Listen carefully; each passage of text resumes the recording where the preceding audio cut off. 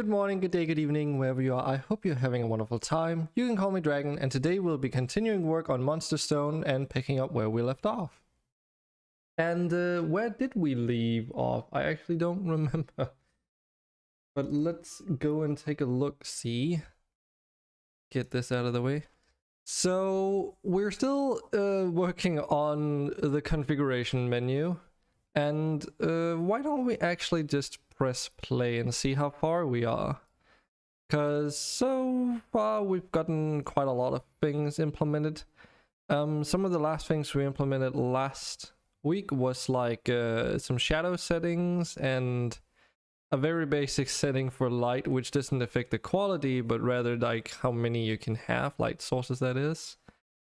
And there are a few other things I know that we can implement, but let's see what we got. Get that. Just remove that sound, honestly. So, see. So in video, we now have our resolution, which I still need to see if it actually works with the full screen mode, which is also like, does it work? Don't know until I make a build. But we've got VSync and we've got a max FPS slide. I know this one works for sure. We got anti-aliasing implemented, and also it displays the correct numbers as it should.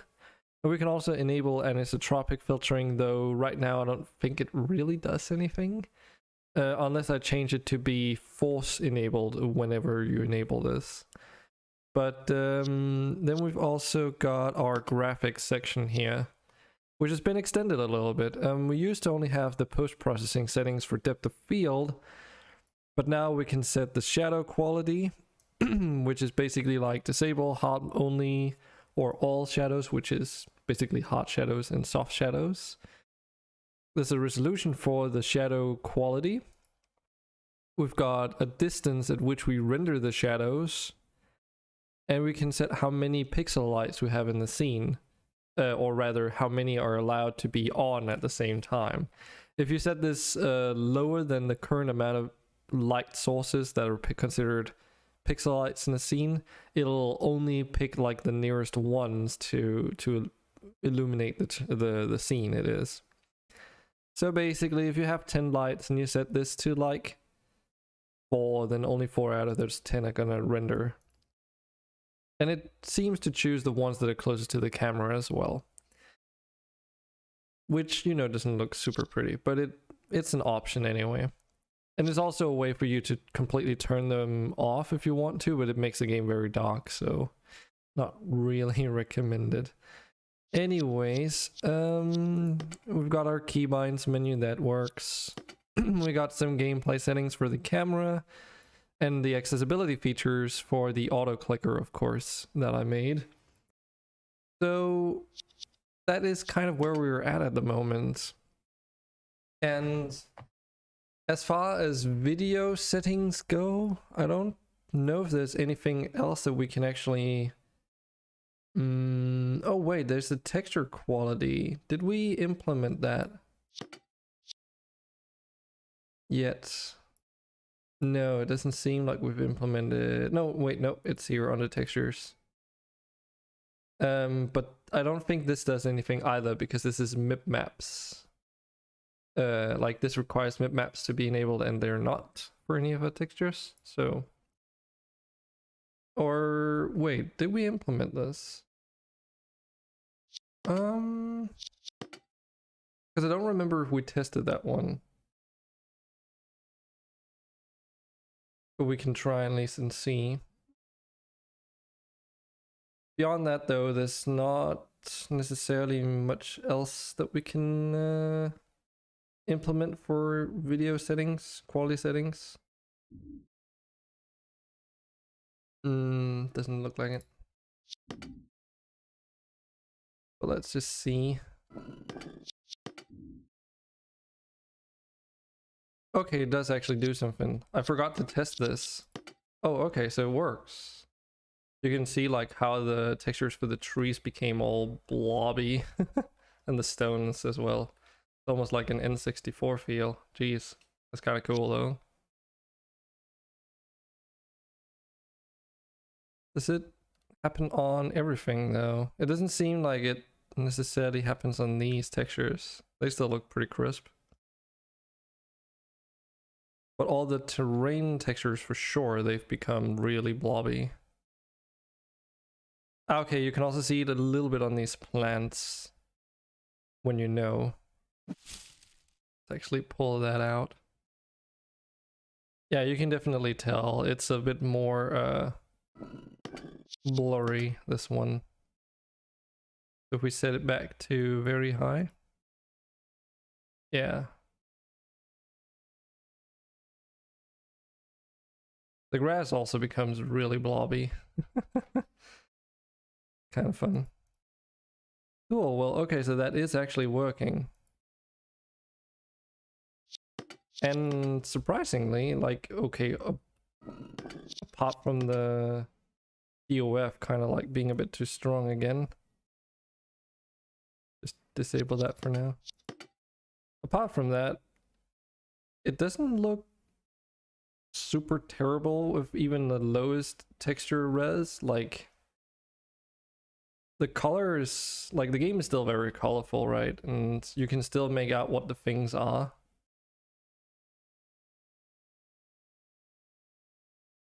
But then again, some of these textures are also really high res to begin with, so yeah, this bridge is definitely looking like Play-Doh.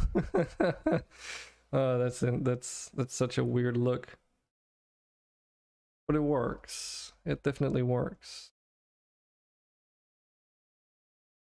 These barely look changed, but then again, they're also just shapes with a hard color.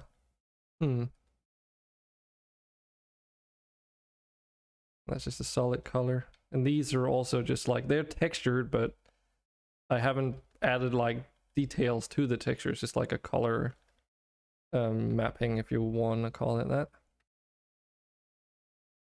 Bit unsure about these tokens. They don't look like they've changed.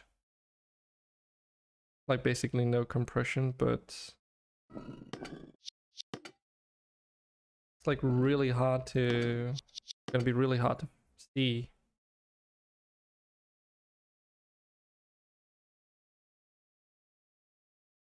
Okay, I'm looking at that right one and it doesn't seem like it changes at all. No. Okay, so for some reason they are unaffected. That's curious.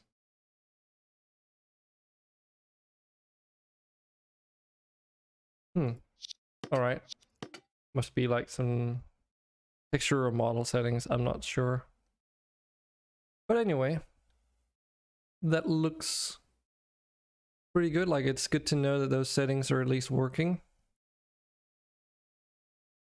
So what would the next step be? Well, we still have some camera settings that we can implement, and we should probably do that. I say camera settings, what I actually mean are post-processing settings. And one of them is bloom. We definitely need to implement that. And I don't remember what else we have, but let's take a look real quick and see what it is. If we go to our camera control, yeah, it's in the hierarchy. We need to go to the main camera. Just as like the easiest way to locate, because I can never remember where those are. Let's see, there should be like a post-processing behavior. There we go. And here we have a modified one. Here we have the default settings that I'm actually using. So we made depth of field work. You can enable and disable that. There's actually also anti-aliasing here. I wonder if this overrides the anti-aliasing that we've implemented. So this is FAA, and then there's temporal anti-aliasing. And then there's like qualities here. Okay, I might have to look at those, because we implemented anti-aliasing for like just base Unity. Curious. There's also motion blur, which we could implement. I'm not a fan of motion blur myself, but it is a feature that does exist here. There's also grain and vignette, which I've never understood why you want those outside of like cinematic experiences. And there's chromatic aberration. I've never really understood what that is, so I might have to look up what it is. Is this thing where you get like these weird red and blue colors on the outlines of 3D like of objects and stuff during like certain lights or something? At least that's what I know what it looks like, but why it happens and why it's supposed to be a thing and why it's supposed to be good, I have no idea. It seems like a weird thing. But the bloom we can implement. And we do have a couple of settings for it as well. So we've got intensity, threshold gamma, soft knee, radius, anti-flicker, and then some settings we probably don't need to adjust. But let's see.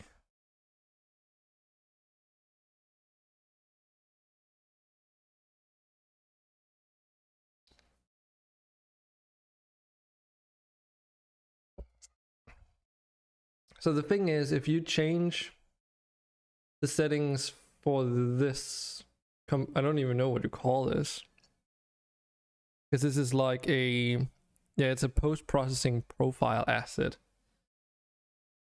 These are not like inspector values like we normally used to. So it's not like setting the settings for the camera or anything. When we change these, either directly or through in-game scripting, it stays after play mode. And that's why depth of field right now is disabled. It's because we disabled it in here. Yeah, under graphics. So if I enable that, this is where it gets re-enabled. Because this is the profile that's attached to the camera. Oop. So if we turn bloom off,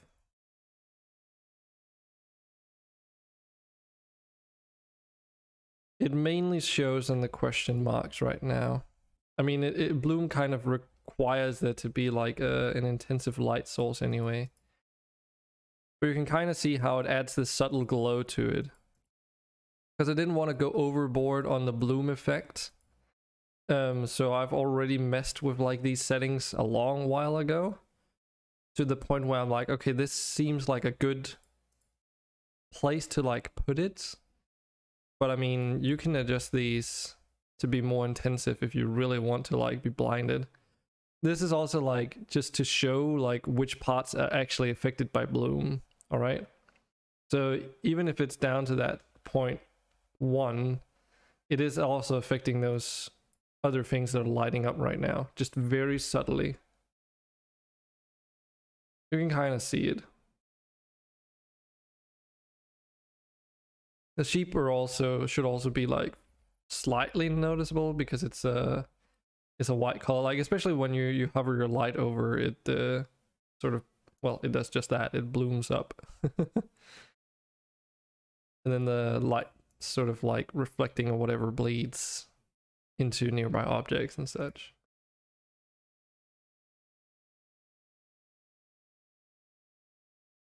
But yeah, intensity is pretty self-explanatory. I don't remember what the threshold gamma is. Oh, okay, that's probably how much it needs to like what the requirement is for it to be affected by bloom.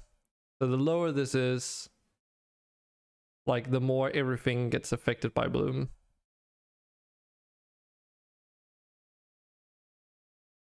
And the higher it is, I assume it's like got to do with how lit up it is. It needs to be like affected by light quite a lot before it's affected by the bloom effect. And we've got soft knee, I don't know what that does.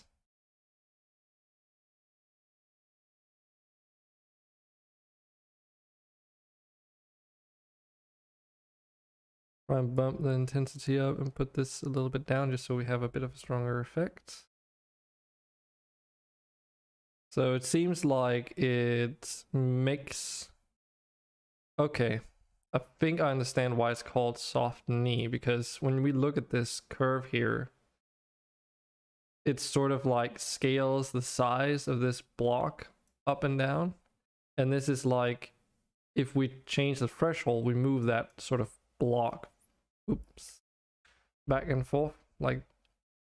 And I assume this has something, okay, so I assume the reason why it's soft knee is because of this transition here. So I seem to notice that increasing the soft knee variable mainly just makes it so that there's more of like a longer or smoother transition between places that are affected by bloom to nearby ones that are not. So if you lower this, there's probably going to be like a sharper cutoff for where bloom is applied and where it's not. Let's just try and put this into an extreme, right? Yeah, so the higher this is, the more it like bleeds out, basically. And the lower it is, the more contained it is. What does radius do? Maybe that is the, well, radius for the bleeding effect. Because I mean, if I bump this up, you can see like how this basically becomes like a glowing halo around this thing. Looks terrible right now, but it's just for demonstration purposes. I don't know what anti-flicker does, other than its description. So when I put this on,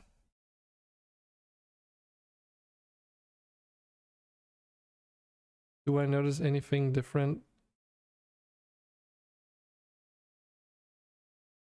I mean, when it's on, I'm noticing that these grass tufts on the left, they actually flicker, so they do exactly what it's supposedly supposed to counteract, I guess. Well,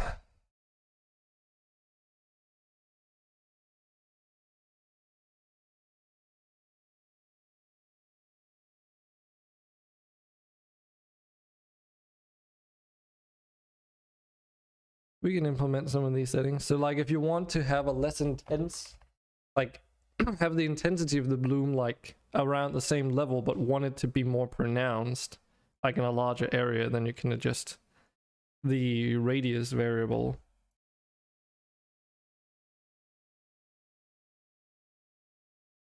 And then if you want more of the scene to be affected by bloom, you can lower the threshold gamma. And of course the intensity is just that, the intensity. Okay, so I assume that means that we have to implement intensity, threshold gamma, soft need, and radius. Those 4 settings should do the trick. And of course the ability to just, you know, disable bloom altogether. Alright, well, let's just revert these to default settings. 0.7, 0.5, 2.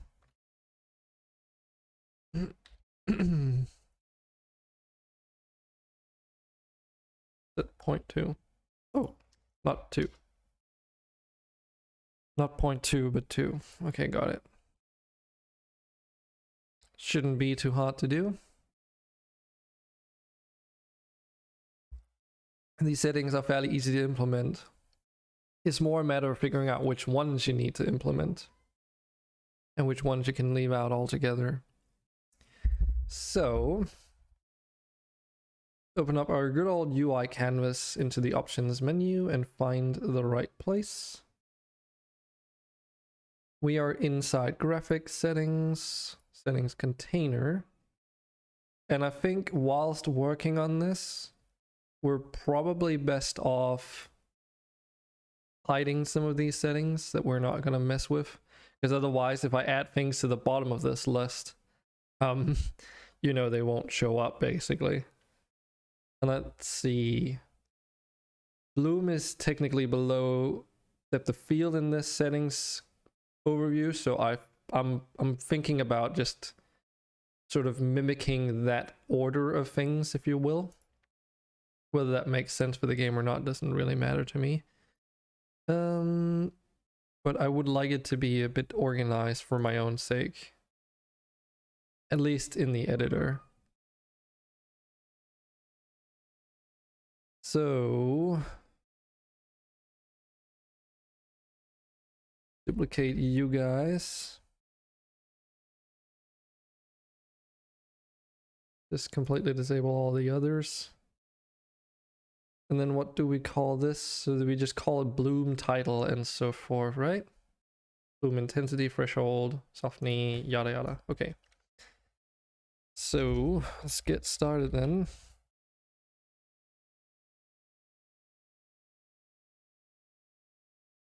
We'll also need a bloom toggle, of course.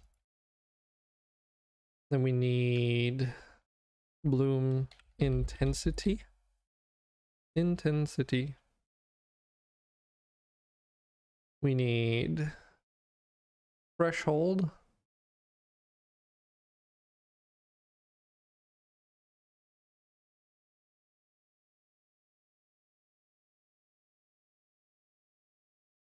Soft knee. The quirky name, but I guess that's all right. And then radius.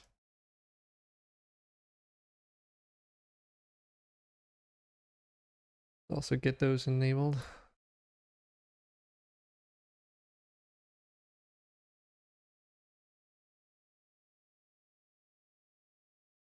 Set the field, so this would just say bloom. Bloom. Enable bloom.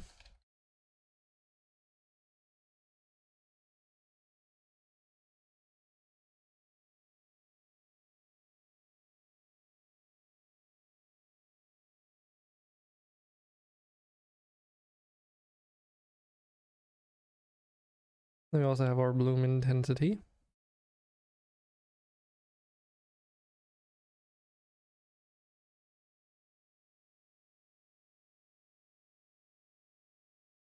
I've actually wondered, can you guys even see this? Okay, just barely when I'm renaming it all the way down here. I could move myself out to the corner a little bit. Might be worth it.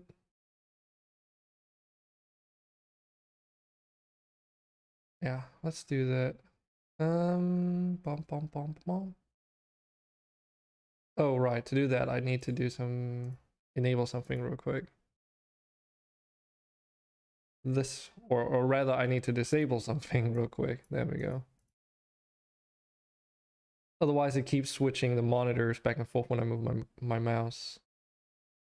Cool. Should be able to move this now. Should actually do it on the other one first.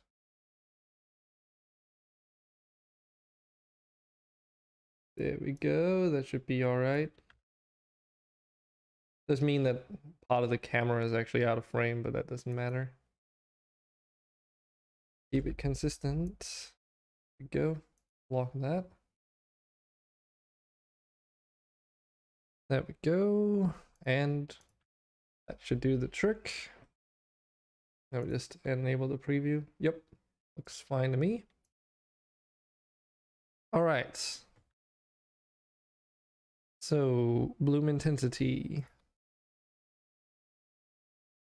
Might as well also change the variable settings that were, or the events names for these while we're at it.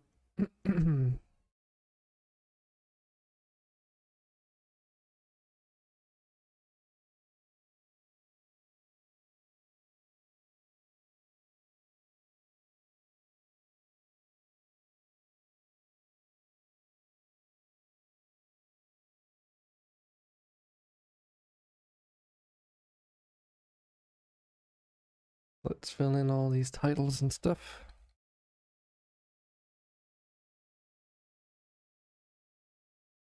Threshold.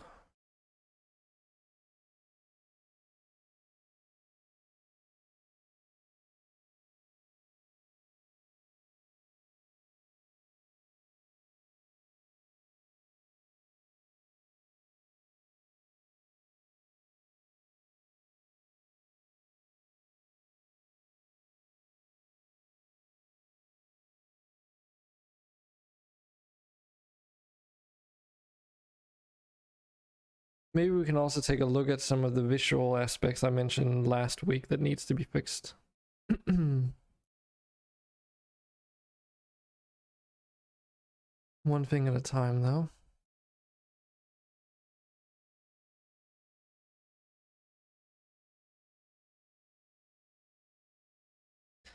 Hmm.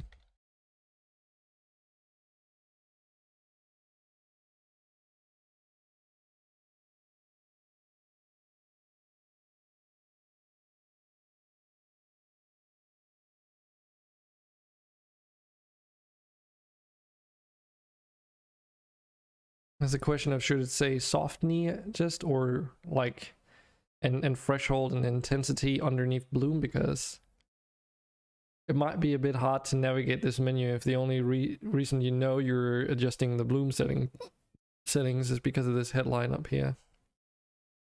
Yeah, I think I would rather just say have it explicitly state, oh, this is the bloom intensity, so it's less confusing.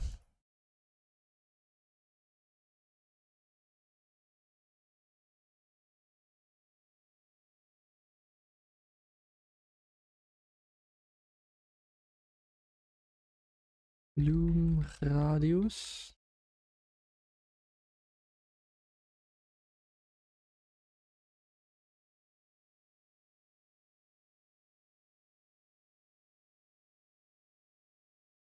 Cool.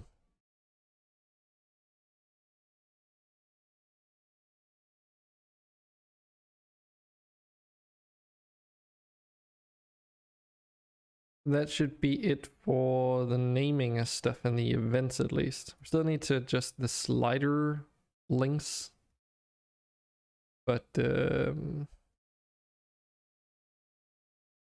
we can get to that in a moment. The bloom intensity should probably be a value from 0 to 1 with 1 or 2 decimal points. 2 decimal points for good measure, I suppose.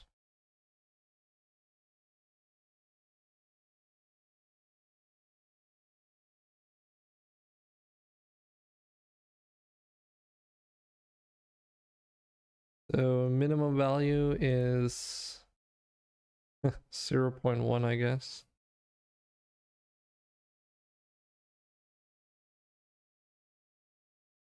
.01 would basically be non-existent, I think, but we can set it to low.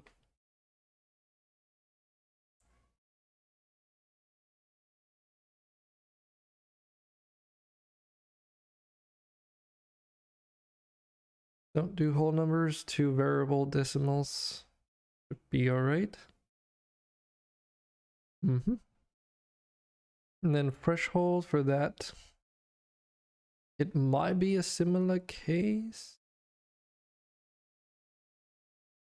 Yeah, because if it's any higher than that, it's like, Unfortunately, you don't get to see this visualization, which kind of sucks, because this does help like explain what the variables do. But if you really don't, like, it's basically a situation of just messing around with it, I guess,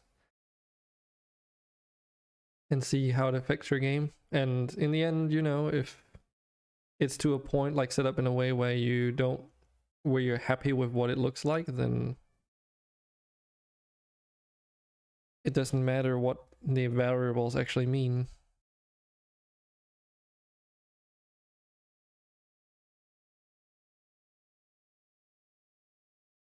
Soft knee.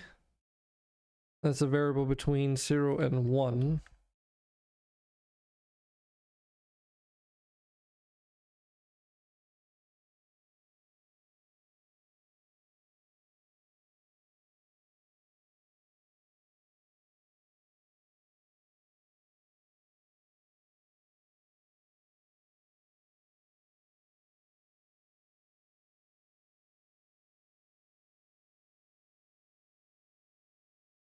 Hey there, Selfire. Good to see you. How are you doing today?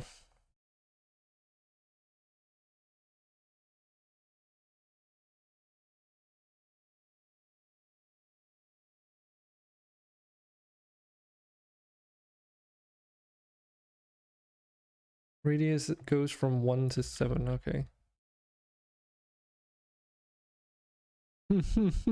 Yes. I tried out the Diablo Immortal simulator, like slot machine simulator. That was it's kind of fucked, you know.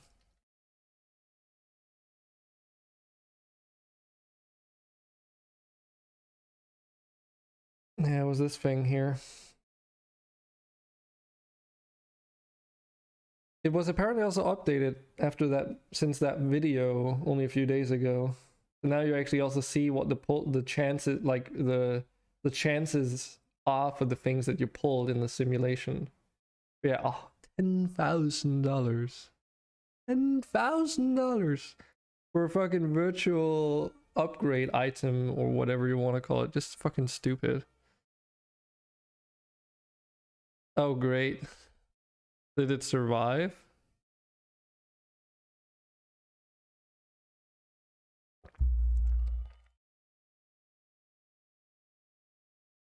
Also, you spelled hours wrong.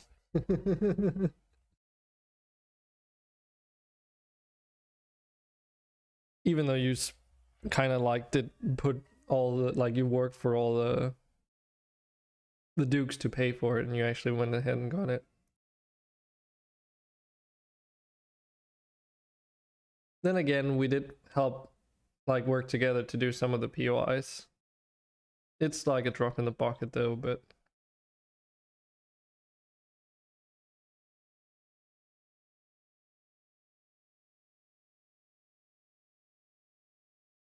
so when are we building the actual helipad on top of the building like we all agreed to? Or has the plan changed to keep it down there out of convenience?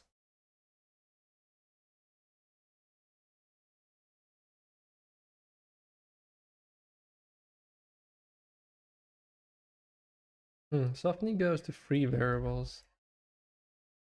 Or decimals. Maybe I should just do that as well.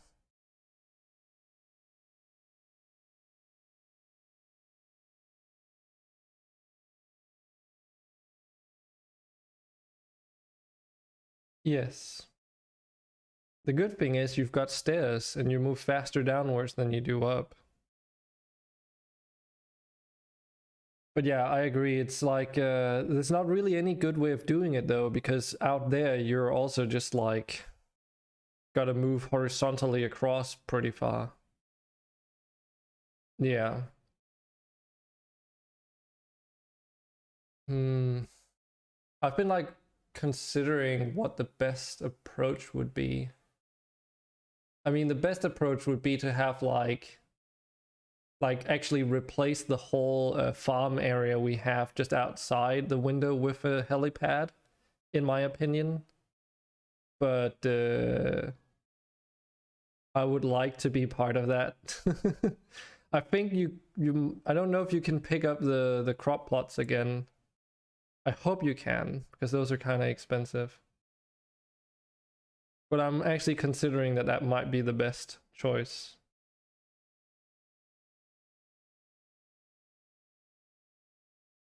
What do you mean it was enough with 300k iron? Or 3k iron? Like, enough as in you don't want to do it anymore? Because the thing is, if we... Okay, yeah. If we put the if we make like a small helipad, or a fitting enough helipad right outside that craft area, then we can land there and put it in a box, maybe in the floor, and it should be able to reach at least the forges, which should be the most important for that use case. And otherwise, it's just like on the other side of the wall. There's all the chests there. Only just fits the heli. Yeah, we would have to see. As I said, I want to be part of it, but you know. All right. Well, we'll see. Maybe the helicopter just isn't good for transporting ores, period. You know? Like large bulk stuff. Because I kind of got the impression that it wouldn't. But the only optimal way to deal with it would be to have like the helipad be the ceiling of this of a craft area, and then have everything underneath there. Then you have all the space in the world that you need. But we just don't have that, so can't do that. See, that's yeah, and that's the thing, like land it on the ground and then move it into the truck to move the truck into the base to move it into a box. It's like, then it's good for like getting titanium, I suppose, because you don't have to move through the wasteland with a vehicle that's got wheels on it, which is a bit sketchy, you know. But again, we'll see when next time I get to play. So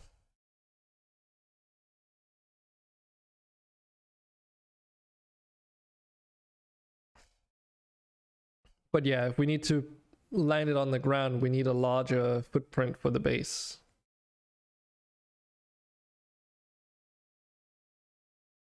To be able to land it in like a courtyard, that is. Not that we really need to, we could just, you know, land it in the parking lot and then do the transitions there, but yeah, that's also annoying. I did mention to Bluekey that we could do the thing where we took the helicopter to the wasteland, through the wasteland, and then had the truck parked at the outskirts. But maybe that could be a plan. Have a satellite base near the outskirts of the wasteland or something, which has forges in it, which we can like, with like a room with all the forges, and then that is like off the ground, maybe for safety's sake, some traps underneath to keep it safe, and then a helipad on the top where you can land on, and maybe also like a garage door for like a truck or something. Yeah, and then smelt it there, because that also means we don't get like a billion screamers all the time at the main base. Yeah, could be an idea. We're at that point where satellite bases are probably going to be like on the table after all. But we can look at that when I get to play, all right? Because there's like so many things still that we can mess around with, but I just need to find the time for it. But yeah, today we're still working on the configuration settings. There's some small stuff that needs to be taken care of.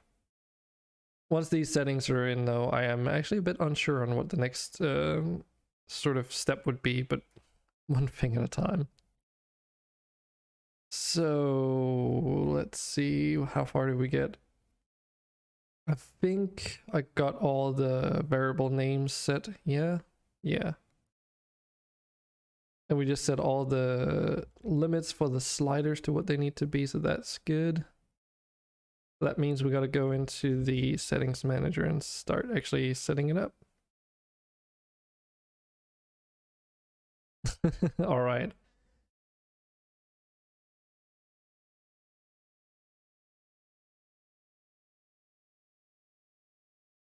I finished some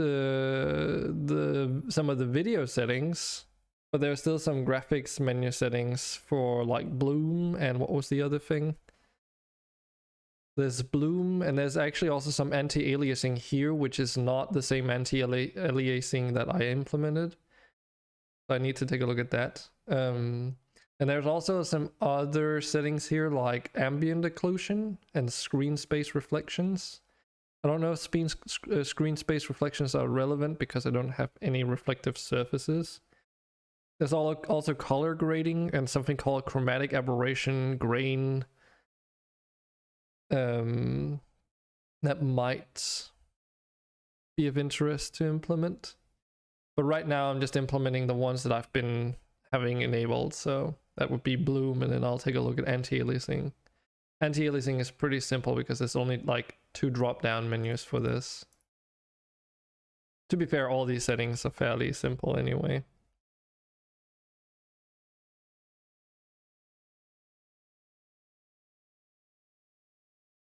But yeah, it's like this month is coming to a close, so by the end of this month I kind of had the goal of at least being done with the most important parts of the settings menu, which, you know, we've managed to do just that.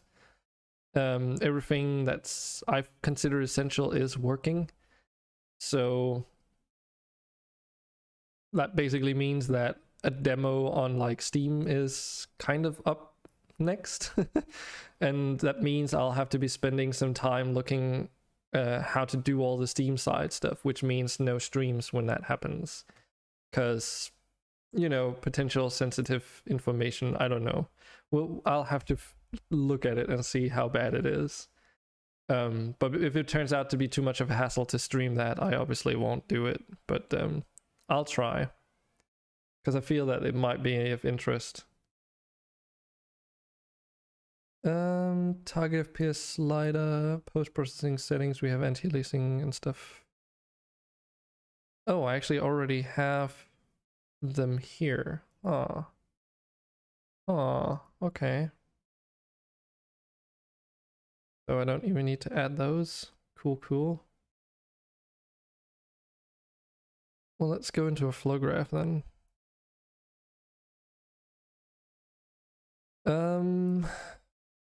But yeah, it's like the Steam demo stuff is the most important, and then once I got a grip on all that and I've got like a deadline that I can work towards, then we can look at fleshing out some of the levels that still need to do so and working on actual like gameplay content or mechanics. Because there might be some things there that need fixing. I've at least noticed some stuff that doesn't always seem to work the way it's intended, like a big tree. That level's not gonna have a big tree, that would be for something in a later version still.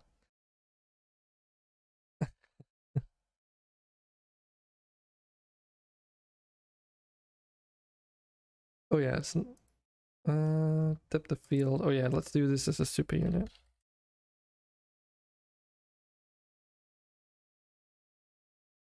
Like I already know what's gonna be in that empty level.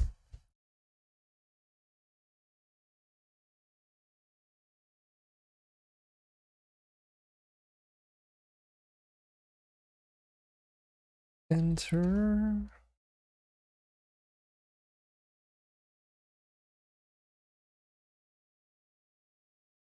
Why did that fail? Yeah. Super units act super weird, dude.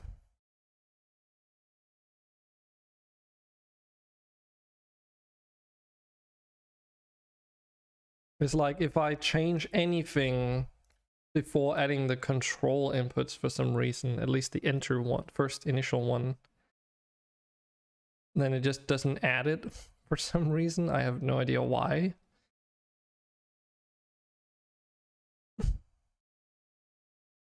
But I do think that it's rather weird.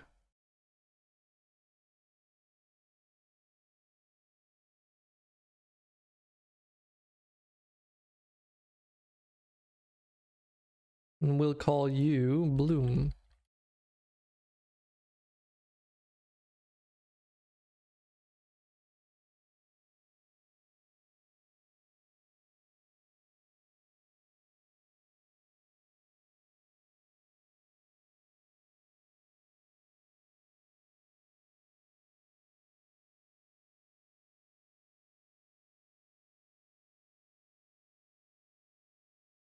How's the weather over there, Self? I take it it's cold, isn't it? Must be this time of the year.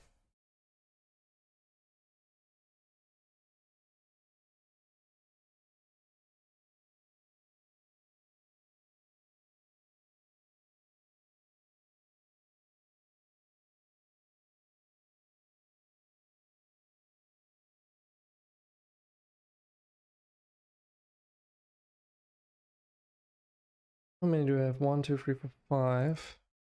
Okay. 8, 5 of you.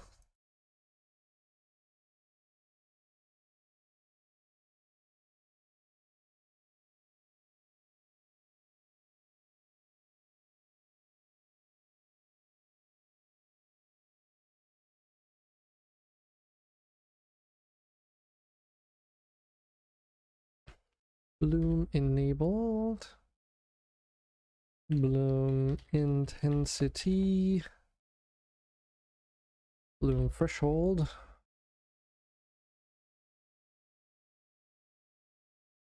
Bloom soft knee. And finally bloom radius. Radius.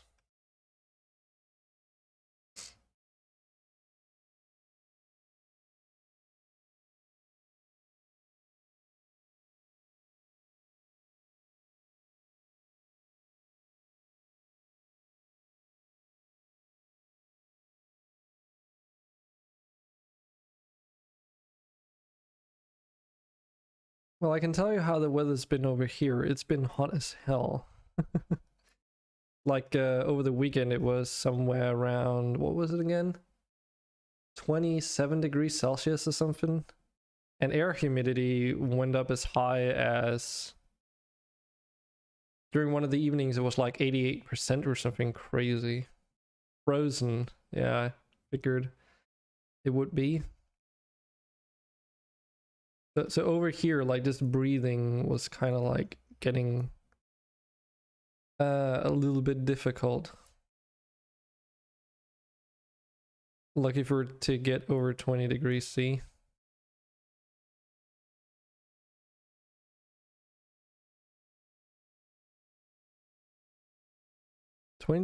Degrees C is pretty high still for our standards.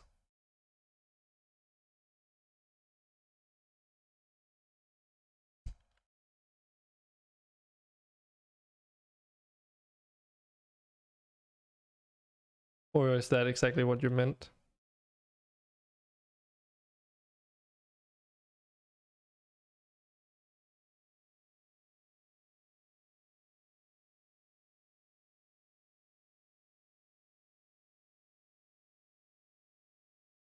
Wait.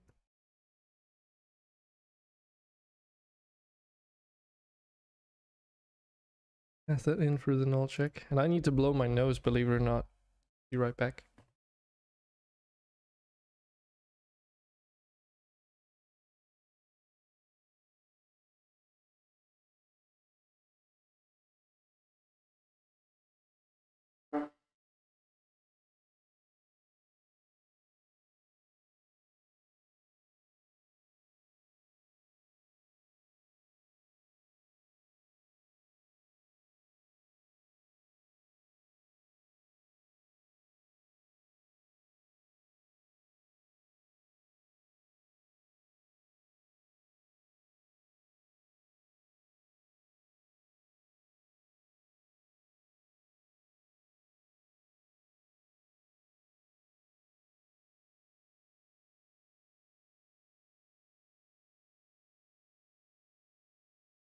Oh, that's a little bit better.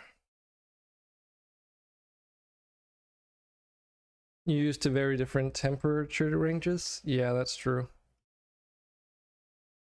How is the air humidity in Australia anyway? Is it like usually pretty high, or is it fairly low most of the time? Because over here it's dry. Yeah, I figured it would have to be almost. Because that's the thing over here. Usually when it's warm, the air humidity goes up quite a lot, which means that something like 17 degrees Celsius feels like it's 20 something instead. And that's what makes it so awful, because you just can't get away with the heat. More tropical. See, that's the thing. It's not a tropical zone, but due to how we're positioned, it kind of feels like that sometimes. Yeah, when it's real, like usually when it's really bad. It's like you just walk outside and it just feels like you can't get rid of the heat because it just sticks to you. And then being out in the sun on a day where it's 27 degrees with like 60% air humidity feels like 30 something degrees Celsius probably. It's terrible.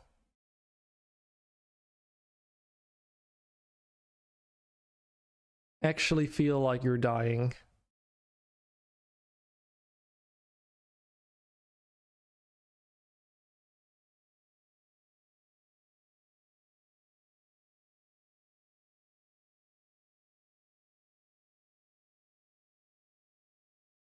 But then again, we're also Scandinavians, so living here, you kind of get used to like, oh my god, it's like 17 degrees outside. I'm like sweating my ass off. It's kind of weird how that works.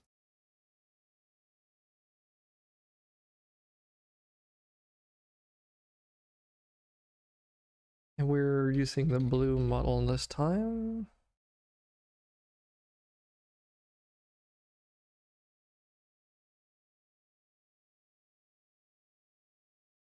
All right, enjoy your salmon. And do try to not crash the helicopter and get it wrecked. Haven't even had a go at it yet. So what is it? Blue model? I suppose. Yeah, blue model. And then intensity.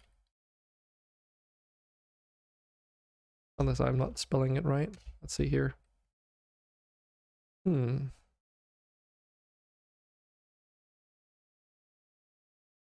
the field model settings get... Blue model settings get... Okay.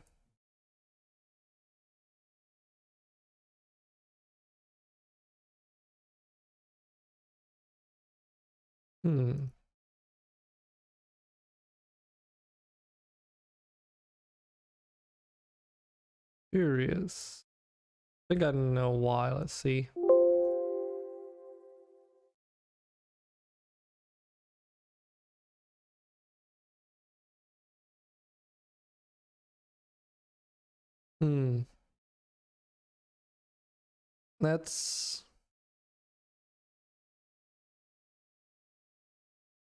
That's a bit unexpected, I guess.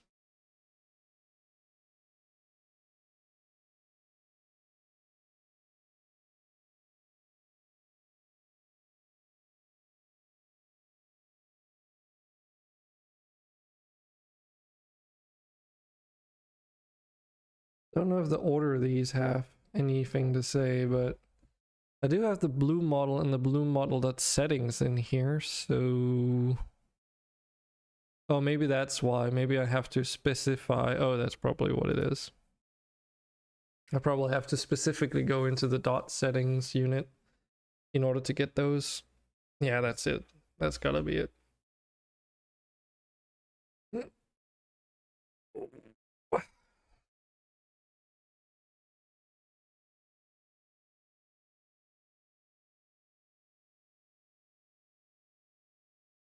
Well, let's see.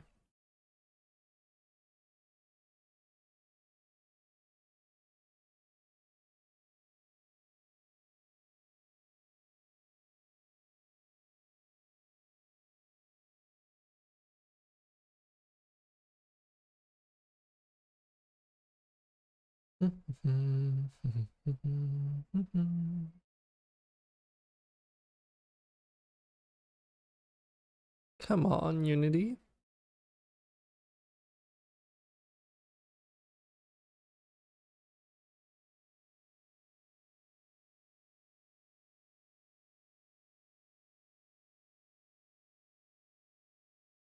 Ah, that's true. I think when you're changing the unit options, it actually makes the whole thing from scratch instead of just updating it. Okay, well, bit of a waste of time, but let's see. So we need to say bloom model settings, I suppose. Nope, stop. Don't do that. Here we go. I thought. No? There's surprisingly few settings here.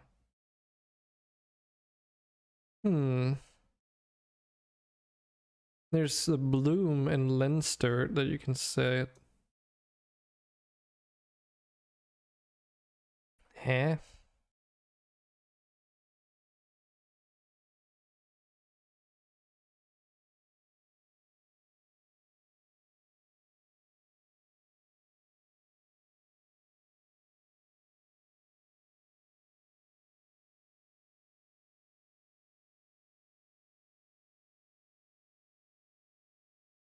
Ah, okay. Maybe there is another unit option I need to find. And that we're missing. Is there something just called Bloom, I wonder? The Bloom component, Bloom model.bloom settings.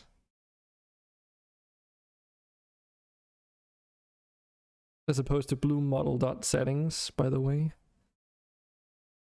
But yeah, there's also just the Bloom model itself.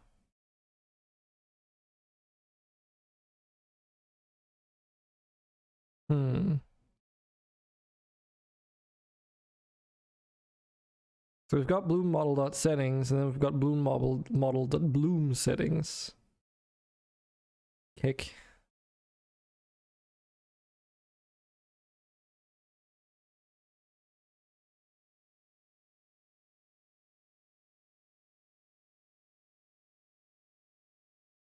And then there was one more, which might be relevant, but I don't know. The one unit option that's... Oh, we do already have the Bloom model itself. Good. Don't know what Bloom component is, mind. I'm gonna assume that we don't need the Bloom component, but let's try this and see if we can access the stuff that we need with this. Because it's like, if I looked at Bloom model.settings Bloom set, it seems like Bloom itself is like a type in this context, based on what I can see from the inputs here. Just see for funsies. So yeah, Bloom model.bloom settings. That's okay.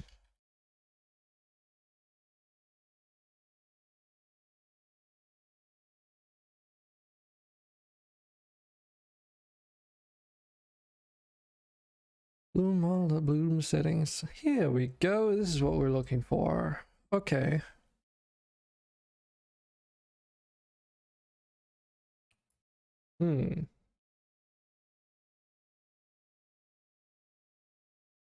Okay, so it might be a little bit more convoluted.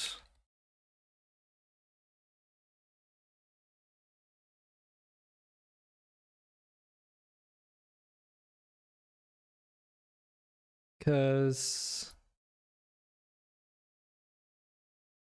so we've got our Bloom model settings, which has a settings get. All right. And then the output is Bloom model.settings.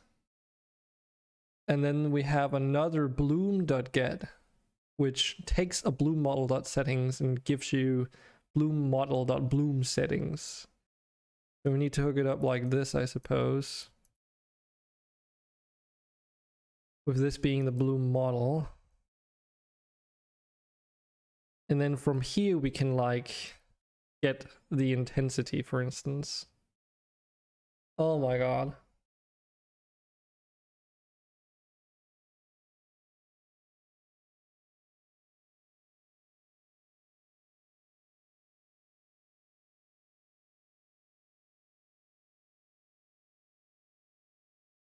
Holy shit. Yeah, that's a lot of steps to get the right thing. Because it's like nested in there somehow. And I also need to figure out how to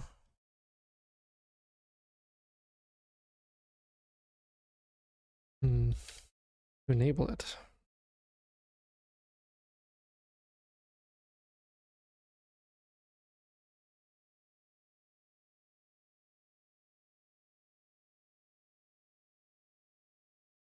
Okay, so there is an enabled set.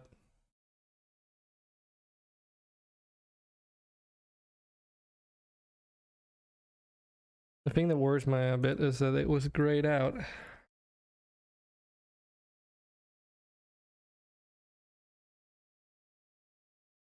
Hopefully that's not a problem.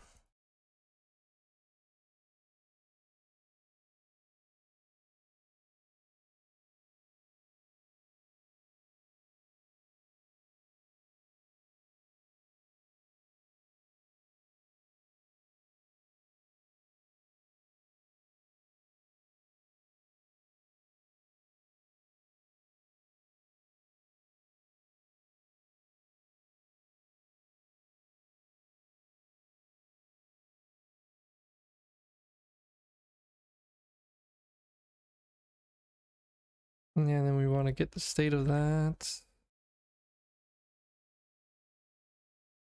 Because that's the default setting.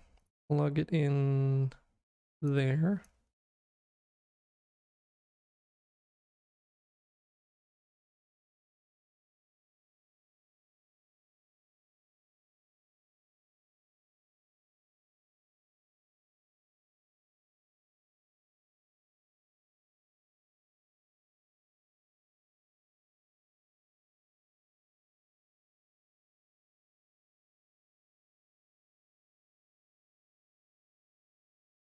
At least this setting might be fairly straightforward. And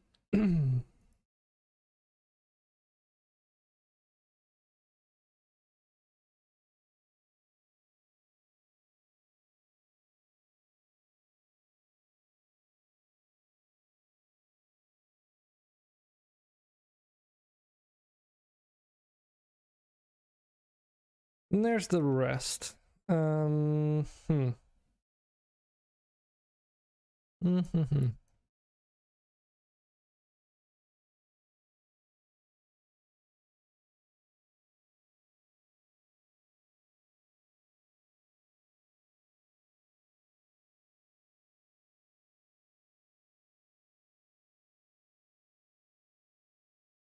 Build this tower here. So all these steps just to get the default values that they're set to. So we can see that.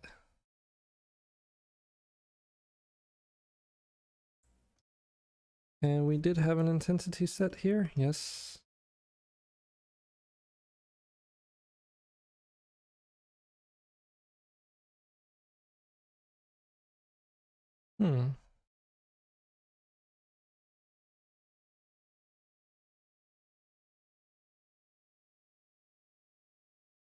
So that would be blue model.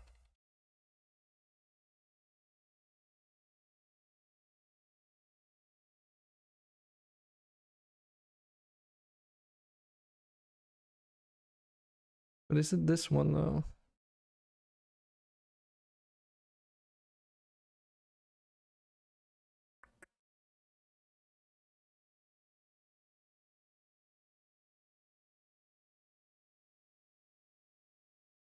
No, it would be this. Wait.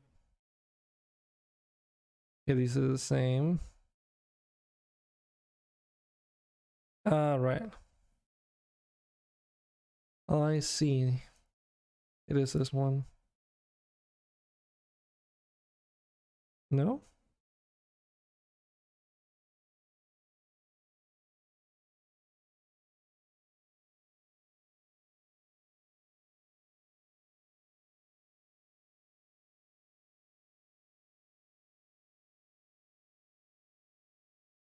This takes a blue model settings and this outputs blue model.bloom settings. Oh.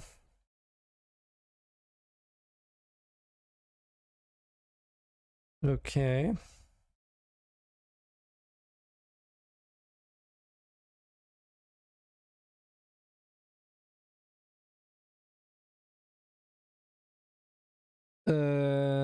How do I work this?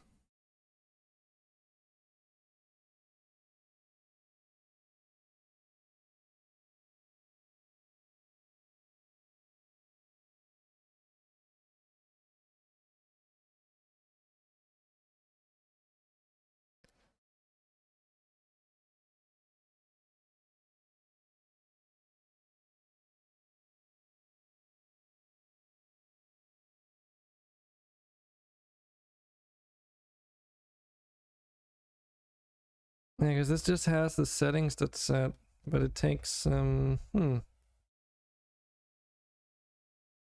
model input.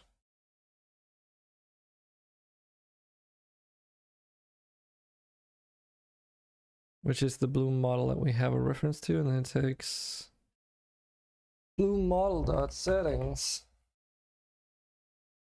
Okay. Fuck.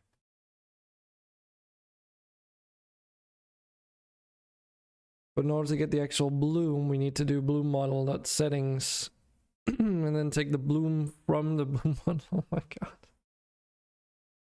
god.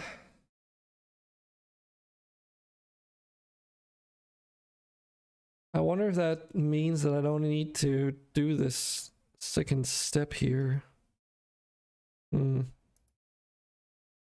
mean, there's one way to figure out giving it a go and see what happens.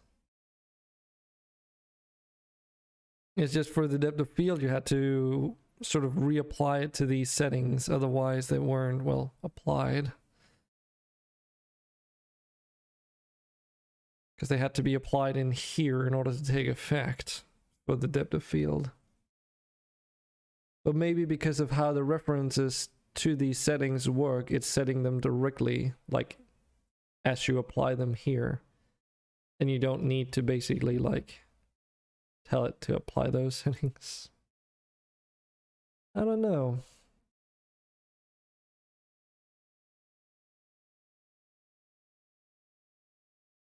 Oh, because there's like one additional step. Because if otherwise it would have to be like Bloom model dot settings, right? Something in here that I would have to set. Unless it's this. Is it this? Doesn't hook up there, but maybe it's because it needs to be chainable. No. Oh, no. Yeah, that's it.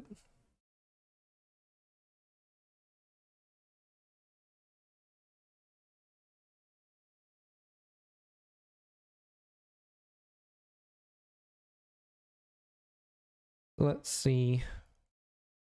Oh my god, this is convoluted. I assume this is going to be like, yep. These are the Bloom model settings that we want to apply the Bloom setting to. Which is the, from which it's the intensity that we want to change. Oh my god. That is so fucking... Hopefully this menu part not as bad as the other one.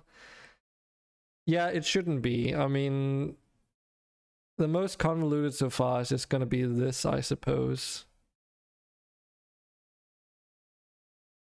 Is my expectation. But I think it's like just this, really. So there's just like one more step to accomplish this. And then this has to be done down here as well. So we'll just like restructure this a little bit.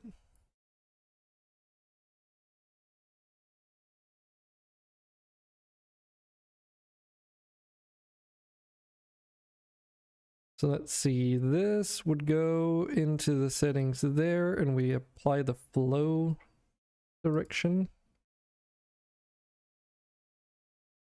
And then that value is also what we would like to save down. We move this up a little bit. And delete the template, if you will. Just gotta move this in here. Make it look slightly nicer. And of course we need to send the flow through there too. So this should do the trick.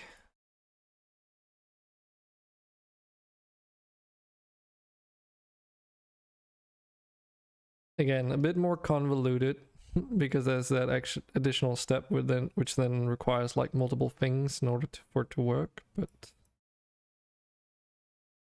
at least now that I've figured that out, the rest should be easy because it's the same, just different variables like threshold and all that stuff. And that one's already set to bloom intensity, and so is this one. Good.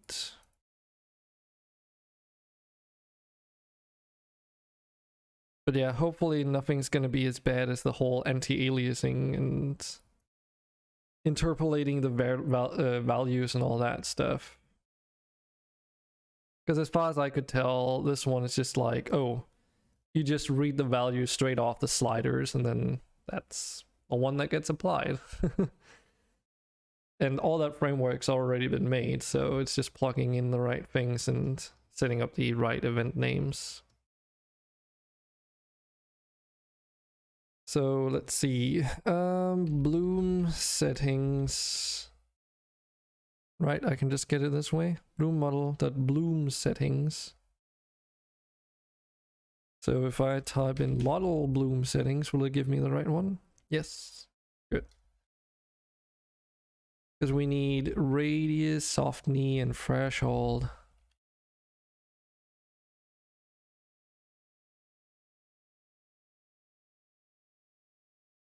Model bloom model, was that what it was?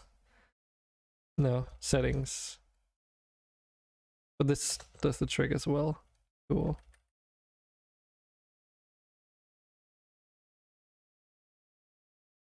So now it should just be a matter of replacing these blocks and everything else should work.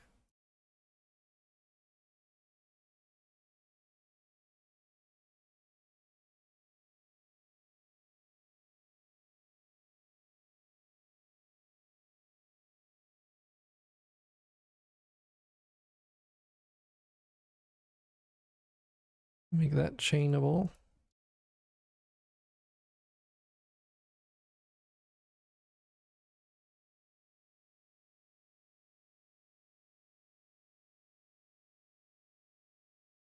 Let's do these first and then the events later.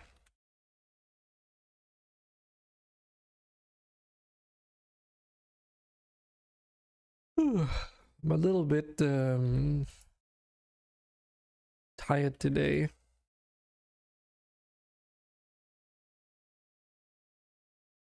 So pardon me if I'll be yawning once in a while. Soft knee and radius.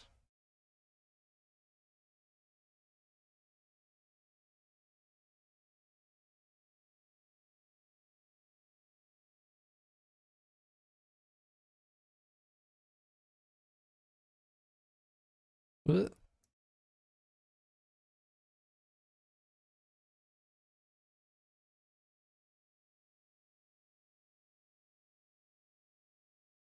Model bloom. Soft knee.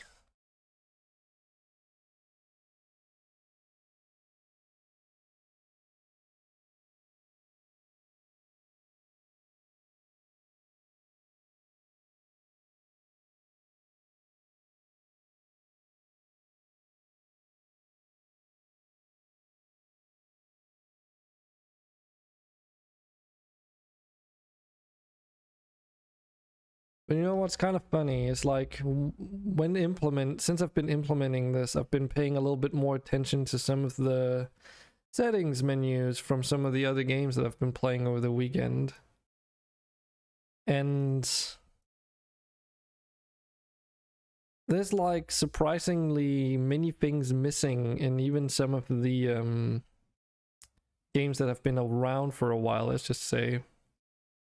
Like settings that I'm like, why is this not like configurable anywhere?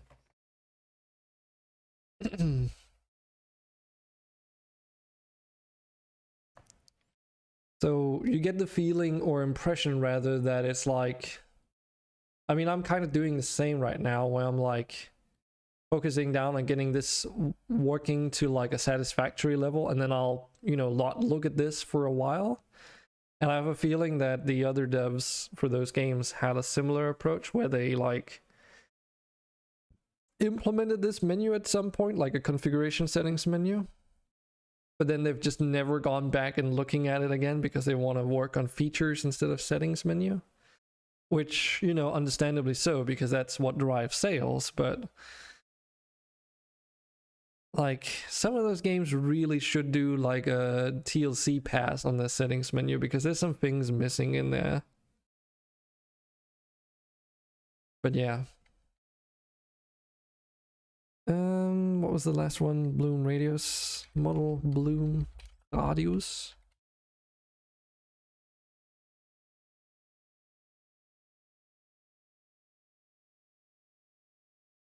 And some of the small games I played over the weekend didn't even have like settings for sound level, like at all. They just didn't exist. All you could do was turn it off and on. That's all you got. So if you wanted to change the actual volume of sound, you either had to turn your speakers up or down, or change your system sound settings. Which, you know, that's below minimum implementation in my opinion. At the very least, you should have a master volume slider, if you ask me. But that's like, if you don't use something like Wise or another sound engine, I suppose it's possible that you just don't have access to those kind of features. I don't know how flexible the Unity sound engine is when it comes to those. Surely you should be able to set the volume of the playback in some way, but it might be like per sound basis. So if you want to implement a sound volume setting, you need to like implement your own variables and systems for that. And I can understand like a small indie developer not wanting to do that for a game that's supposed to be like low cost and like both production wise but also store wise.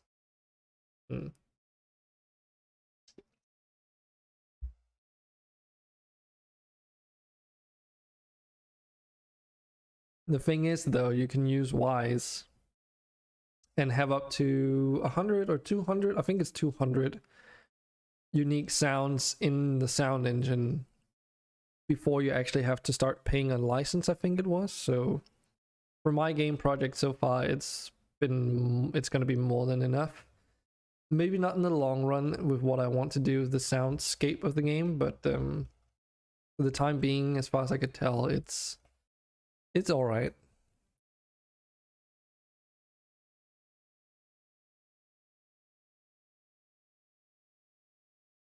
It's definitely worth the reduced hassle of implementing sound, let's put it that way.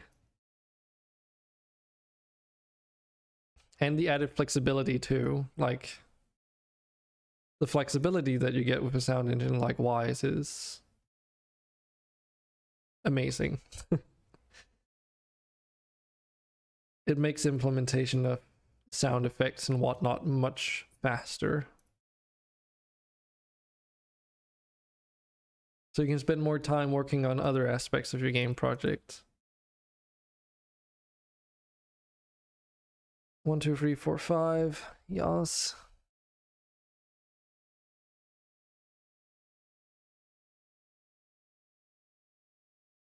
Threshold. Soft knee. And radius.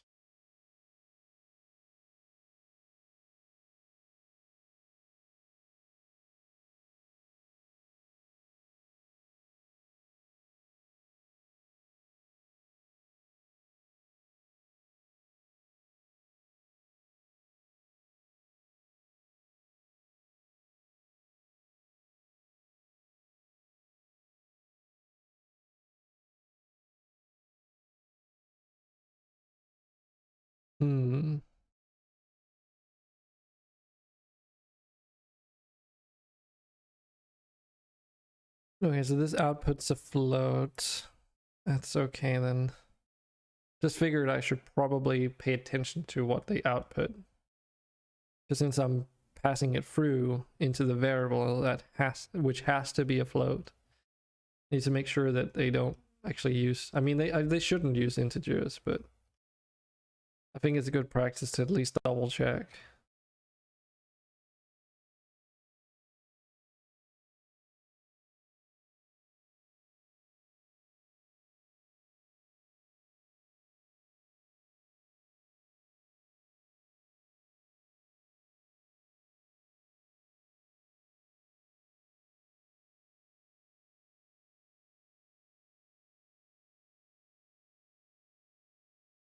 And then finally the radius.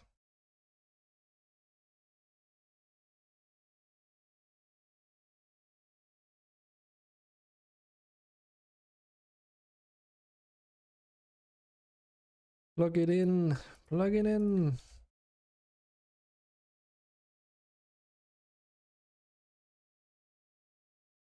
Cool.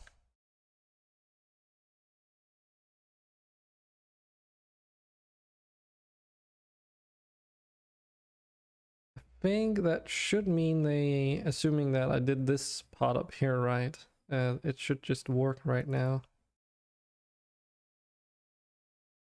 Well, there's only one way to figure it out. Give it a go. Debugging time.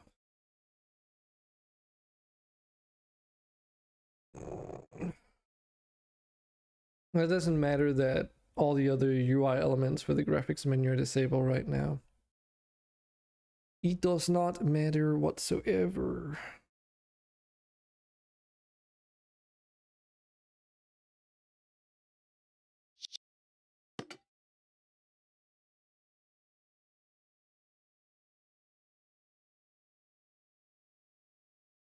Also go into the console view.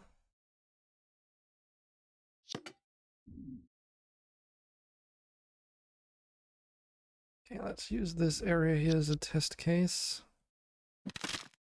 Wait. There we go.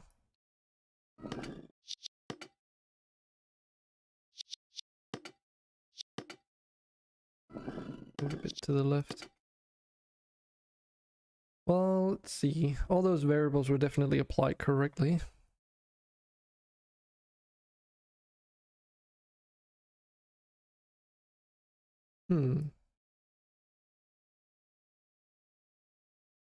But they're not being applied. Okay, why is that?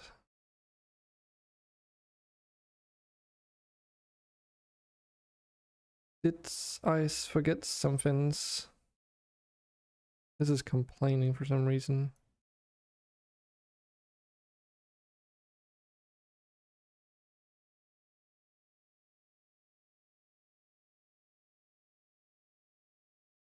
Yeah, it definitely goes through this whole segment. Let's see, this is the bloom settings on this. Those are definitely being changed, the inspector values. But they don't seem to do anything at all. Okay.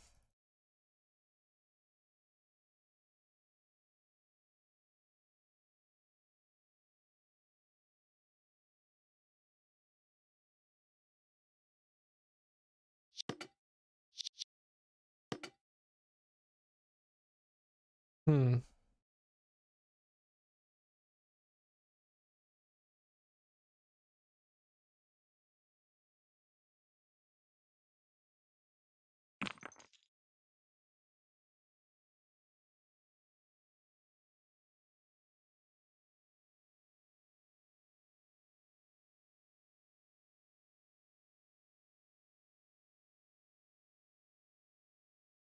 It's because we're missing something equivalent to this. And the end. Well, that's at least part of it.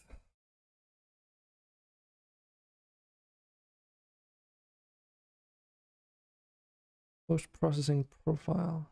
Set the field.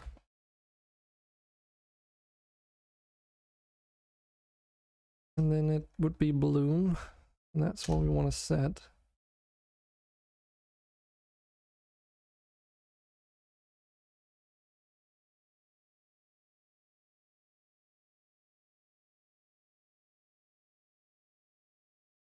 Yes. Bloom.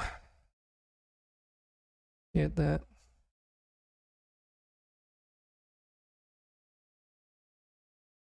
This is what we need. This is what applies the thing.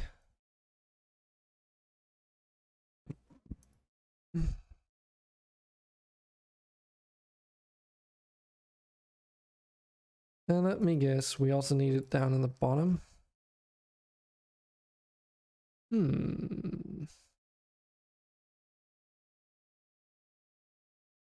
No? Okay.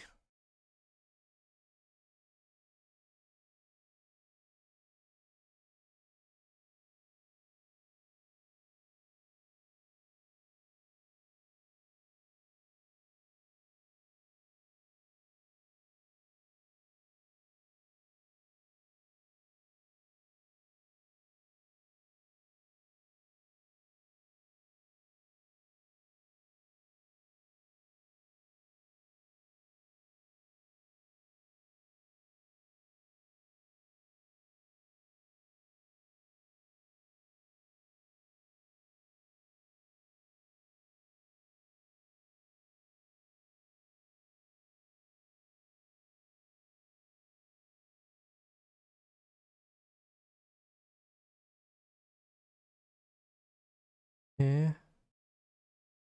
How does that work? Am I missing something?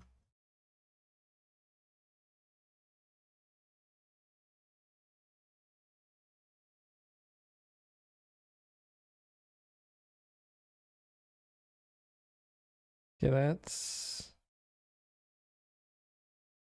Huh?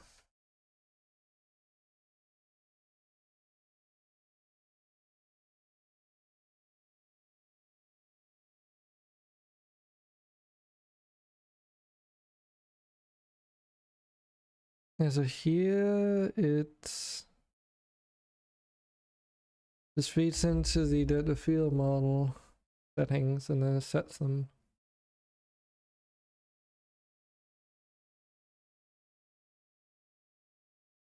And then that is enough to apply it.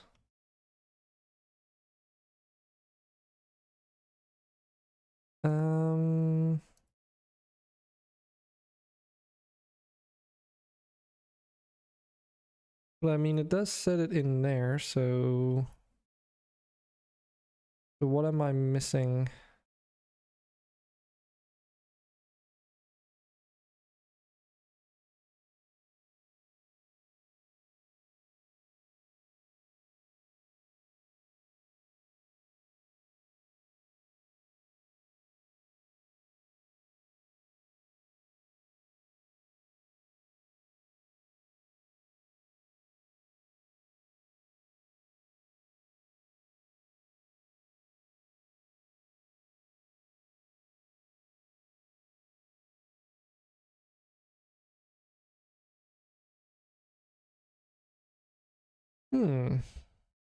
Clear.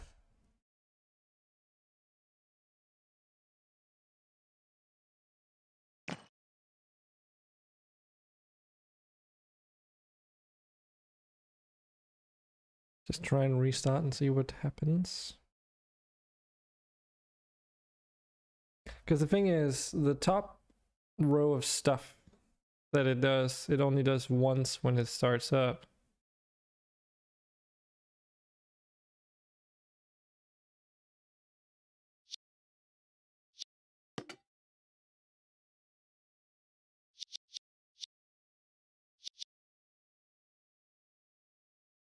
Oh, okay, now it works.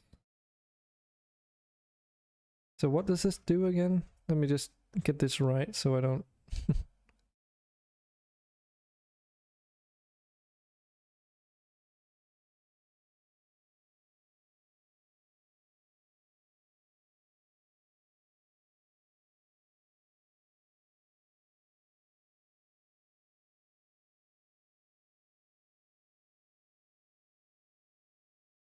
Okay, so I think this is like...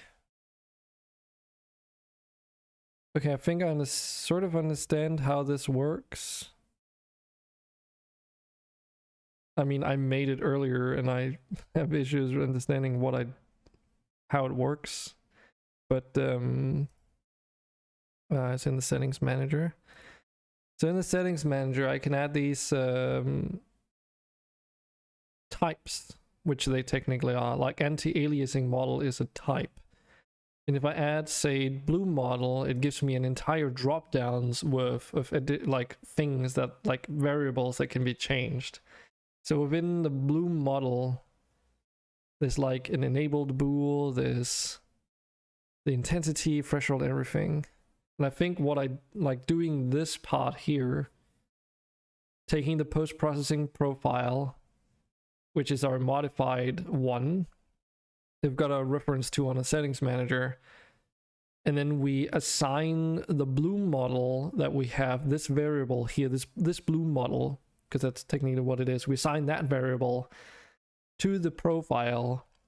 That means that it follows suit with whatever we change here in the inspector. So whenever these values are changed here, then it changes the profile respectively, and then that's how the settings get applied. So now if we open the game, it should look like crap. Let's see. Well, the bloom is definitely more intense now. I can see that already. So yeah, it seems to be working all right.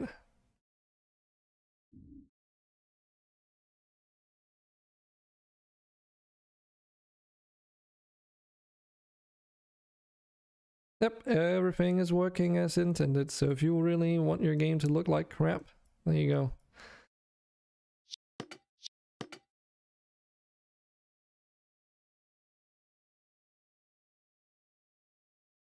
That's what you consider overexposure to an extreme level.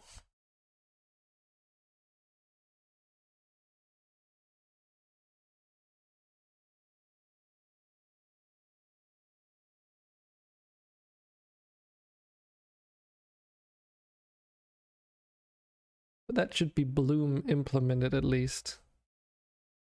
And to make sure that we have everything working so far to its full extent, we need to say confirm defaults graphics, and there should be a yes button in a button container. Here we need to change this, or rather add things to this. We want the bloom toggle, intensity slider, threshold, etc., and just add those to this list. So when we press the reset button, reset to defaults button here, it also resets these values. And now if I just re-enable all these, then we have, oh, whoops. Set unlock. We enable these, then all the other settings reappear, of course.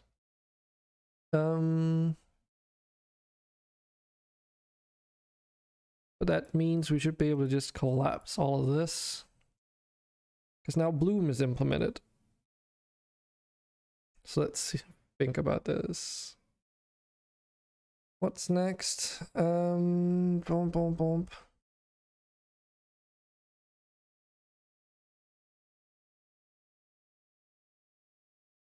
Oh yeah, I didn't test if we could actually enable and disable bloom. I assume so, but it did have that whole grayed out thing, which worried me a bit.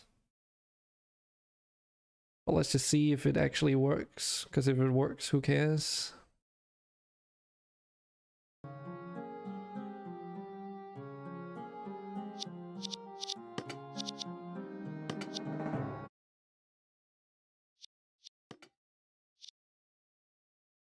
Okay, it works. Cool. And yeah, all these default values are being set just appropriately, so.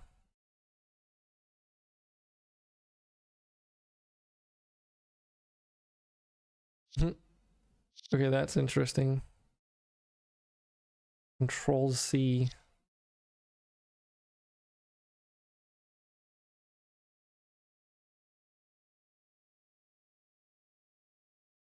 I don't even know what I just did by accident. I hope I didn't fuck up something.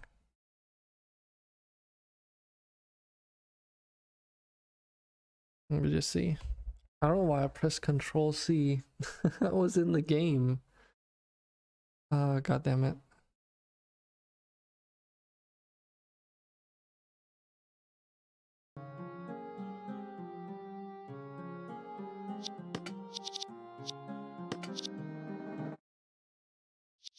Okay. I don't think we've caused a crisis. It seems like everything is just fine. Goody good.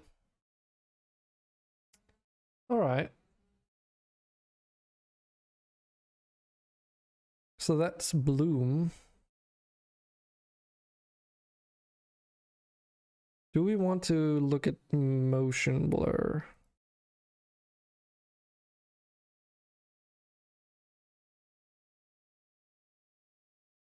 The fuck are these settings even? Shutter angle, sample count, multiple frame blending. I have a feeling I know what eye adaptation is, which could be a cool effect if it does what I think it does. There's like there's like a if you've ever played Half-Life 2, see, you might know of Lost Coast. Lost Coast was like a tech demo, if you will, for future like iterations of the Source engine or whatever. And it's just a small little map experience, if you will. And if you go and play that and you want to learn something about the Source engine, try and do that and then enable the developers commentary and then listen to what the devs are actually saying in this, because there's some really cool features that they point out that you might not notice are even happening to begin with. And in this, there's like, for instance, a staircase that you walk up and it's surrounded by like 2 tall buildings. I can't even remember, it might even be closed off. And it's to visualize this eye adapting or light adaptation effect, where as soon as you walk through into the tunnel, the brightness like sort of like your eyes or the screen readjusts as if you were actually inside like a darkened space. And then as soon as you step out of there, because the sunlight and everything, it sort of like blinds you a little bit temporarily, where it like bumps up the intensity of the light outside of the tunnel until you are on the outside, basically. So there's like this light intensity or bloom intensity kind of like effect that's going on. So if you want to learn something, I recommend going and playing this if you have the ability to. Because I found it pretty interesting back in the day when I was still learning level design. And there's like other things too, like how they work with the different level environment spaces and such. It's not only the visuals, it's also like, I think there's also like some things they changed to like the events, how things trigger and such. But it's been like, you could see it was like what, 2014 last time, yeah, I had this open. So pardon if I'm not super, my memory isn't super great on it, but it's pretty interesting anyway. And it doesn't take too long to play through even with commentary on, so you might learn something. And the things that you learn there are also knowledge-wise like applicable to other game engines like Unity. You just need to figure out what it's called. Because it's all like theory-based stuff anyway. Alright, well then. Okay. Let's go into the game and mess around with some of these.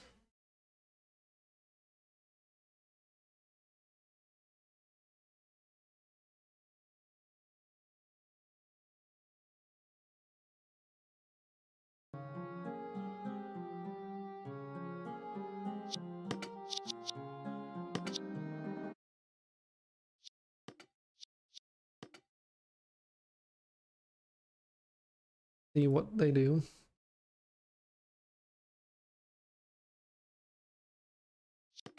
Okay, what's a good way to do this? Let's try and do something like this, maybe.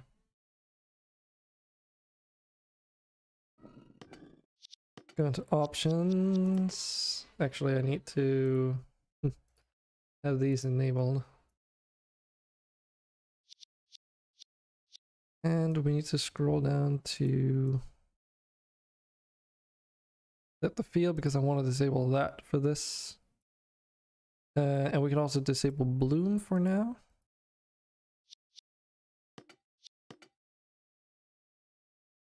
Oh, right. Switch to the lighting tab so it doesn't lag out like crazy.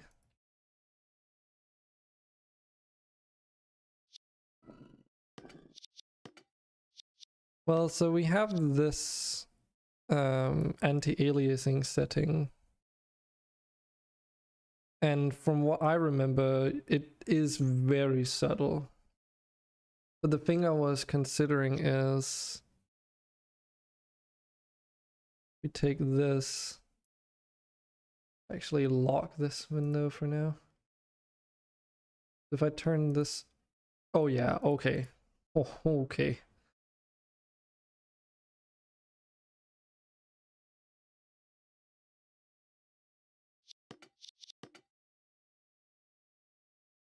Can't really see it that well on close-up things, but I could definitely tell that if this is turned on, like especially the grass is very noticeable. I don't know how well it picks up on stream, but you can, like, these are basically like hot pixels or whatever. But if with anti-aliasing turned on, they basically blend much better. Like over here, you can sort of also see it a little bit. Yeah, and in here especially, and the grass is bending just right. It looks very rough without this anti-aliasing. What if we have that disabled?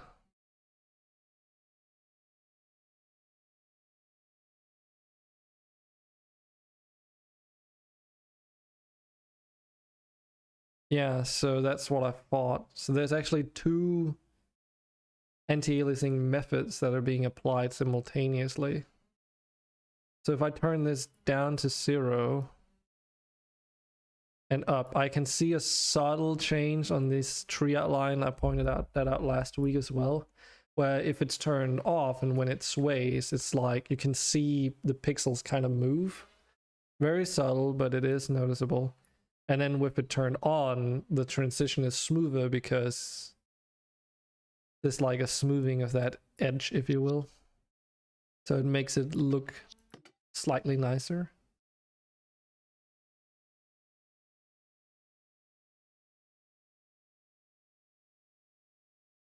Figured. So here's the interesting thing. With this anti-aliasing turned on, set to extreme quality, and FAA, not temporal AA, by the way, which is a different approach. I can still see that jittery movement.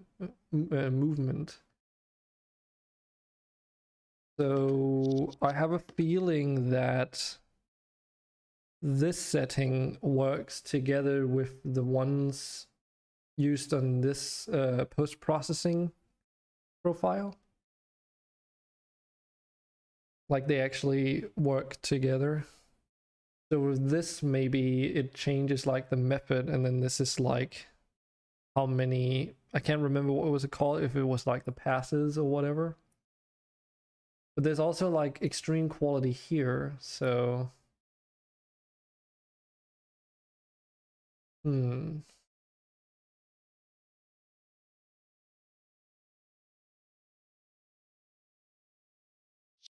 let's go out here.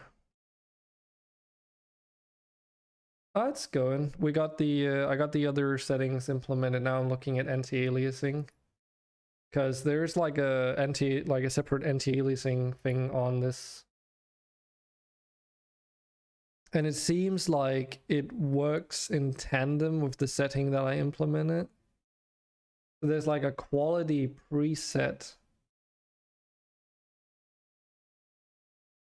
which I have no idea.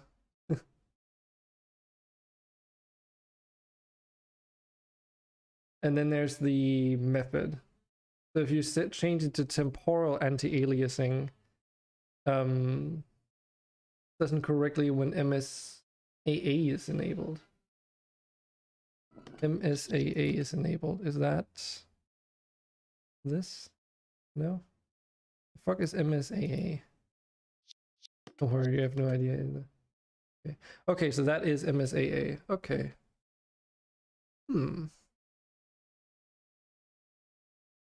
Yeah, it's that technical territory where I'm also unsure about some things. So we've got our quality settings, which is like if you've ever played a Unity-based game that and it shows you that Unity resolutions menu and the quality settings, then this is where a developer would change those. And you can change the presets to whichever you want. I think the default is like fastest to beautiful. And I think fantastic is one that I added myself. But you could name these whatever, like I could go and call this, you know, potato.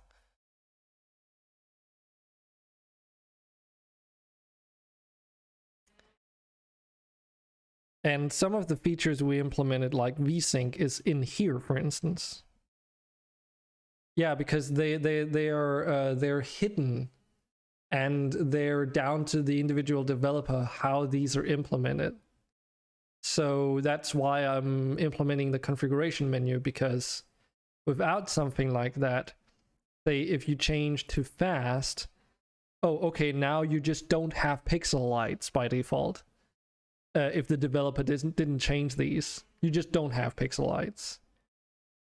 Similarly, your shadow resolutions get forced to a low res. You get forced to have VSync. Like all these things get enforced simultaneously, and you don't get to cherry pick which parts of the optimizations you want. So yeah. Okay, so this is multi-sampling. So this is the anti-aliasing multi-sampling setting that I've implemented in here. That's what MSAA is. And yes, it seems to work together with the post-processing thing here. So it's a good thing that we implemented this as a separate setting, because if it's set to 0, then it's basically disabled. And I might actually also, I could actually change this to say disabled instead of 0. But it does mean that I should probably implement these anti-aliasing settings then. One for the method, which then changes the different settings, or only implement FAA. I know in Empyrean Galactic Survival, people say that if temporal anti-aliasing is garbage, because in that game, if you have this and it's enabled by default, in my case at least, it creates this ghosting effect. So for instance, as soon as something moves, it leaves like a ghost trail behind it. And that works on everything, including trees and grasses that sway in the wind. So it basically gives off a motion blur effect, which looks terrible and is not supposed to happen as far as I'm aware. So if it happens in those games, as far as I know, it just means they're not implemented correctly. Why that, like, how you implement it incorrectly, I don't know. But it says here, like, it doesn't work correctly when an MSAA is enabled. And in fact, the entire game scene just doesn't move when they're both enabled, so. So that might be,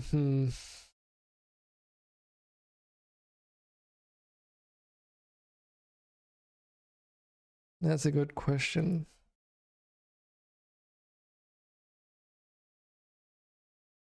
So Okay, so one thing I could do is if we just completely skip temporal anti-aliasing altogether, because that would be a bit more difficult to implement. Also, there's way more settings for this one.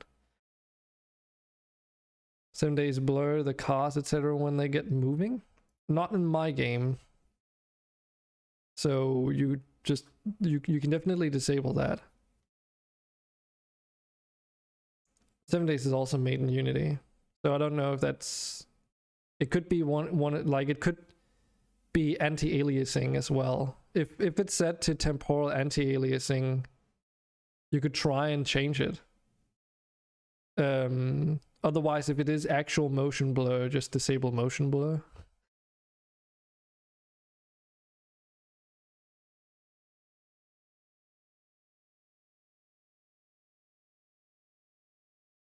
I do want to implement it for this game if people really want it, but for anti-aliasing, I could make it so that the toggle is just saying like, oh, enable fast, like FAA, basically, and then you get a quality preset, like a FAA quality.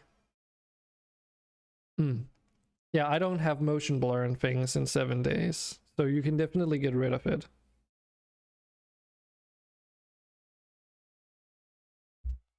The issue with it for Empyrean was that if you try and Google the issue, how to disable motion blur in Empyrean, it might take a little bit to find actual posts about it, because when people ask, they're not talking explicitly about motion blur, and the answers don't mention motion blur either, because it isn't motion blur for a very simple reason. The game doesn't have motion blur. Like, it's not a setting that exists in the game. And when you read some of the posts, people are like, so how do I disable this motion blur? I don't see a setting for it. And then if you're lucky, you find the post where people comment like, well, actually, it's not motion blur. It's the anti-aliasing method that they're using by default. So try disabling temporal anti-aliasing, and then voila, you don't get the ghosting effect. So yeah, it might be the same for 7 days, because it's the same game engine as Empyrean. So, but yeah, we should definitely implement this. Let's just do that and then take a look at the motion blur at some other point. Because I don't know how to implement that one, because these settings, yeah, I don't even know what they mean. We'd have to mess around with that a bit. But it's like anti-aliasing is one of those things that are a bit of an abstract concept for people to understand, I feel. You remember when you asked about the kernel size? I think you asked about the kernel size for depth of field and you didn't know what it meant, right? Made like a corn joke, I think. Or someone did, at least. Okay, someone said like, what does kernel size mean? And we're talking about like corn kernels or something. Yeah, I mean, it could have been you, it could have been anyone. Well, as far as I'm aware, or I believe, this kernel size is actually similar to how anti-aliasing works. But I can give like an explanation of that at some point if curious about how it works in theory. It's like a fairly straightforward concept once you get it gets explained to you, and it also helps explain why higher level, like higher quality settings of anti-aliasing can have increasingly higher performance impact. I do. Well, it's because I don't know if I've got good memory. There's definitely a lot of things that I don't remember, but I try to remember anything that's like a promise or something that I say I don't mind explaining and stuff. But things I have a hard time remembering is when people tell me stories of things that they're up to. So if you tell me something that you're working on and you come back 1 week later and say like, oh, I did finish doing the thing, I'll probably be like, what thing? What am I not remembering? Because like, yeah, I can remember my own the things I do myself very well, but what other things have been up to and are up to can be a bit difficult. So I guess this would be drop downs, or not even drop downs. This would actually be like toggles. I really need to get these changed as well, so they're not as spammy at some point. Oh well, maybe tomorrow before the stream. Anyways, grab one of our templates, our trusty templates. We need the toggle setting and we need a drop down setting. Boom.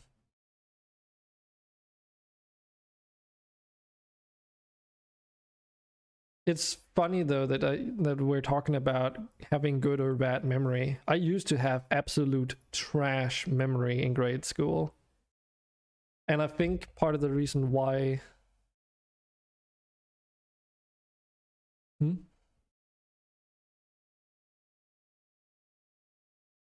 Oh.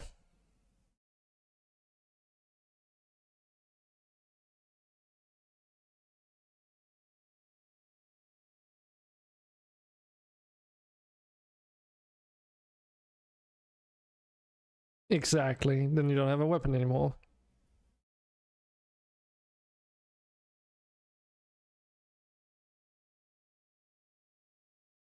Can't make it do a power tech move. Play control doesn't have that for it. Yeah. I think what Subquake should maybe consider doing, if it would, I don't know how, if that would be an easier approach, but, or like a better, like a decent alternative, if you will. Because the pitchfork does power attacks.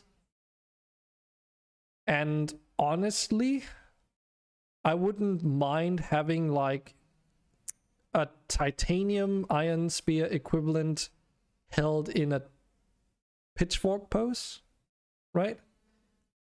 Like just keep the originals in the game, but then have a variant of the same weapon that works just like a pitchfork.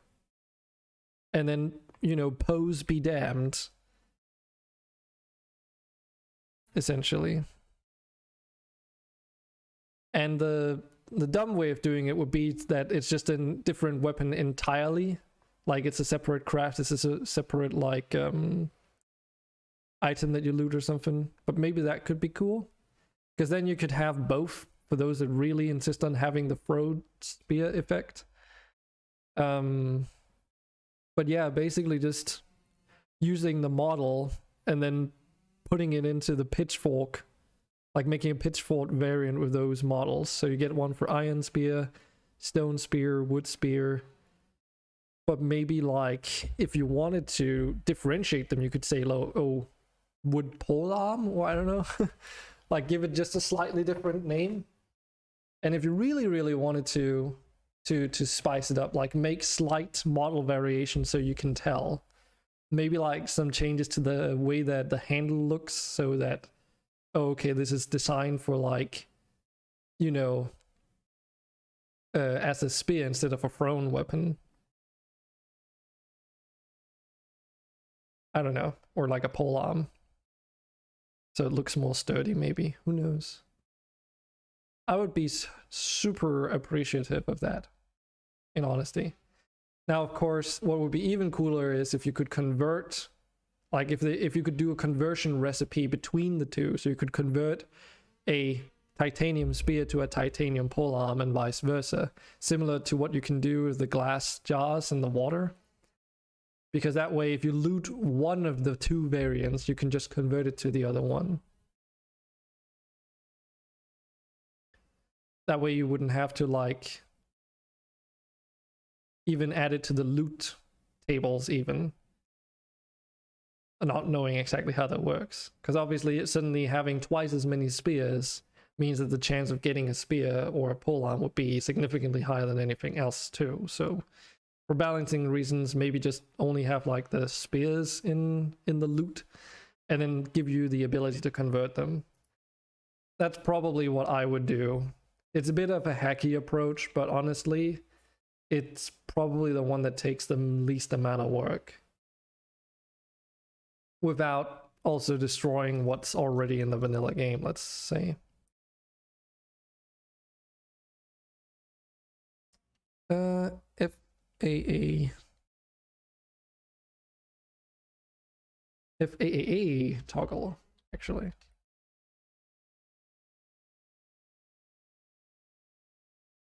I don't know, what do you think, Sapphire?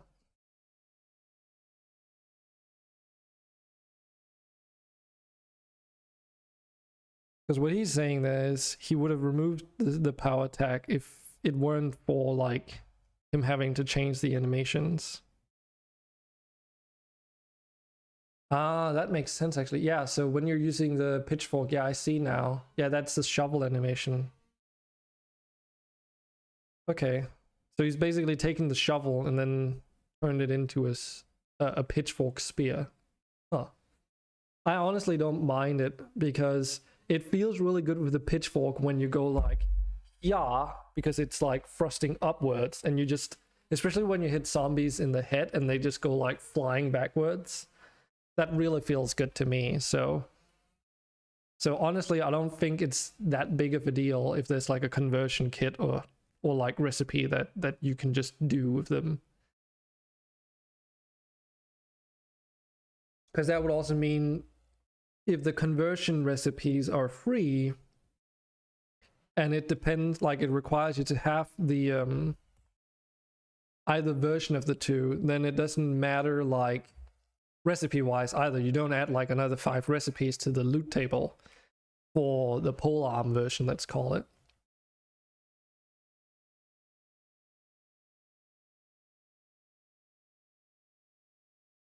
Maybe I should go and suggest that to Subquick at some point. See what he says.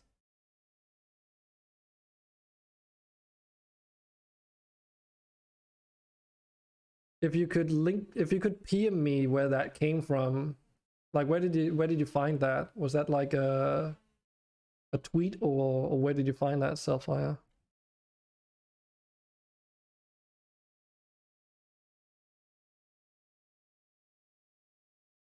If a quality.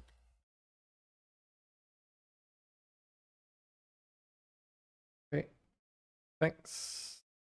I'll take a look at it after the stream. Oh, okay, so it's on his channel thing. Cool.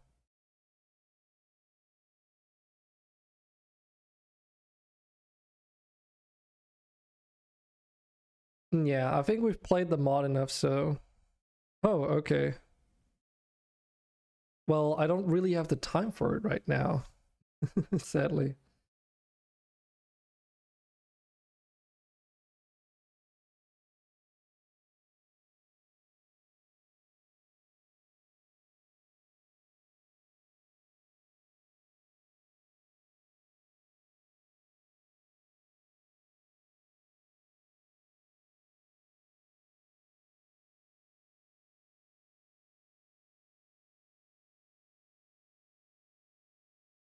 I'll be stuck here for at least a couple hours still.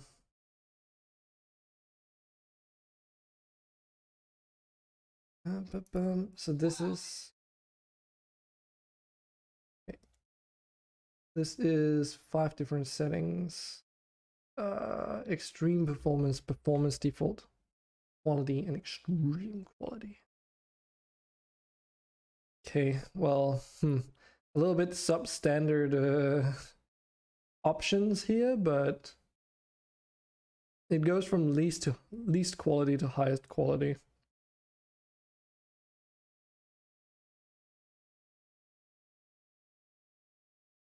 Okay, well, let's take one at a time. So it starts with extreme performance and then performance.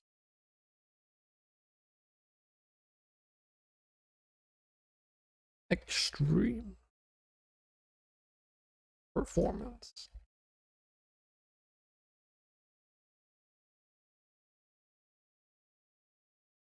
Thanks.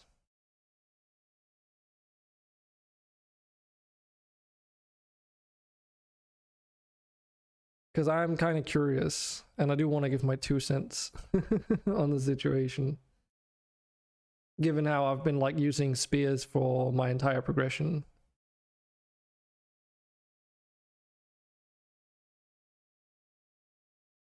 And still am using spears, mind you.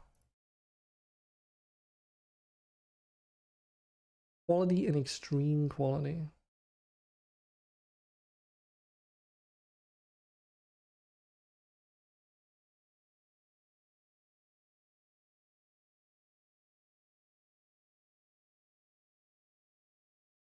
Like what kind of... So from a scale of extreme performance to extreme quality, how would you put this? About a quality. Like what?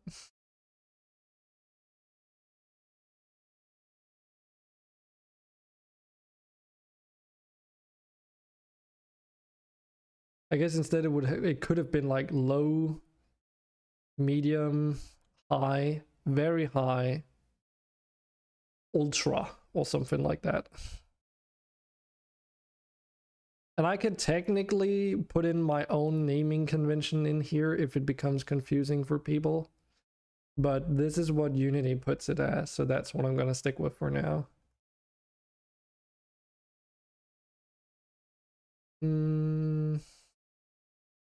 Oh right, and these don't go in here. These is not the graphic settings. These are video settings.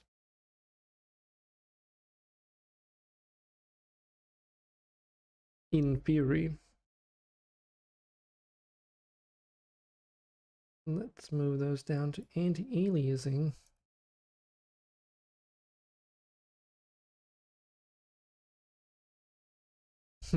Or as I used to call it as a kid, anti-aliasing.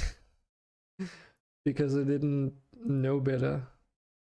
Oh, you just gotta set the anti-aliasing to 2.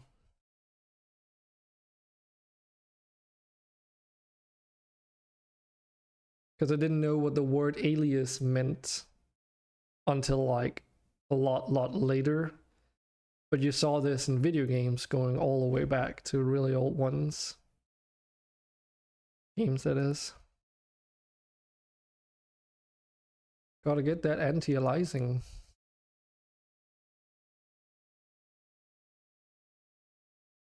I actually think it wasn't until university when I started pronouncing it really correctly.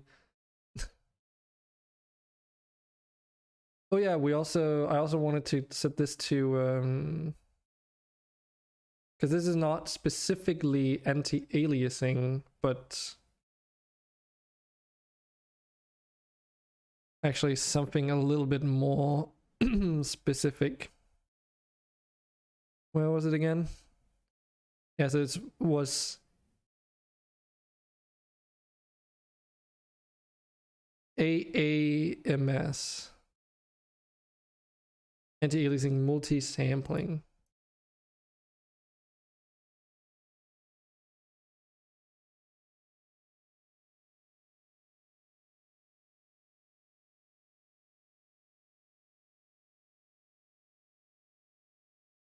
Or AAMS, right? AMS. Ay. And yeah. Oh right, because I haven't changed the names of these. So let's see, enable FAAA. Fast approximate anti-aliasing.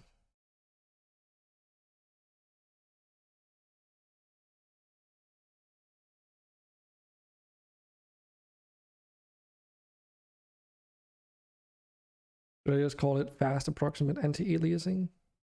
Probably should.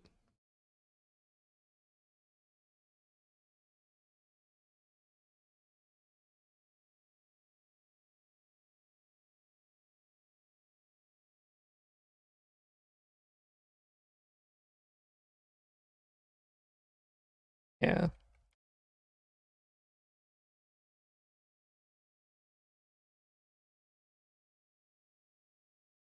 We could technically do something like this.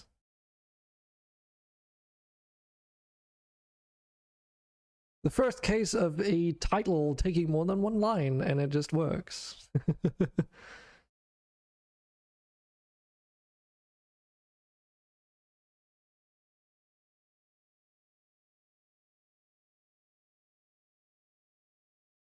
It just fits. Yes. And this is the cool thing, right? You can add lines and everything, and it automatically formats it.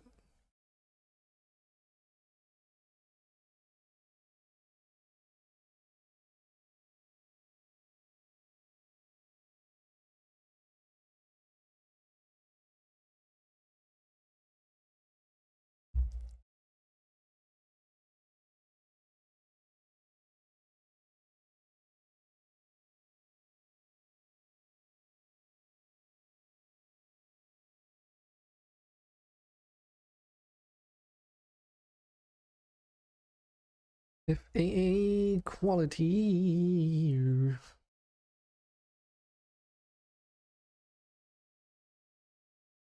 If a quality.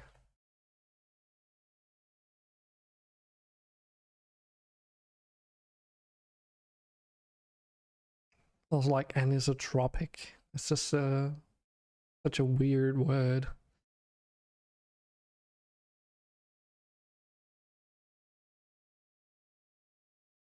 Before we go into the settings manager, I do want to see if we can't make this multi-sampling thing look a little bit more nice. Let's see here. Override min value, min override value, and then min override text string. So if we say this to disabled, wonder if this works. Put a flower on it, should look nicer. A flower on it. Well, it's more because instead of it saying 0, it would be more nice if it said disabled. It would make it more clear that when it's all the way to the left, it's disabled. The value has to be 0 for it to be disabled, but that doesn't mean that it has to. Okay, that's not. Okay, that's curious. It goes to from 0 to 8. Or in theory, actually, it goes from 0 to 3, but it gets interpolated from 0 to 8 with a step size of pow2 beyond the first variable. Yeah, it's really, really specific. So it goes 0, 2, 4, 8, where 0 is disabled, and then everything beyond that has to be to the power of 2, so 2, 4, 8, so forth. But only up to 8. Yeah, that's what I wanted to, but I need to change some of the code for it to work how it needs to. So I already made some of the framework to have it like put in a string, but for some reason that's not working. So I have to see what that was that.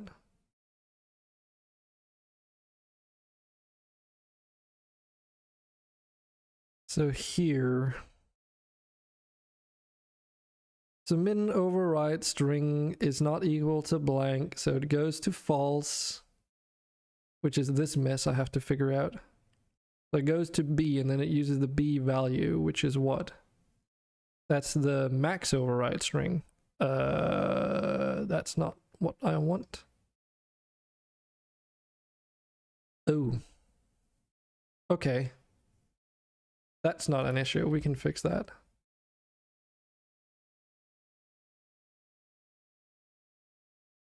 And that one was blank, so that it did exactly what it was supposed to.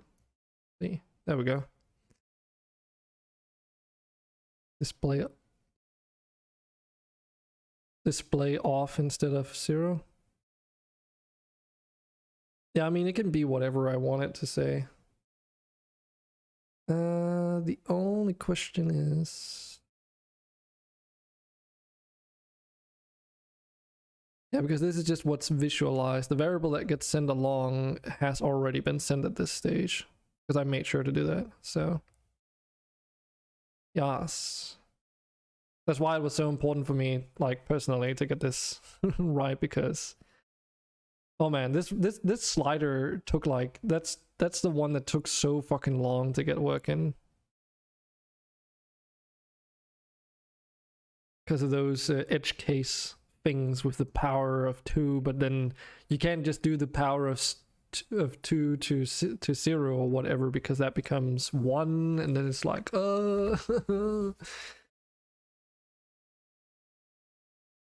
I mean, I just added the logic for the min override, but nah, this is what we spent like 7+ hours on at some point, so that we could do this, just to do this. Because there's like a certain order of things that needs to be carried out, because you need to display the right number here, but then send along the values 0 to 3 in most cases. But then for this edge case, you also needed to do interpolation of it on the receiving end in the settings manager or whatever it was. And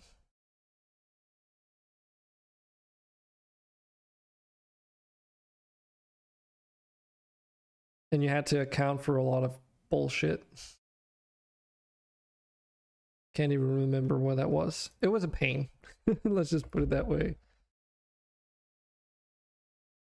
But yeah, that's more appropriate. Not that 0 is wrong. I mean, 0 is still 0, but it's a bit unclear that what it means is that it's disabled. Because you can have anti-aliasing multi-sampling disabled, but still FAA enabled with a different, like with a quality setting, and it still affects your image quality. But they can work together to produce an even better result. So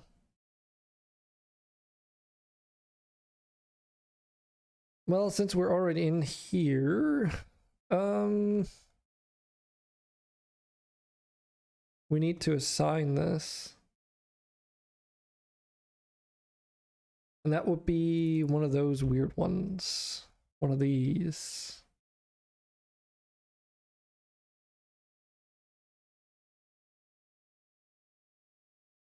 So yeah, I'm very much looking forward to diving back into 3D modeling, because I haven't, and texturing, because we haven't done any of that on stream. 0 to the power of 0 is 1, so it could be enabled. You mean to the power of 2, right? Or whatever it was. I use Blender for that. And for texturing, I've gradually been switching away from Photoshop CS6, which is what we've used during my educations and stuff. Like, but I've been switching over to Krita because it's free for a license. A 3D printer thing couldn't work it out.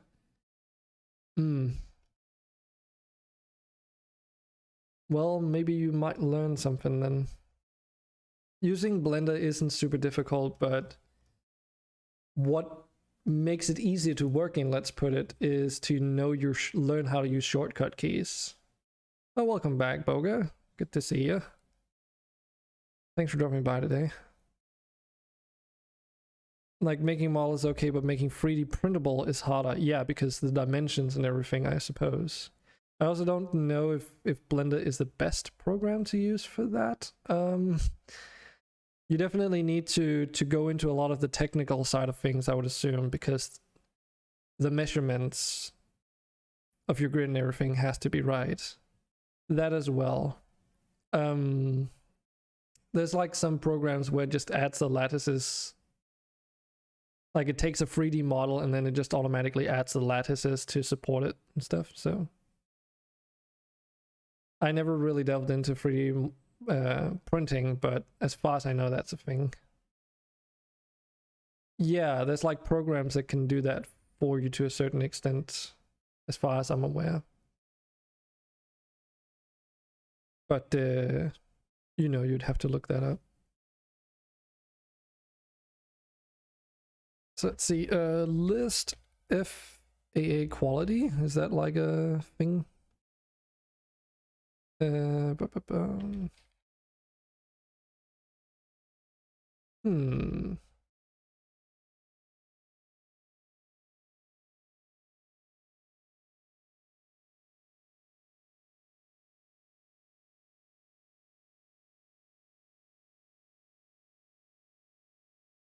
Solid, hollow, or brace, so it's not weak.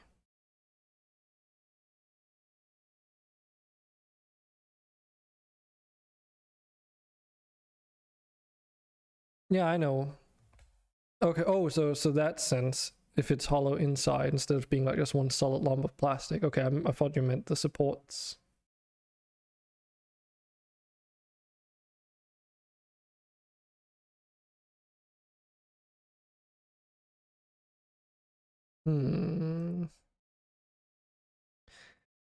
I wonder...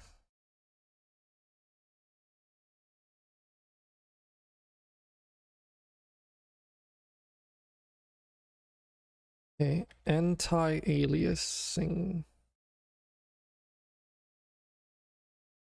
As support for model solar system, for example. No, like the models, the supports so that when it's printing, it doesn't like tip over and stuff, right?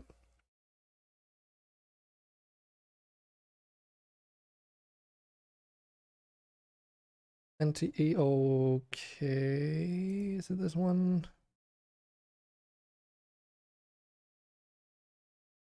No. Oh, settings. If XAA setting. Why is it called FXA? That's dumb.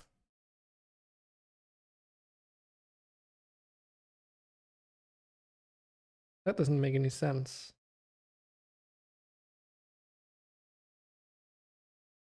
I mean, it's not called fast eximate anti-aliasing. It's called fast approximate anti-aliasing. The fuck?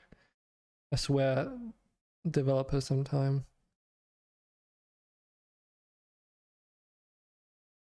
Yeah, I mean, if it's like especially like imagine if you need to like 3D print something that has hovering elements, like a guy holding a sword, for instance. You want to make sure that that sword doesn't like... I don't know if a sword is a good example. But like a character's the around the legs, probably you might want some support. So when it's like, yeah, but it's also like it depends on the pose, right?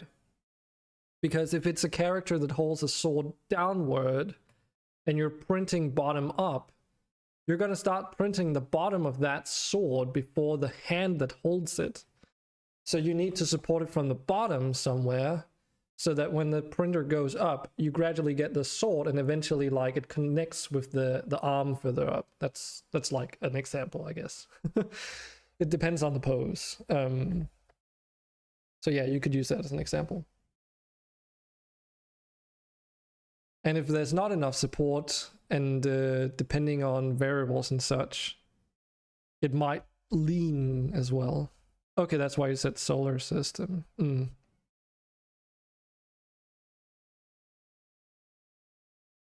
You can also use support for items that,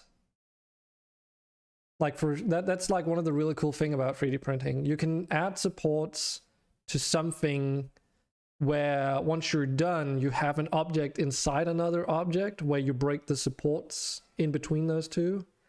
And the only way to get that result is basically through like, you know, 3D printing in this case. So if you need an object, like for instance, if you want to make a chain link as an example, You can add supports around that connect them temporarily while you're printing, and then once you're done, you break those apart and you've got a chain link, which is like one solid piece, if you will, and not two separate parts glued together.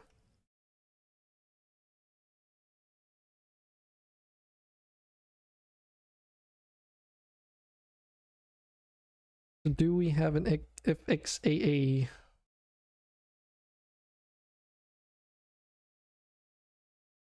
Anti-aliasing model presets. This is what I was looking for.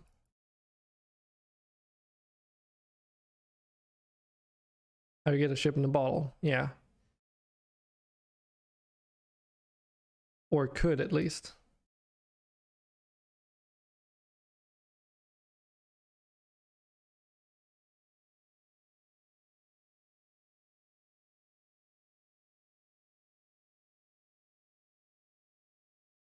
Extreme quality.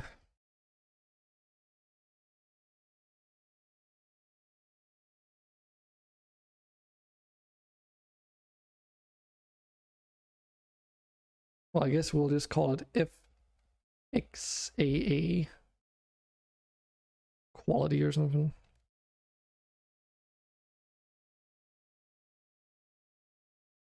Oh my goodness. Yeah, I have a feeling that the video settings thing here is a bit cluttered at this point because it's getting kind of slow. Well, as long as these are the last settings I have to implement, hopefully it's not going to be super bad. Because I really don't want to have to split it up.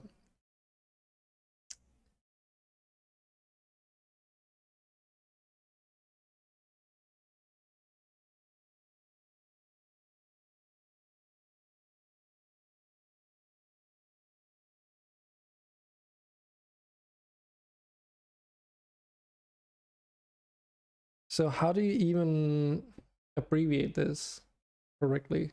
Is it FXAA with small letters? Like that? Like basically camel case? Or is it like this? All capital letters? It seems like, according to Wikipedia, it would be all capital letters. Screen space and anti-aliasing algorithm. Yeah, all caps.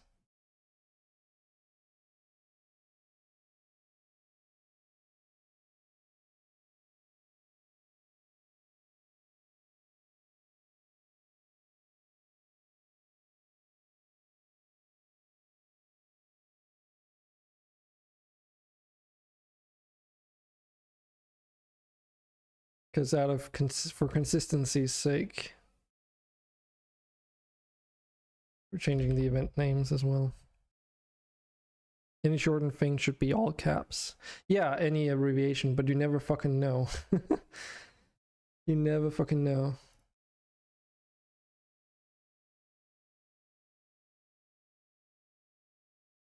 I suppose the reason why it's not in here, even though it doesn't make any sense, is because this is like in a script. So instead of being like small f, large X, large A, then it's just all small for some reason. But it's technically like an abbreviation, so each of those letters represent a word. With X representing approximate, which just like, what? Did the guy who made it just like fucking do it out of shits and giggles? Oh, that's not the right one.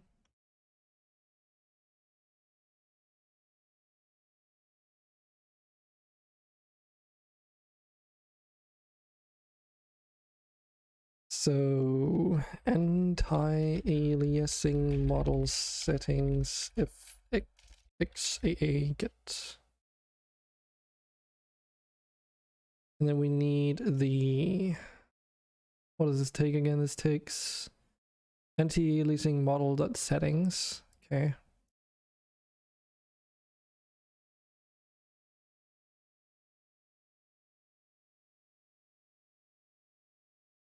We need one of those, I suppose. No?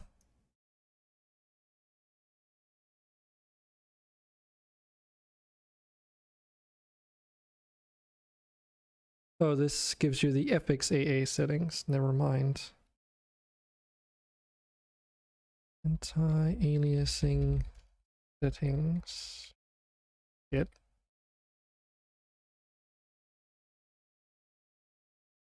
God damn it. Anti-alias setting get. Spelling is hard.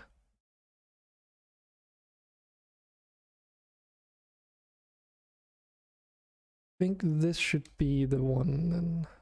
Yes. And then this needs a reference to... Do we have one in here? I don't think we have one in here. Because then it's like the... this thing. Post-processing model.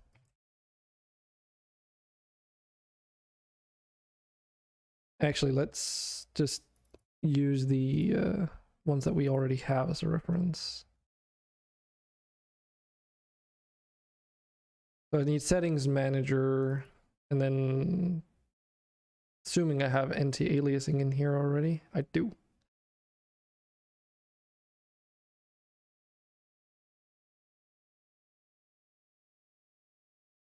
Settings manager, anti-aliasing.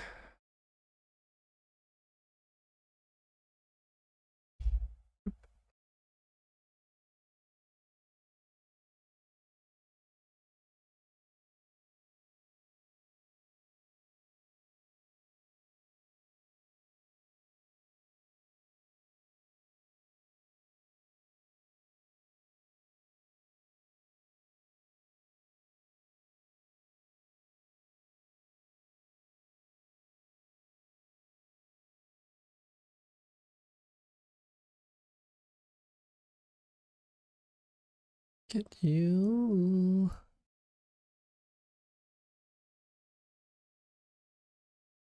And that would be the item we get from this using the index. All right, you too, Selfie. Have a good one. Take care.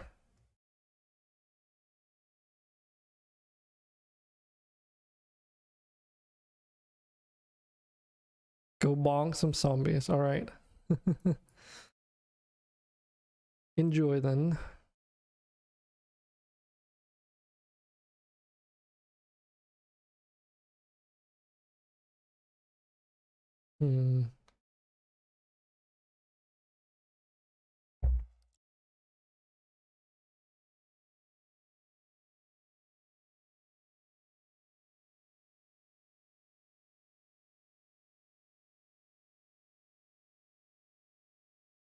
Come on, Unity. Be nice.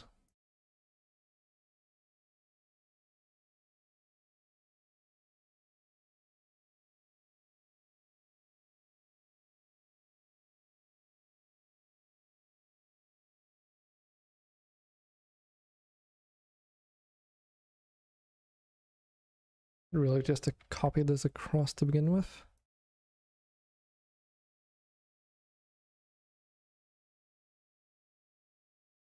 Yeah, because I need to do that step as well, which is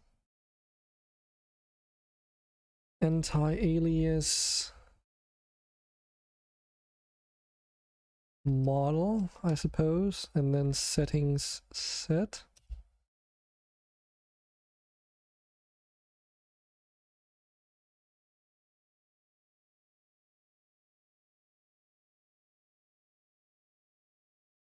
And then this should take that reference and then this reference, because it's basically the same setup.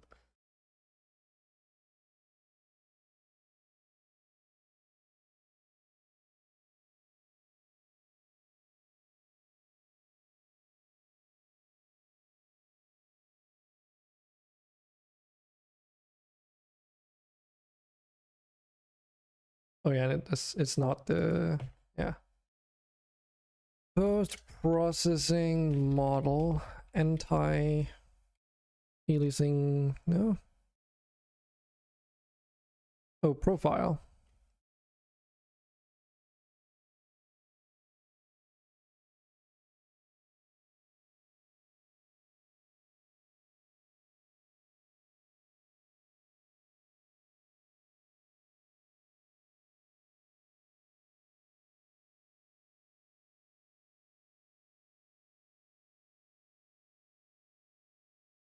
That should be this.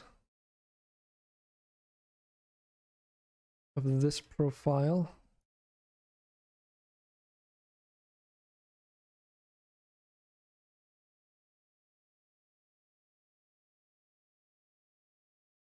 A little bit unresponsive. That's like one of the complaints I have about Bolt, is when you have like fairly complex stuff going on, it starts bogging down. It's also why you need to really have like a tab you can switch to in play mode, because it's so performance heavy. So unless you're debugging, it's like a little bit hard to work with. So considering how strong my rig is, I would assume some people might have issues using Bolt like effectively as like a consequence, which is not a good thing.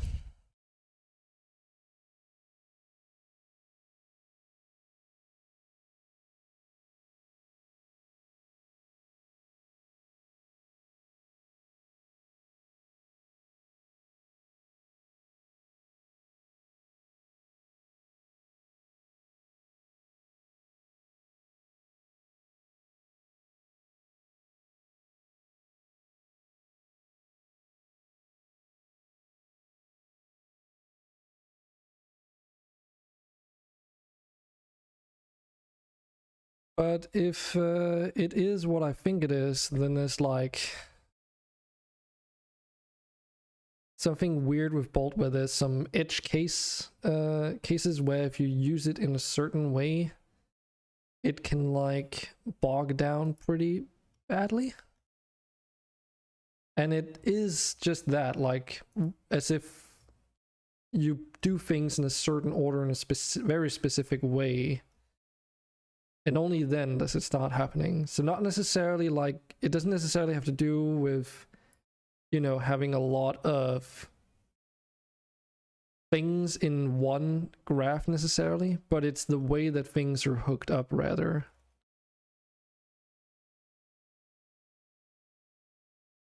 So there's like some conditions I suspect where it has to draw and keep track of what's going on in here, and then if it's set up in those particular ways, it basically like suddenly needs to like it just suddenly uses a lot more performance than normal, and then that's what causes the issue. But it could also be like a problem with Unity and how its inspector and editor stuff works, like editor UI specifically. I do not know, but that's just my hypothesis.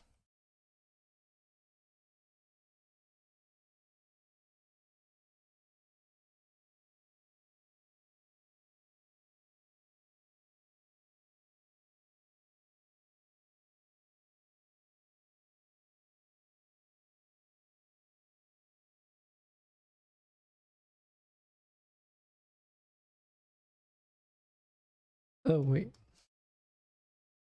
am I actually doing this right?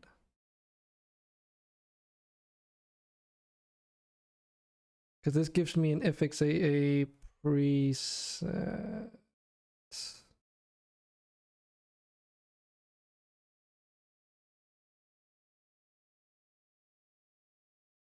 Hmm.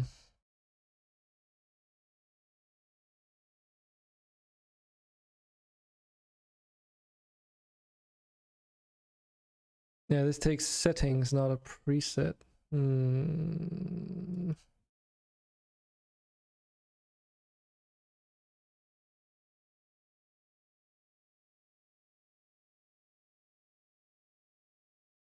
Anti-aliasing model.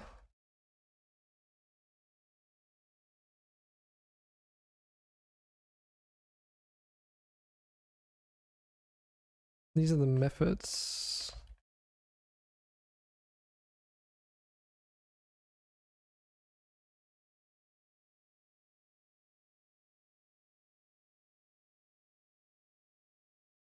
Hmm.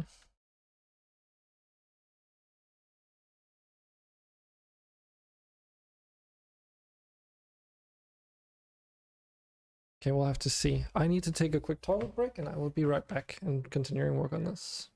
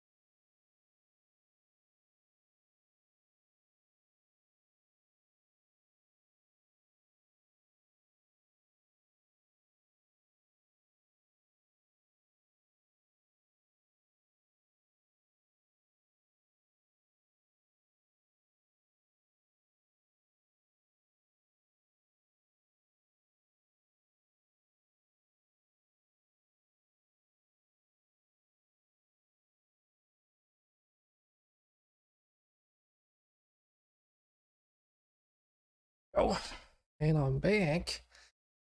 Something I just realized is that actually something really cool about what we're doing today and over the last couple months, essentially, or last month, more accurately, is that all these UI elements and all these settings that I'm implementing this time around, assuming, you know, using the same approach for a future game project, well, I mean, all this framework is meant to just be like a make it once kind of a deal.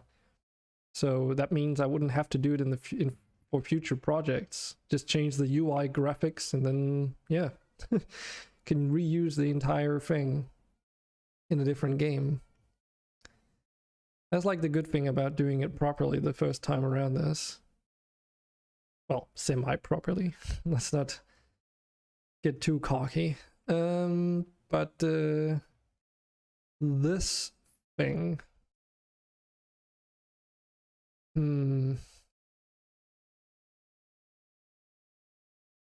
Because if we go into DOF here, like depth of field model.settings kernel size set, notice how the item that it requires has the same visual as in this list.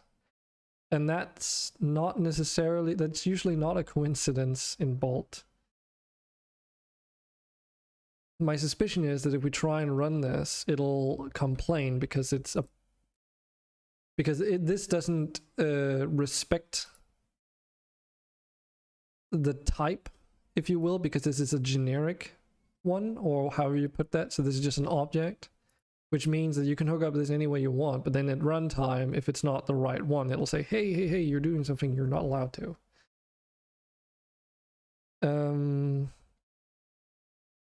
But the thing is, we've got our anti-aliasing model.settings fxa settings.set.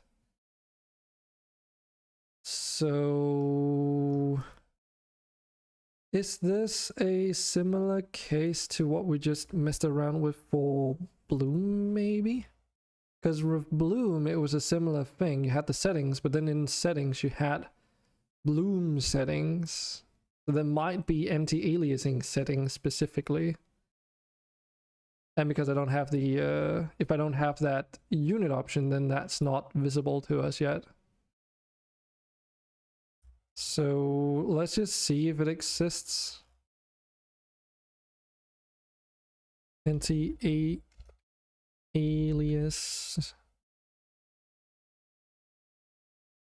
There's aliasing model settings. But that's not the same.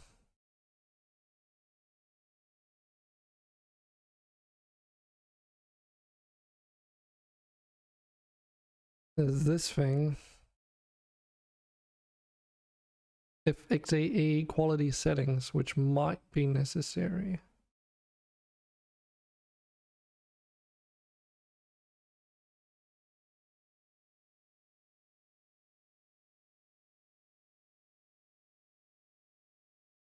Because for Bloom, you have Bloom model, Bloom model.settings, and Bloom model.bloom settings. Which means anti-aliasing. Anti-aliasing model.settings. And the anti-aliasing model, those we have. But we don't have FXAA setting. TAA settings would be the temporal anti-aliasing. So I assume this is the one we need, not the quality one, but this one we need.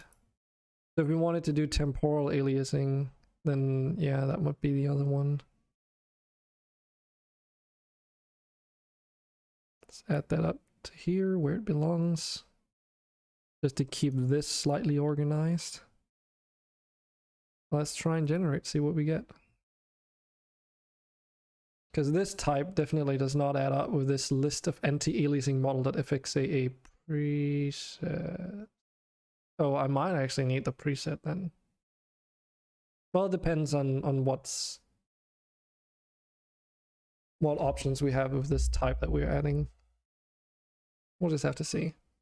I guess it would make sense it would be this one, and then we would do a set which would accept one of these FXAA presets as input.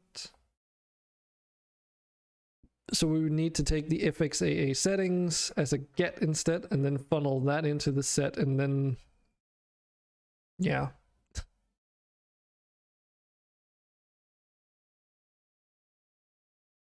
We'll see. So, anti-aliasing.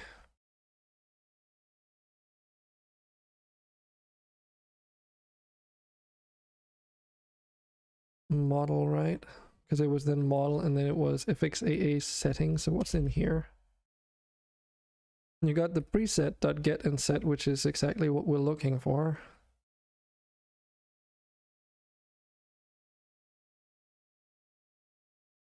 Here.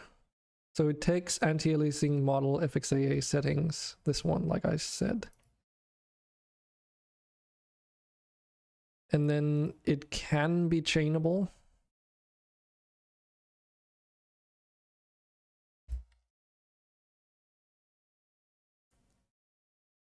Chainable just means that you can output the input. Otherwise, it's usually like the it just sets it. So it's basically, I guess it's like a return value or something. But then this is what we funnel up into the list item that we want to get.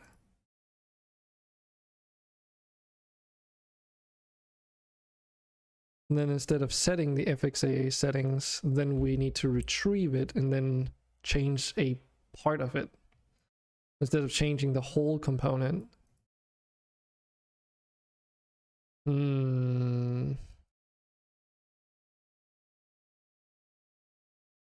Okay, and this takes what?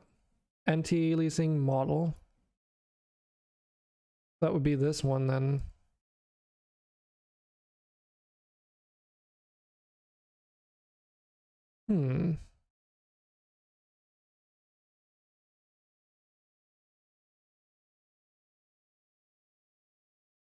Might have to go and look at the bloom setting we implemented. It's this one.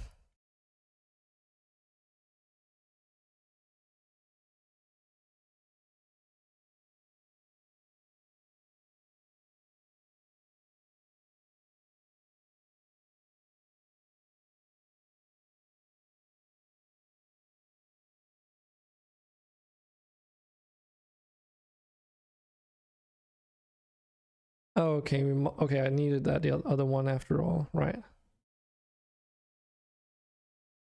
So it's anti-alias model setting FXAA settings get, except it's the set. So this should be able to pass through here. And then this also should be chainable, I suppose. Or not necessarily. I don't care. Doesn't matter if, as long as it's plugged in correctly.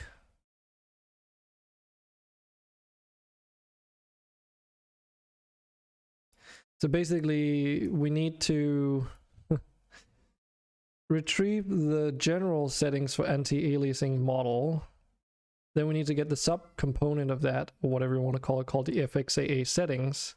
And then within there, we need to set one value of that setting. And then we need to set that setting to the changed version, if you will. Like the whole setting, because just doing this will only set the variable in this referenced instance, but not actually apply it, if you will. Because this is what applies the setting. And then this is what applies it to the whole thing, as far as I'm understanding how this works. Hence the whole convoluted stuff and such.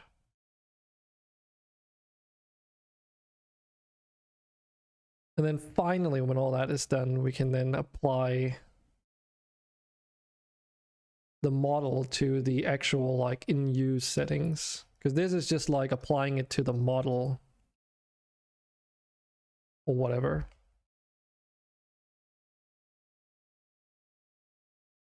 It's a lot of steps. That also means that we need to get that preset, actually. FXAA setting get.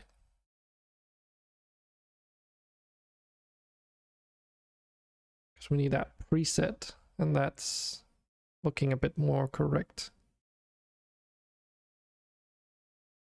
So yeah, that's also another thing that visual programming helps with. Because it's visual, you can sort of like see issues like this before they happen, if it's like a bit unclear what types you're actually juggling around. To be fair though, you can probably get around some of this convolutedness when doing it through conventional code, because you don't need to like dig through to get to the right thing. There's like, in some cases, functions and what else that just doesn't exist with this that you can probably make use of. So in that sense, this is a bit more primitive, but this also means that you know exactly, like, once that it's set up, how it works and how it does things, I suppose you could say. Does it matter? Don't know. Does it work? Absolutely.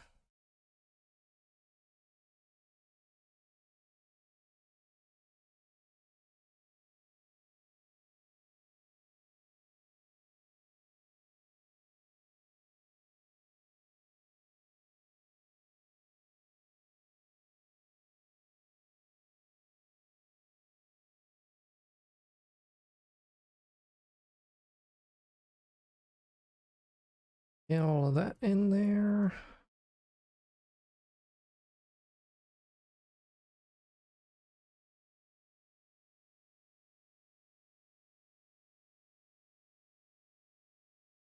Yeah, that's all right with me. Still need to change the variable name. Get it from here.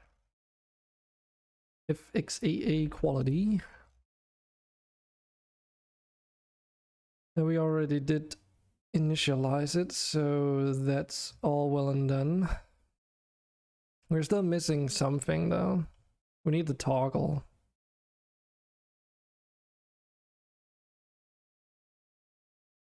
Let's just steal one of those from here, I think, because we've got our toggle there.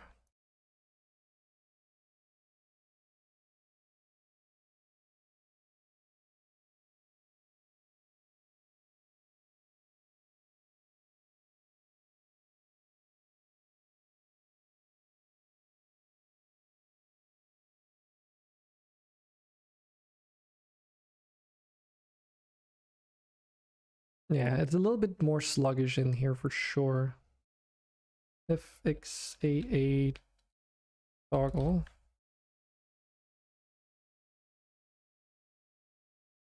Just the fact that it like shows one letter at a time is a little bit obnoxious, but you know.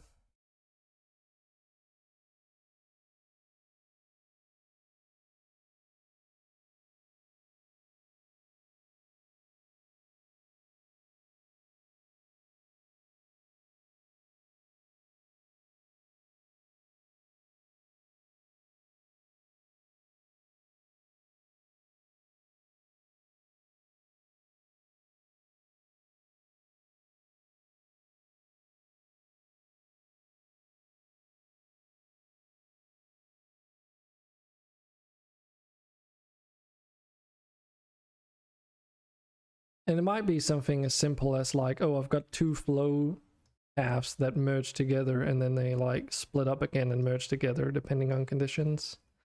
Things like that can, like, it's usually how the flow moves around your code, I've noticed, that tends to bog it down. I did have one case a while back where if you were in that graph, you basically just couldn't do anything almost. And I essentially boiled it down to, oh, okay, it's how I hooked up the flow to everything. Code worked fine, but because of it going like a very long path and doing a lot of things in one string, I wonder if that's like, in order to draw what happens along these lines, like this connection, it needs to actually like have all the previous steps rendered, or maybe something like that. So the further out you go, then it's more and more stuff that it needs to keep track of. I don't know. It's like a thought I had.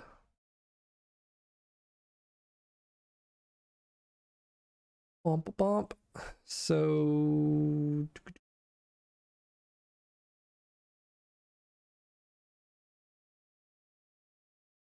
anti-aliasing model enabled.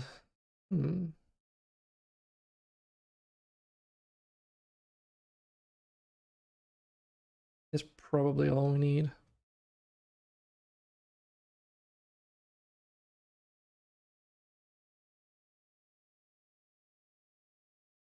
Okay, can we find that easily by saying FXAA enabled?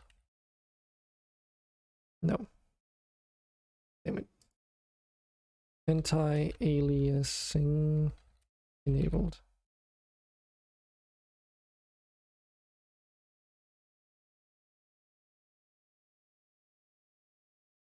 Aliasing model enabled. That.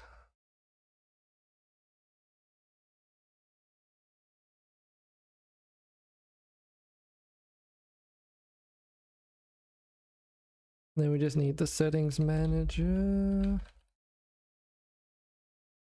Anti-aliasing model.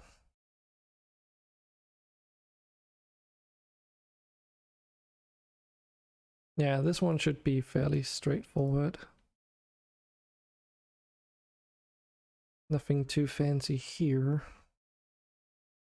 Makes sense, because it's like if you look in the hierarchy in the inspector, it's like, oh, okay, the settings is in a drop down, so that's like nested in there, like I was explaining before.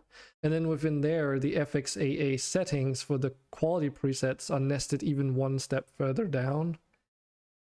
So just because you have access to the anti-aliasing model in Bolt does not mean that you have access to the FXAA settings within there, let alone the settings. Those are like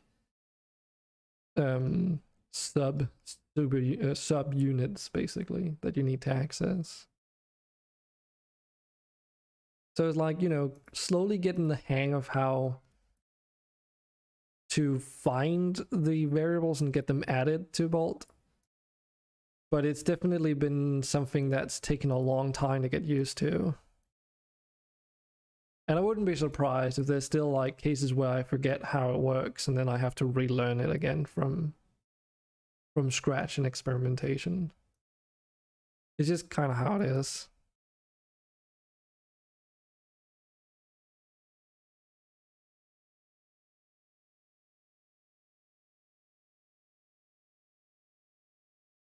And it's just the set I think we need. Insert.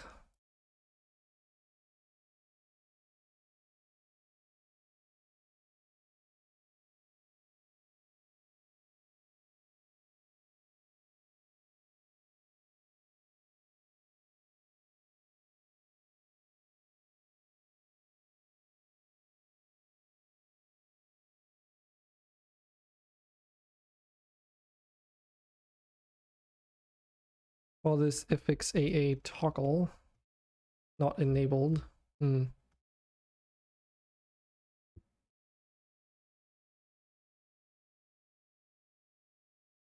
Well, I've called it toggle in other places, so let's just use toggle in this instance. It's not really like it makes a difference as long as it's not super convoluted to figure out what the variable names are. And I mean, I'll have to look at them, like look them up here anyway. And so far there's only 4 places where they have to be the same, right?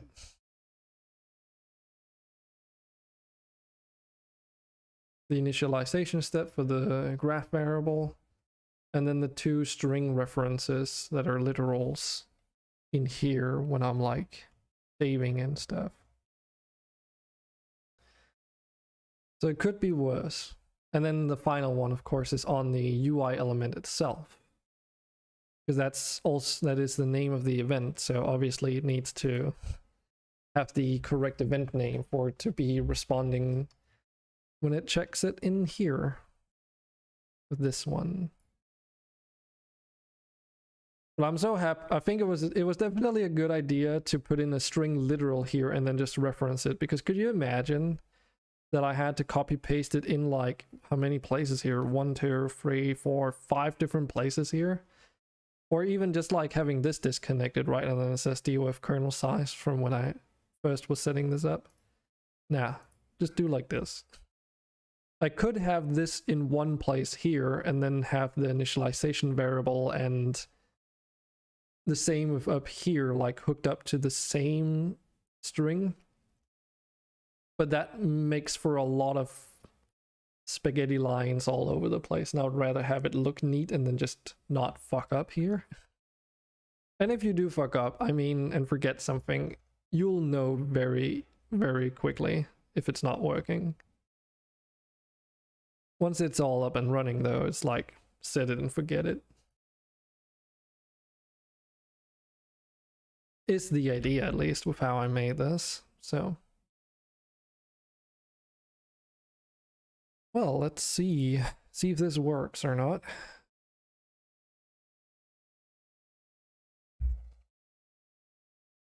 I do hope so.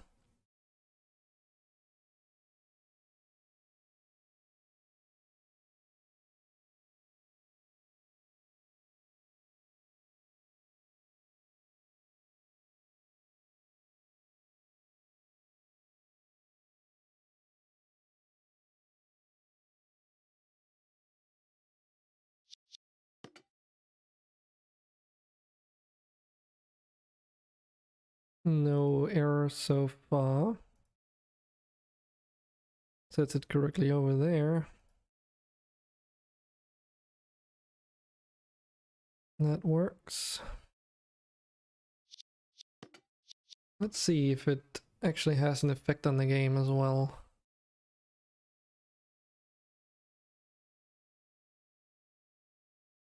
Since we did already dabble into this and experiment with the settings earlier, we know exactly what we need to look for, like what it looks like, so.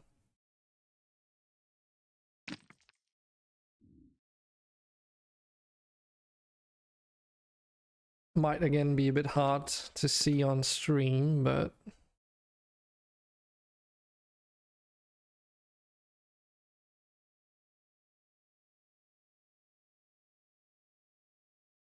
okay, yeah, I can definitely tell on these grass tufts up here, it's like they blend into the terrain a lot better when it's enabled.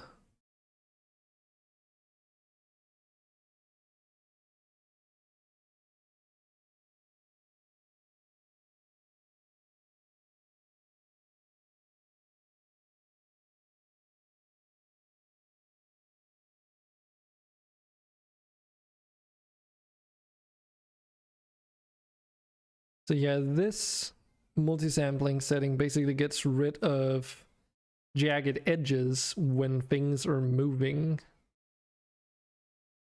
And this makes like jagged edges also disappear, but like in a different way. We've got like 5 settings in here. I could also like this is also like a candidate for simplification, where it's not like a scroll menu really. Cool, but that works. I'm happy that we got this to say disabled. That looks much nicer. Yes. That also meant that I got that bug fixed for the implementation I made.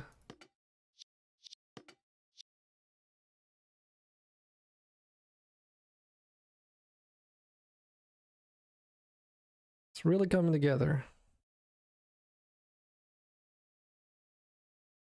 Yeah, I can also see the bloom on these crystals here, because they are very bright in intensity for the colors. That's, you know, pure white basically.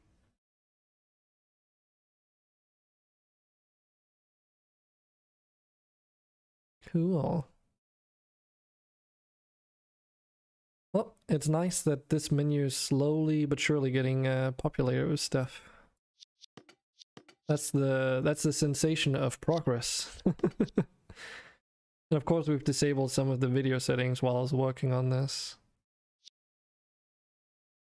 We need to add the default setting as setup as well, so that it works for the new features here, which would be the FXAA toggle and quality drop down. Let's do those.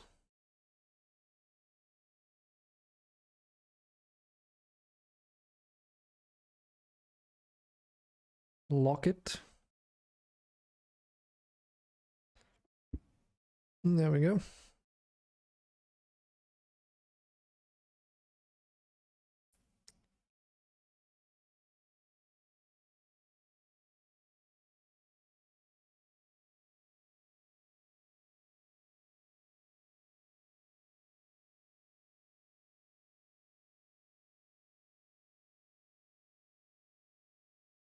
And as they say, another one bites the dust. Well then, let's go back to this.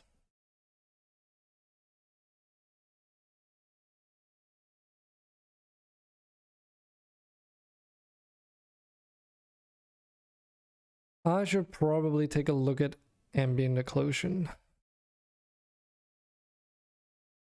We didn't test it out when we were looking at these post-processing effects.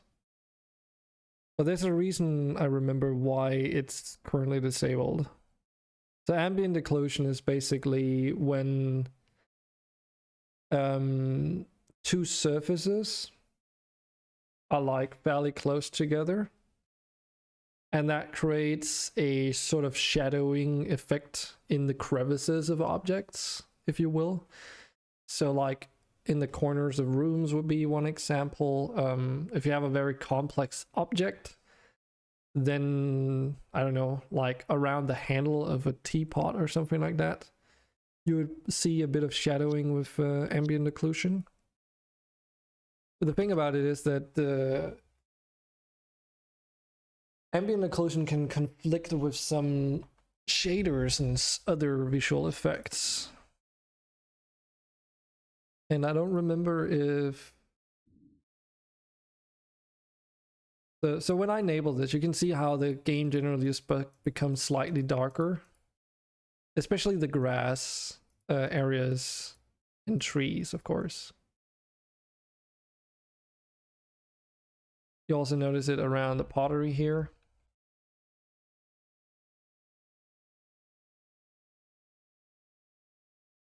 Because it's basically like this area in between those surfaces. But the question is, See, this is 0.2. Like when I tune this up and down, you can really see how ambient occlusion works.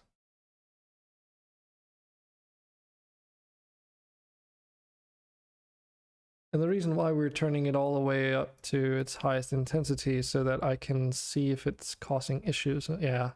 See, this is the problem I've been experiencing with with ambient occlusion. So basically, there are other games where this also happens in, and I'm so confused sometimes when I see this. Like, they didn't test their shaders to see if they were ambient occlusion compatible. And the issue with my game is that the shaders I use for the trees are made by a third party. And I don't know if it's the shaders or the setting in the shaders or what else it might be in the game that's causing this. But basically what we're seeing here is like the ambient occlusion effect on the rocks behind it, you know? And the terrain, I think, is also yeah, you can see the terrain, not the geometry of the terrain necessarily. It's a bit hard to tell, and not the water, of course, because that isn't affected by ambient occlusion as far as I know, because of how the shader I made it is. But yeah, obviously, like it's super pronounced right now. If I lower it to, like, you know, it was 0.2, you can still see it. It's very subtle, and that's why in some games you're like, but wait a moment. Like, you shouldn't be able to see this edge through here, right? Because it almost gives it sort of a transparent feel, even though it's not transparent. But that's because of how, like, the effect works, is that it's like a screen, like it's screen space based ambient occlusion. And as far as I know,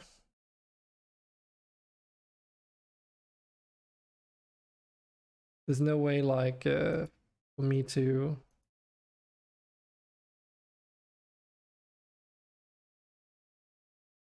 settings wise at least make it work just out of the box. So even though ambient occlusion can give you a lot of visual fidelity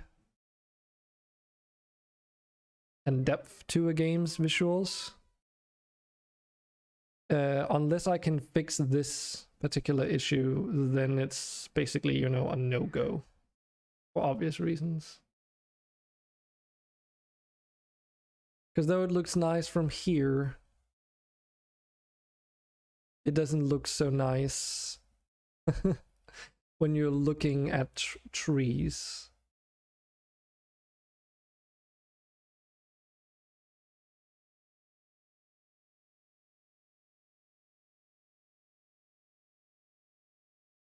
I mean, we can take a quick look at the trees.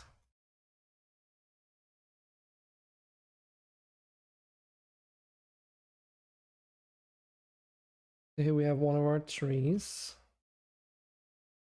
Here's the shader, which is advanced foliage shader, an acid store acid.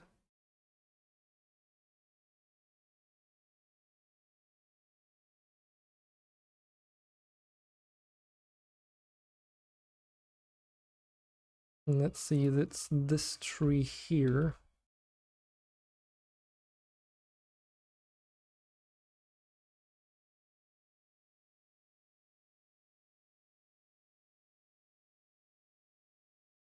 And as far as I know, you want GPU instancing for performance reasons.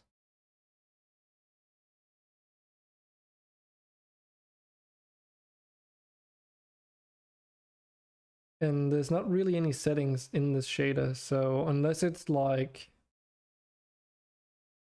render queue, that might affect it somehow. I'm a bit unsure. Let's just see if we can find something. Unity AFS ambient occlusion.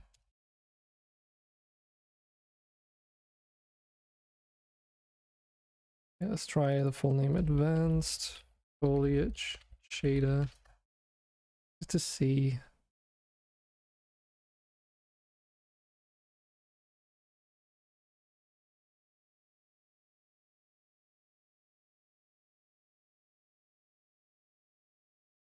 Hmm.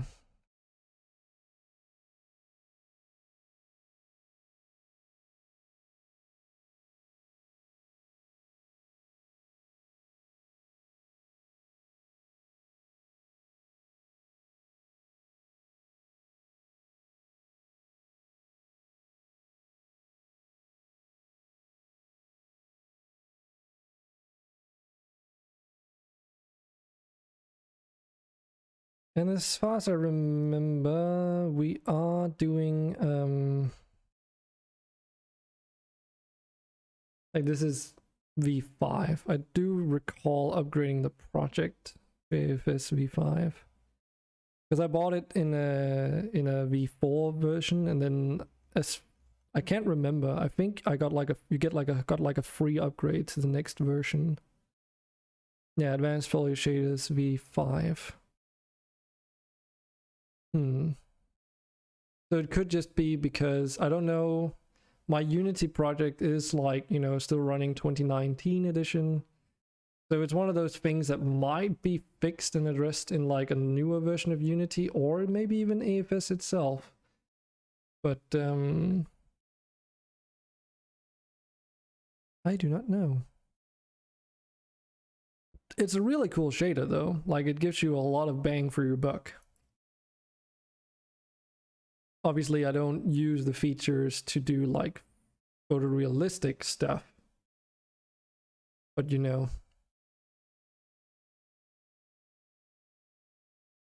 And there's also other features that I don't use for it, but you can make like some super high fidelity stuff with this. I obviously only use it for toon shaders, but yeah, it's pretty good. Highly recommend. It does take a little bit getting used to, but there is decent, like, good documentation for how it works. But an artist would have to learn how shaders work in order to operate, like, make a model for this properly, in my opinion. But yeah.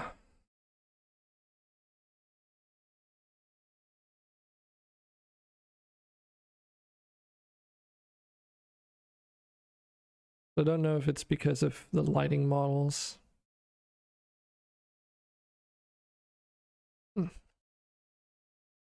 As far as I can tell, the game doesn't really need ambient occlusion though.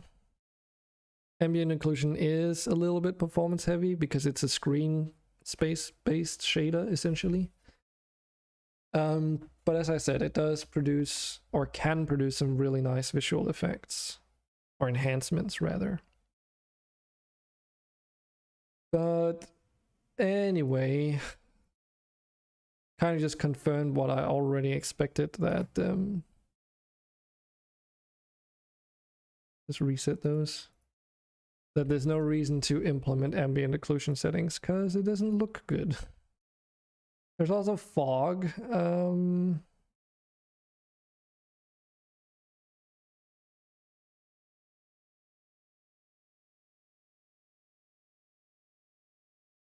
Yeah, this is in the lighting panel instead, and this is not a setting I want to enable anyway, because fog is a visual effect I use on a per level basis anyway, which means that if I need to make it possible for you to set the fog settings, I did actually mention this for shadows on light last week, though it ended up not being super relevant. But if you want to disable the fog settings for the levels, then you'd have to somehow get access to those, and that would be a lot of work. Eye adaptation. I don't know what eye adaptation is. I did sort of hypothesize what it could be. But with that in mind, if that is how it works, then I guess there's one way we could test it. Yeah. we would have to like progress into at least the next level, which is a cave level that has different light settings for the general level, and then swap between the two and then see if it like affects the light intensity.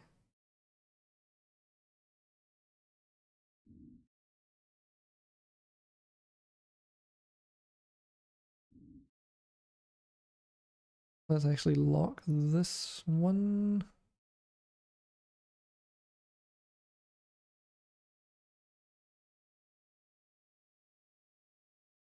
Oh my god, okay.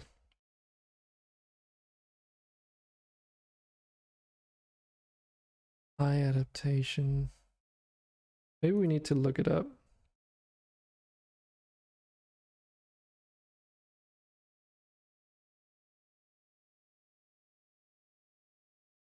What does this do?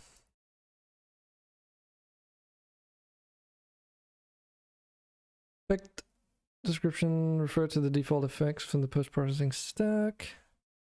In ocular physiology, adaptation is the ability of the eye to adjust to various levels of darkness and light.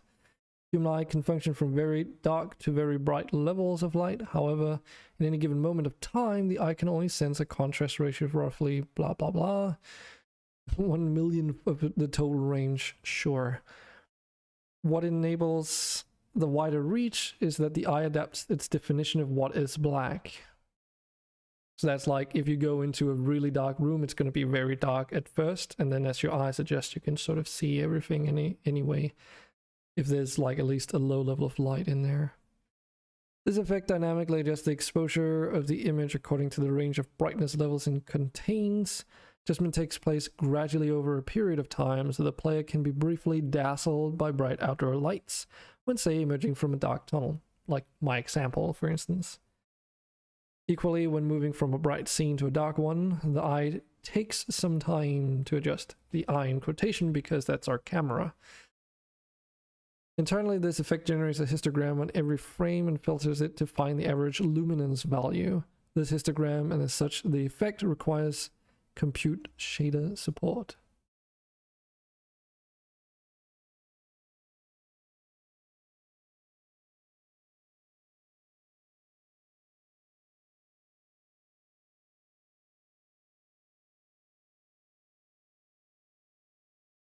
So in this case, with eye adaptation, the bright parts remain bright, but the darker parts have like no sense of detail because,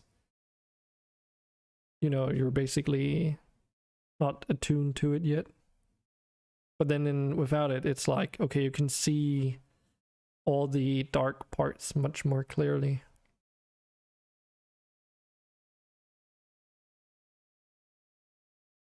So what settings do we have?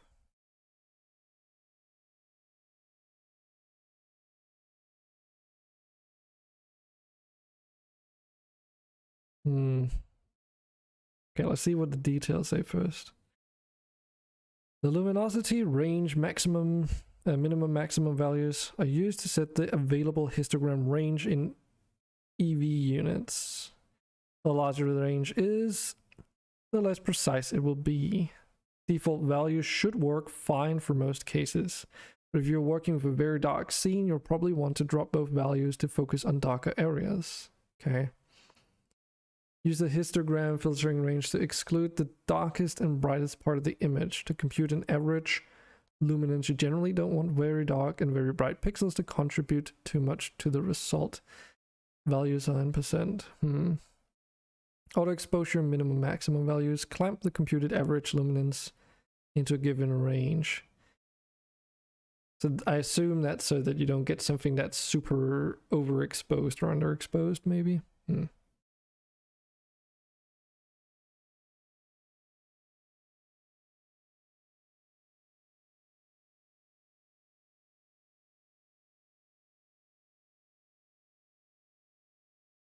Recommended to use the eye adaptation debug view when setting up this effect. Okay.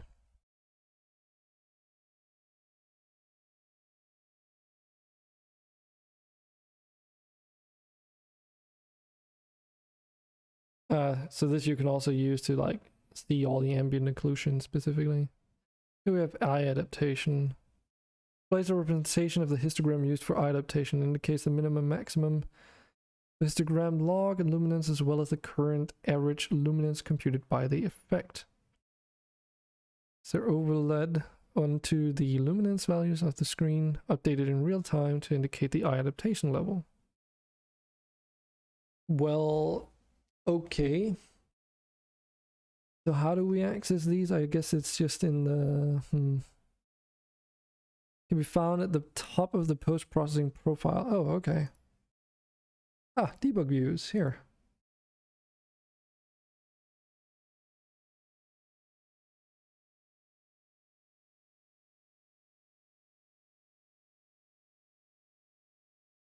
Because, like, the scene is really dark when I toggle this on.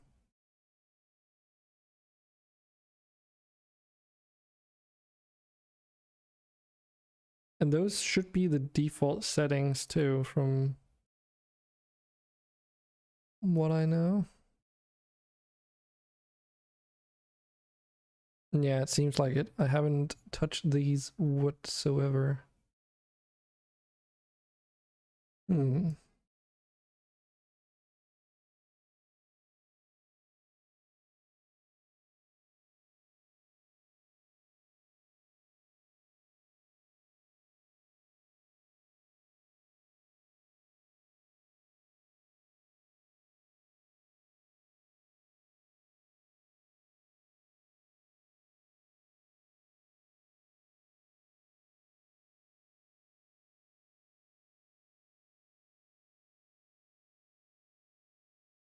But yeah, it just makes the game look dark.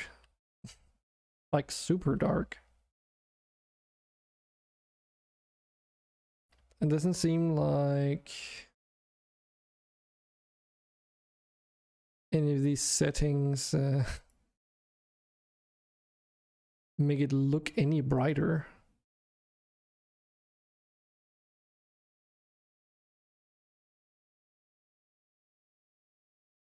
Oh, okay. That's what I thought.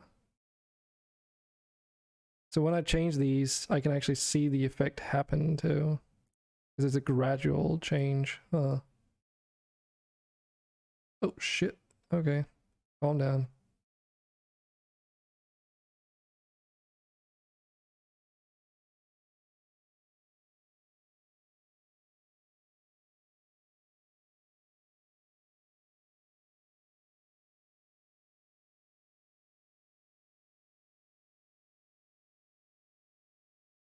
So I wonder why it needs to be like this.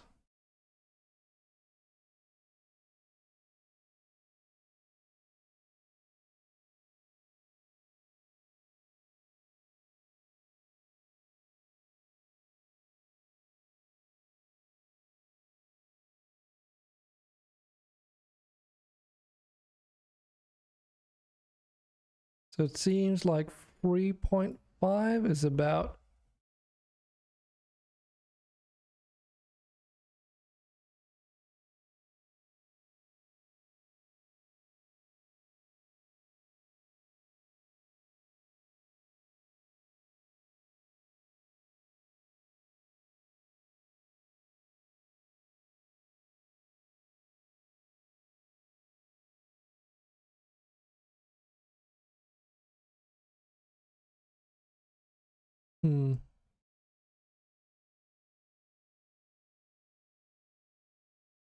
How do I test this?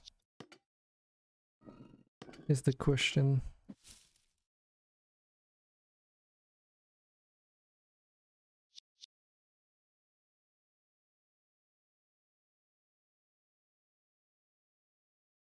I think I know what we can try at least.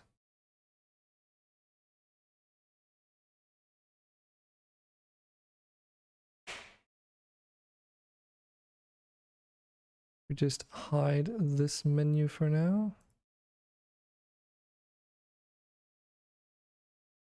Then load up the tutorial level, and there's like one thing I can do.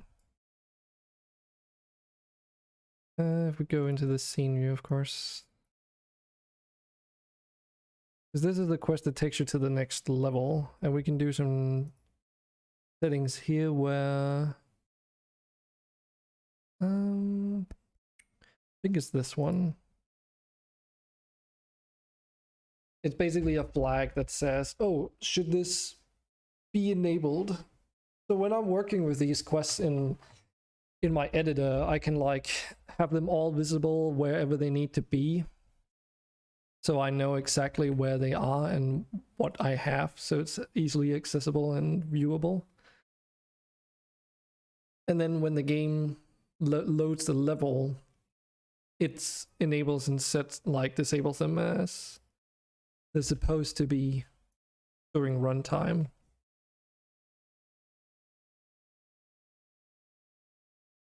So if I set that flag and we start a new game, we can basically skip the tutorial level.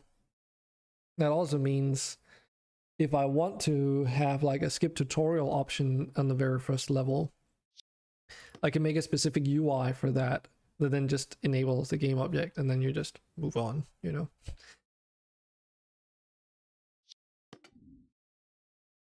Granted, you don't get the rewards, but hey.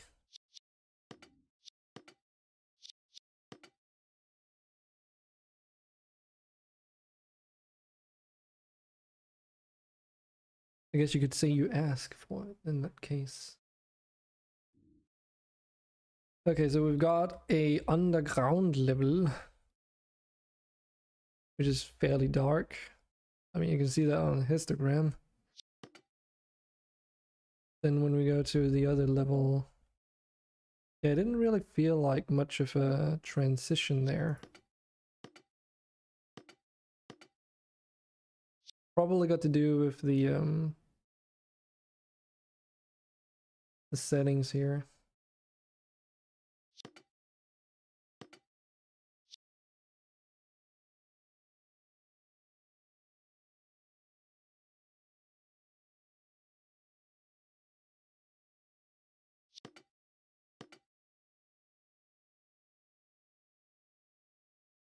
Hmm.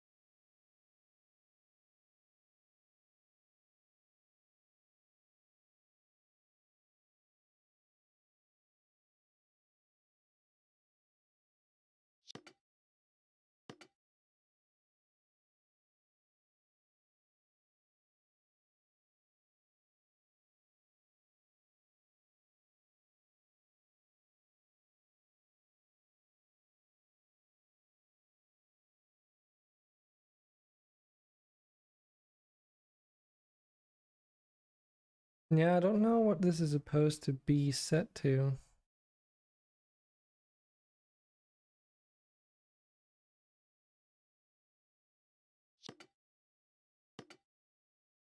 Okay, I'm actually noticing an effect though. It's kind of opposite of what I want. It actually makes this darker and this level brighter, which it should kind of be the opposite, really.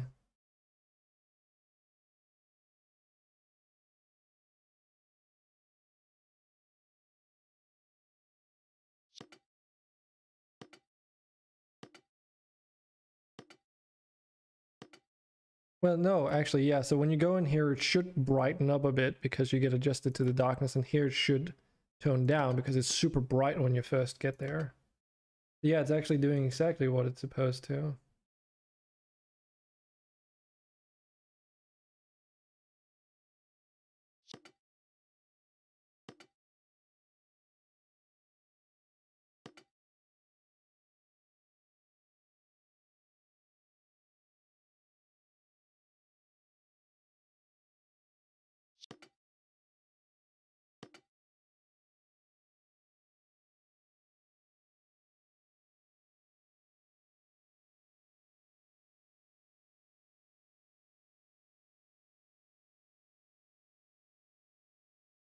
The key value is set to about 4, then after the eye adjustment has happened, then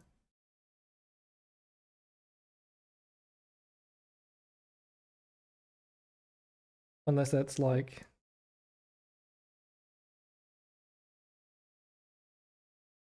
filtering setting there.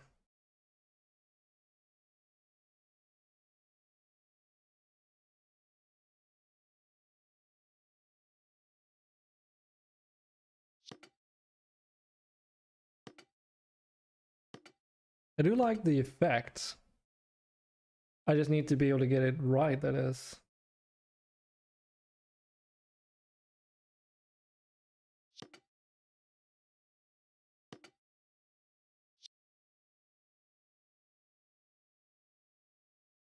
I'll just send this to really low because I think that's like the transition basically.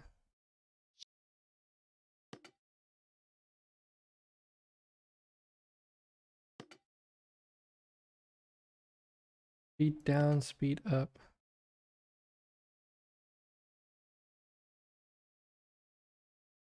Adaptation speed from dark to light and light to dark.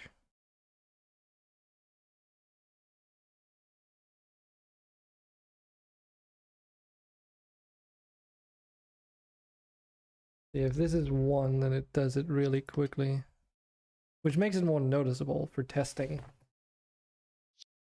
Okay.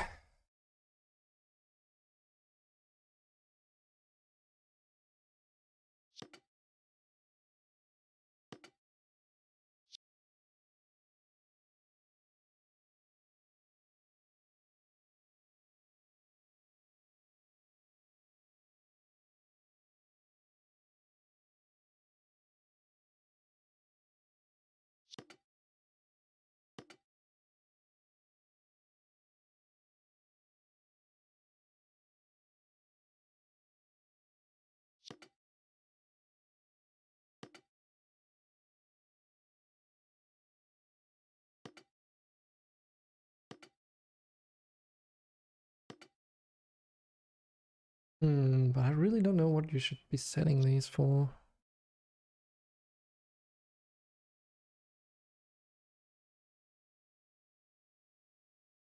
The defaults for those is -4, 8, and 4. Then it's -5 and 1. Like this one is set to 1, -5. I mean, that's a subtle effect that looks kind of decent, but it makes the cave way too bright with the key value that I set. There's also a fog effect in the cave, which, oh my god, when I'm standing here, you can really, oh my goodness, you can really see how that, because a lot of the scene is dark, it just makes everything glow like crazy. Holy fuck, okay.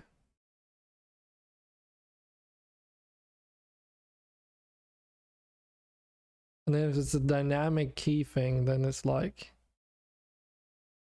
you're looking at a lot of dark, maybe? I don't know. Because this level is a bit too dark now.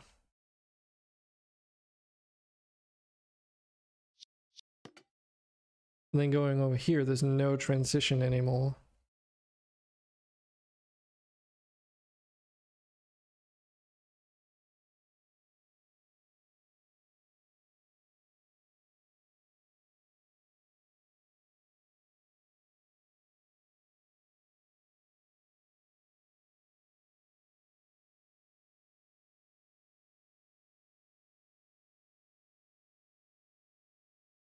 So if I lower these values, I assume I'm basically just moving the range leftward.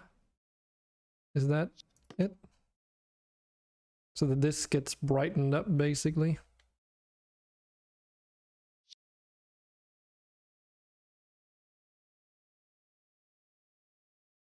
Like, look, like I'm trying to understand how this debug view works, basically, because that's like, if I can understand that, then I know exactly how this works. But yeah, the more to the lower these value ranges become, the brighter the scene, because these are like, this is like the interval. I assume it gets like interpolated to that or something. So these are what the values are actually like, maybe, and then it just gets like shifted left and then clamped between the left and right most areas. Maybe that's how it's supposed to be read.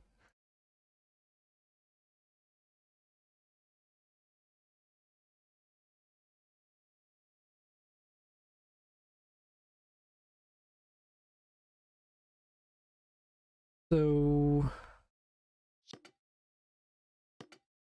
that's all well and good, but there's like no feeling of any transition now.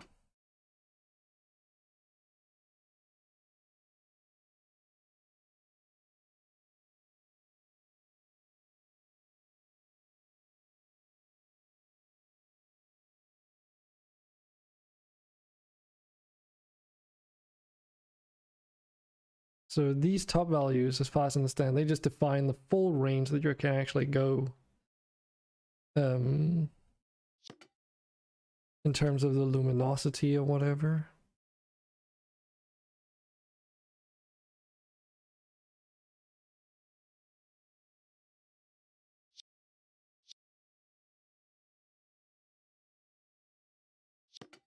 But yeah, now the effect kind of just feels like it disappears. Or at the very most, it's very, very subtle.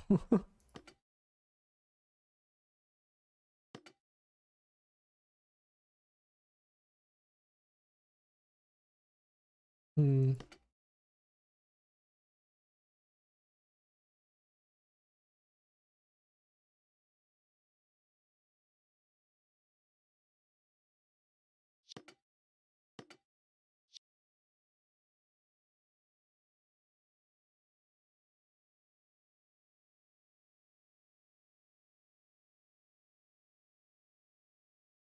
I don't really know.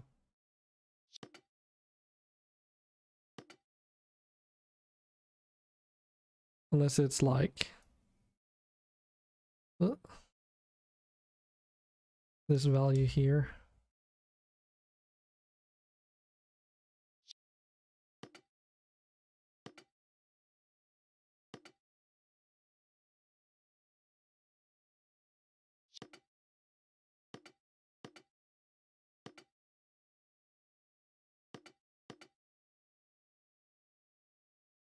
Because there's nothing on the debug view that changes when I set the key value. So what exactly is that?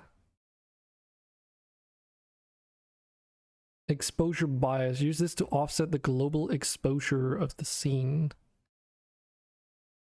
Well, that does kind of imply that these are supposed to be like sort of the interval, and then the key value is then just like an exposure offset so it doesn't get super dark. Maybe that is just what you're supposed to do.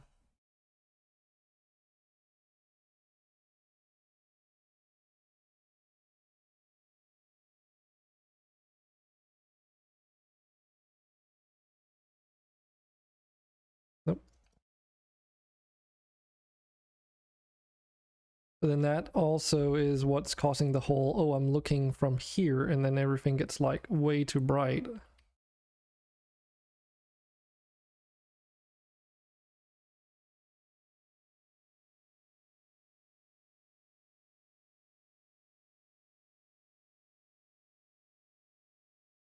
So that's like,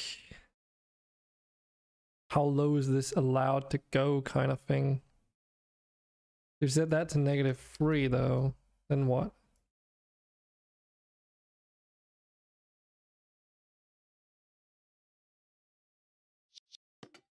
Then it just makes this scene really dark because it's not allowed to go like,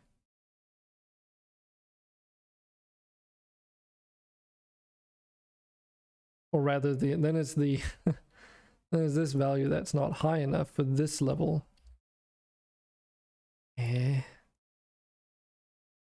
that has to be almost, yeah, about 0.5 then.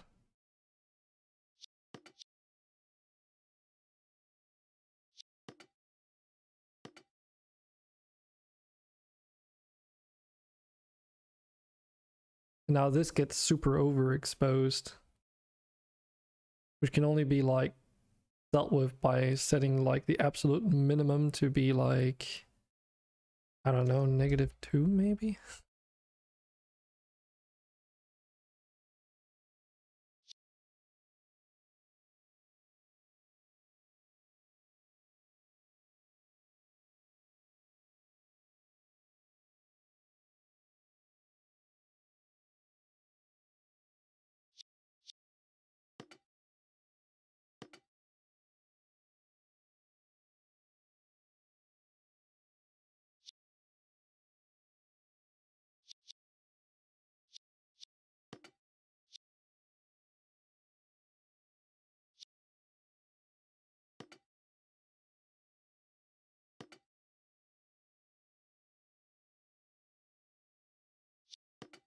Because if I'm jumping between these two levels, and that red line is about like the thing that I need to look for, and if that's like what it transitions between, I assume that's what it means.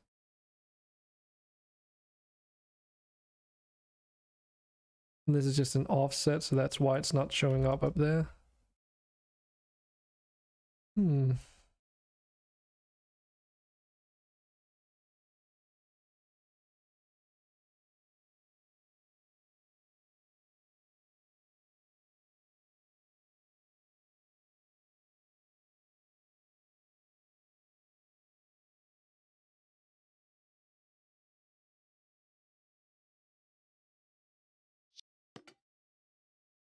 There is technically one other level that we could test, which would maybe make it a bit more clear. But we would have to be a bit lucky to that. I don't have good debugging tools for it. Set the click delay down. Turn the volume of this game a little bit down as well.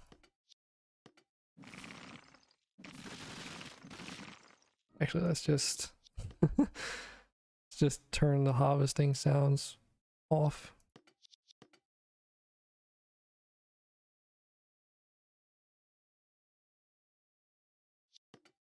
Now, we didn't really like complete the tutorial, so we don't have any upgrades to speak of, but we can still get materials in this level though. Oh, and I also have my auto harvesters, which we can employ to good effect. Actually, let's put that one in this level.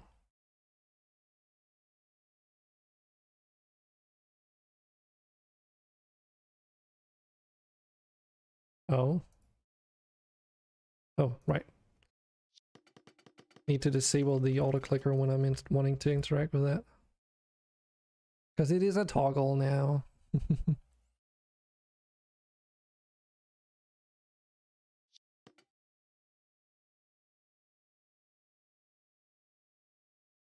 Just demolishing everything in this level at least.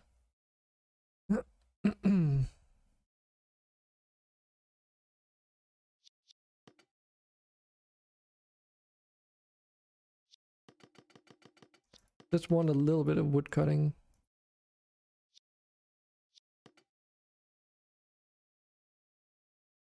And for this, we do need this building. Guess we might as well drag you out. That drag you out. There we go. Ugh. Like some weird ass FOV going on there.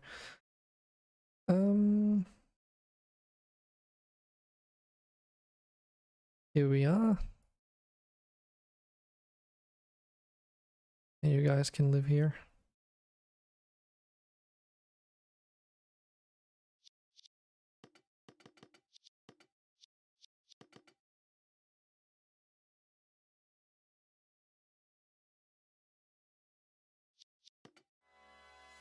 Let's get a copper mine going.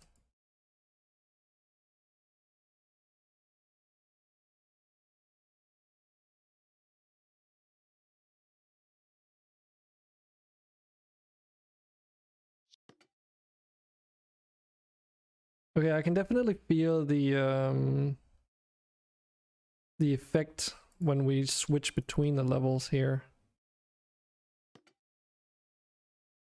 It's subtle, but it is kind of cool. I kind of like it. I just need to be careful that darker levels don't become too dark and bright levels don't become overexposed. Well, underexposure, overexposure. But that's what those settings are for, is to limit how dark they can get.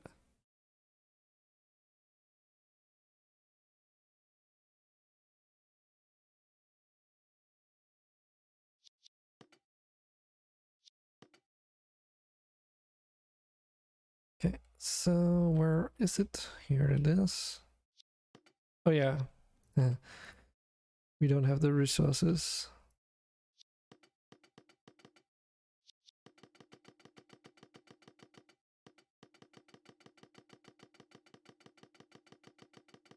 We need at least 10 ingots.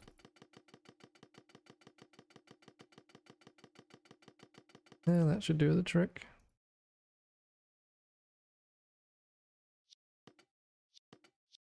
Okay, we don't have all the requirements yet. What do we need? Probably this lightning essence. Do we even have lightning essence? At all? Probably not. It requires us to break these. Yeah, we didn't even have any.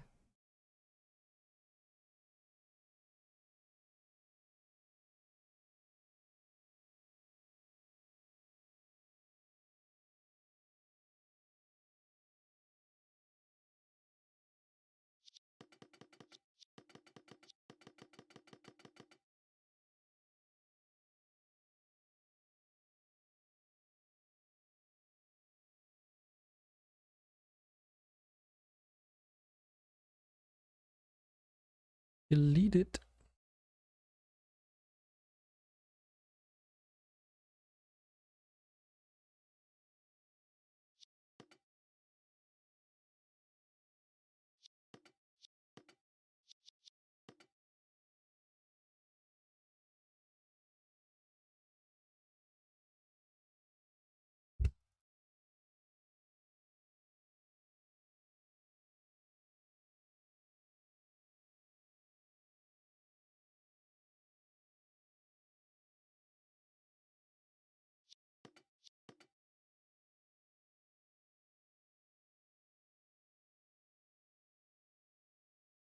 Not the level that I was thinking about.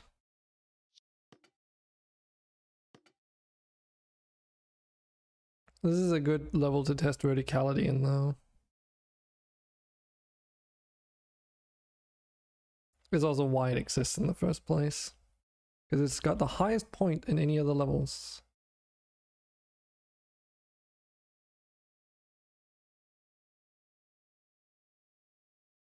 There's also like a good level to test really extreme like camera things. Like it's clearly stuff that could be improved, but making a good camera is fucking hard, man.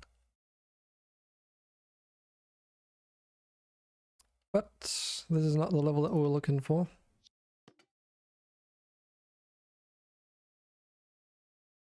This was the level I was looking for. Yeah, this is not good. Let me show you what it's supposed to look like. Here we go. This is what it's supposed to look like under normal conditions. With adaptation, it becomes like very underexposed.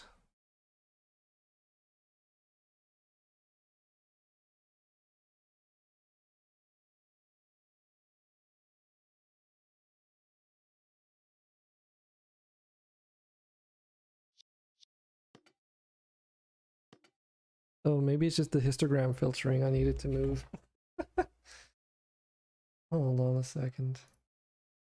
Because it looks very appropriate now. And you even get like a...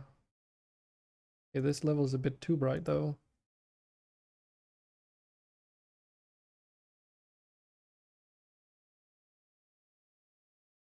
If I set this to dynamic, then oof.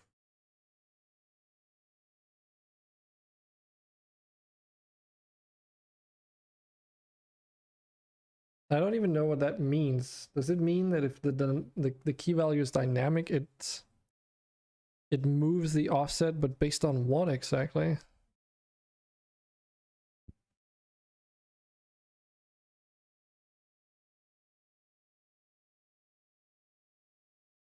So this is true to let Unity handle the key value automatically based on average luminance. Hmm.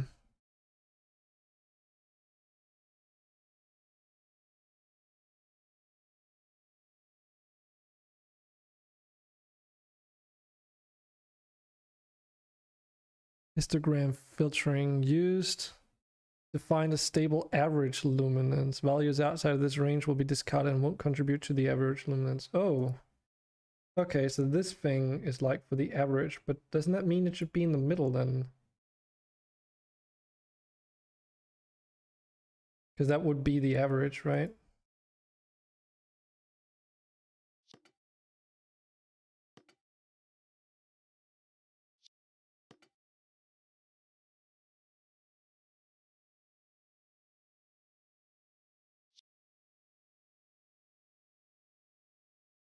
And then we would have to lower this value a bit. It's very sensitive.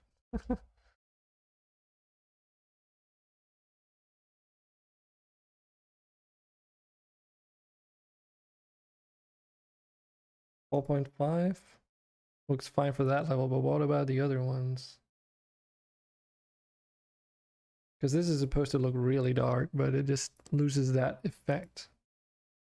This is supposed to look very bright, but it loses that effect as well. That's probably because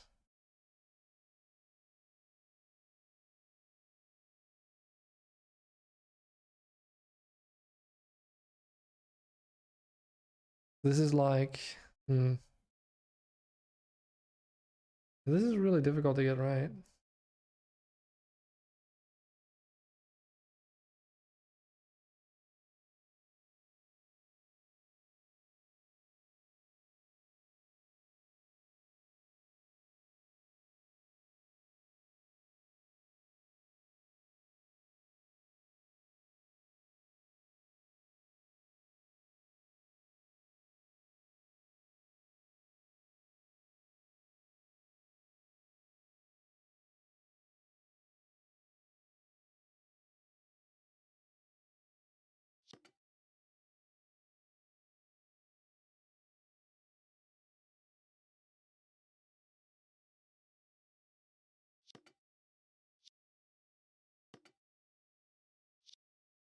This doesn't seem to work like super well universally at the moment.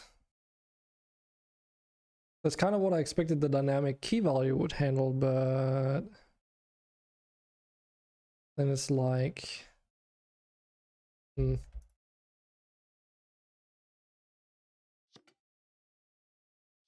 everything just becomes super underexposed. Then it's like I can use this to sort of nudge it in the right direction or something. I don't know.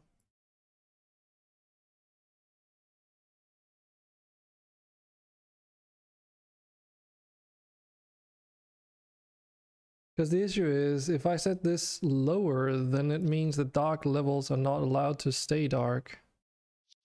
If I set it high, like, oh man.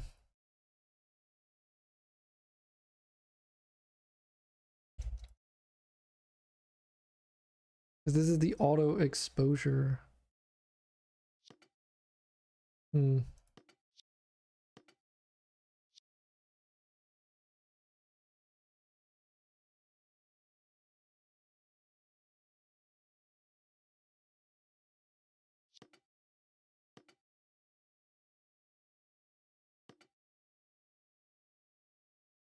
Right now it almost feels like there's no eye adaptation whatsoever.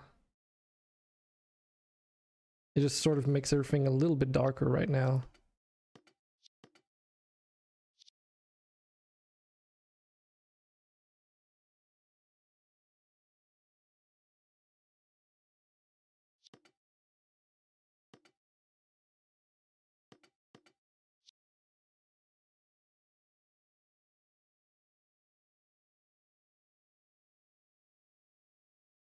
Because the average luminosity is where that red line is. So when I move this, you know, it's like, okay. It makes sense for that, but then the dynamic key value just doesn't do what it needs to do. But then if I set the key value manually, then it overexposes stock places. Or just overexposes everything, really. But I mean, I can tell here that average values are correct, but this is like way too bright for the dark one. Like, look how it's supposed to be. And then this effect too, where it's like, oh, there's too much darkness in this in view, and then it just overexposes everything. Because the average luminosity levels in this scene become like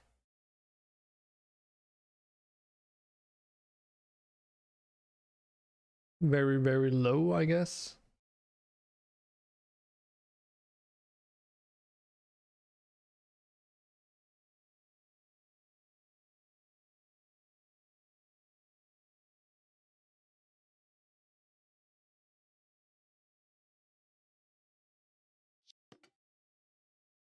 I mean, I can clamp it between like a min and max value if I want to.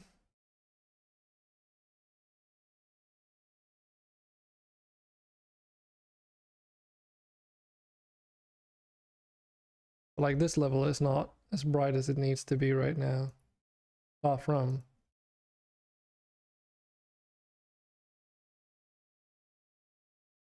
Even though the red bar is exactly where it needs to be around the average values. Then if I offset the exposure, it just becomes too pronounced. It feels like. I'm just ranting because I want this to work.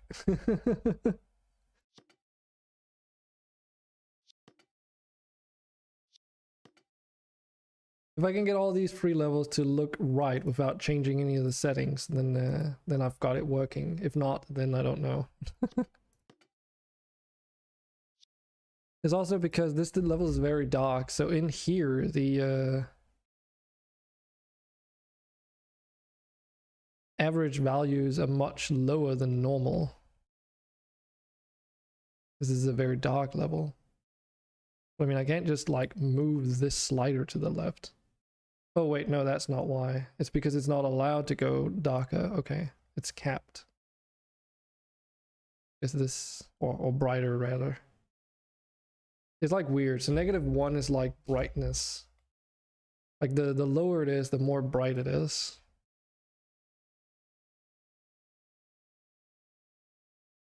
And I guess because this is a dark level, then it wants to overcompensate and then overexposes everything.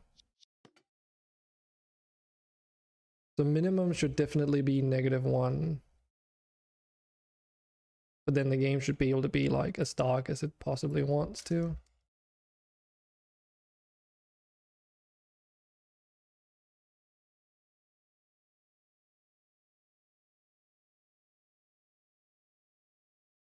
So I don't really understand why you can even set the luminosity range, because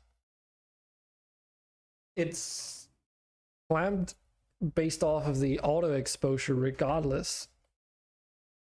And you already set a minimum and a maximum in there, which seems to be a bit redundant to have two minimum and maximums if they're both dependent on each other.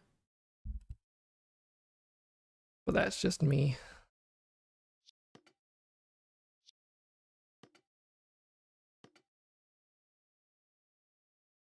I really like the transition to the snow level. That works really well, because you can't really see the, like, some of the detail like slowly grades in. Like, it does give you that temporary snow blindness effect that I want. It probably also is enhanced by the fact that there's Is bloom enabled? It's not even enabled. So if bloom is enabled, how bad does it get? Or bad, like how pronounced does it get? Okay, it's a subtle effect right now, but I kind of like it. It's not like overly done. And it seems like, as far as I'm concerned, I need to adjust these settings just right for this game's light setup for it to look good. So the only setting you really need is to be enable light adaptation or not.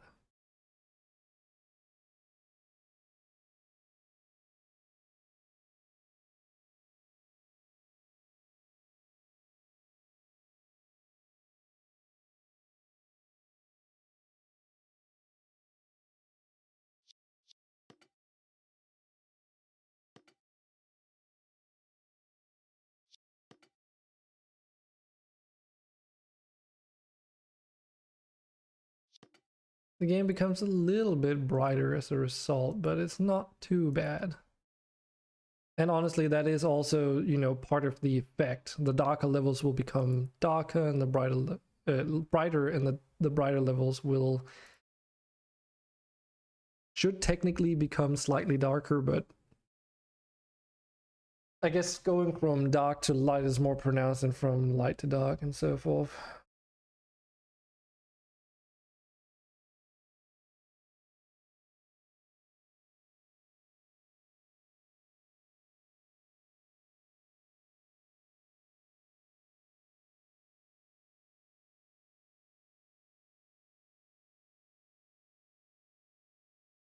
Yeah, having -1 as the minimum value seems to be quite alright.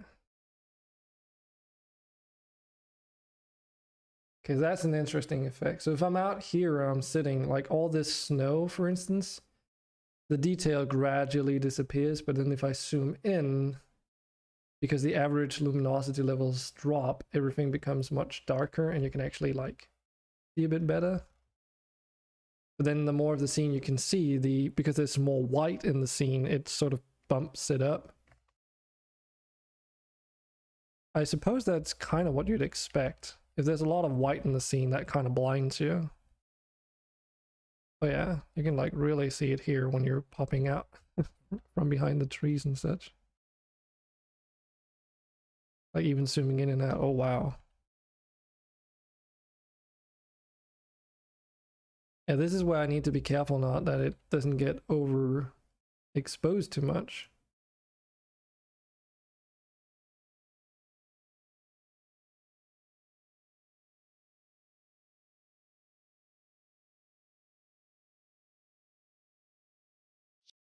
Because it could very easily do that.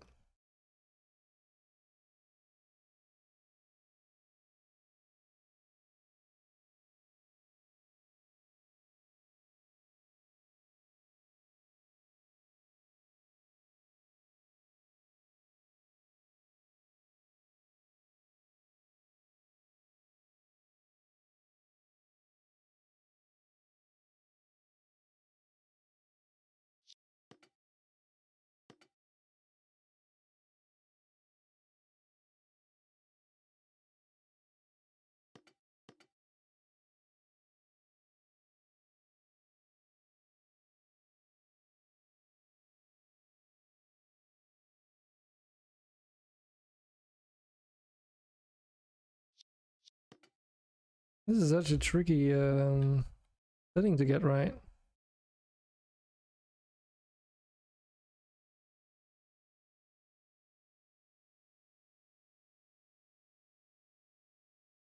It's also really difficult to tell in this level because of the fog. As you zoom out, the fog becomes more pronounced, so automatically when you zoom in, it becomes brighter for that reason alone. So, Hello there, Toto. How you doing today? It's like a sleeping cat. You're just coming in to say that you're going to sleep? You sleepy kitty? Sleepyhead?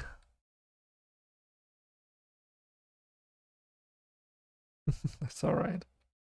I take that as a lurk.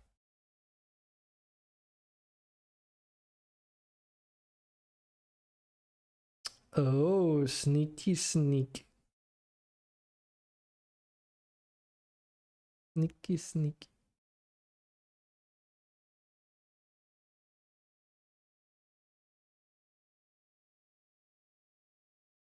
Oh my god, that lava becomes really bright when you zoom in. If I lower that down to 1 again.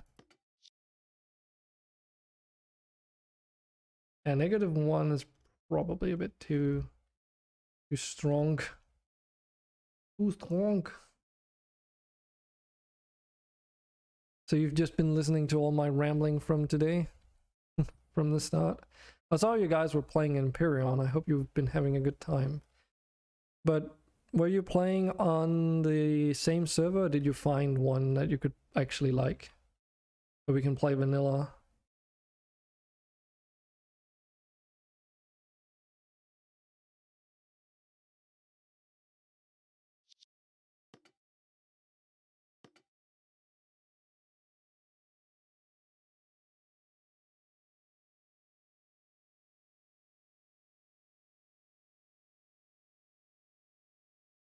Because of me? Really?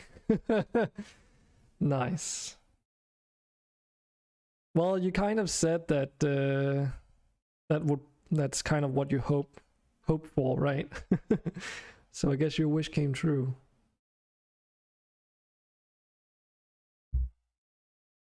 Because we did talk, I did tell him about some of the POIs and the things that you can like discover yesterday. Seemed to get him hooked, all right.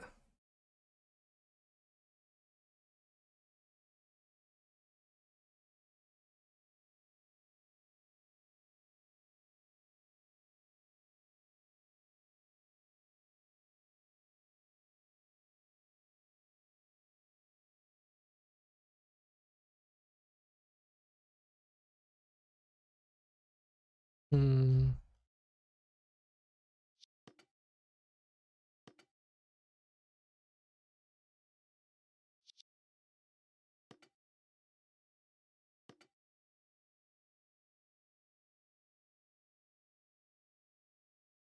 It has to be a higher value, or technically lower, for more pronounced effect.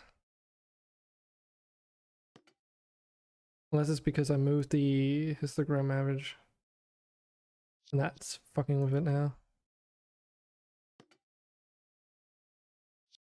So hard to get this set up right.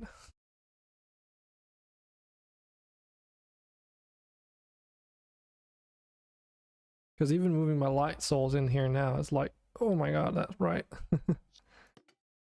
Then if you go to this level, it's a completely different story. Wanted to launch base into outer space. Okay. How did that go? Oh, before wipe.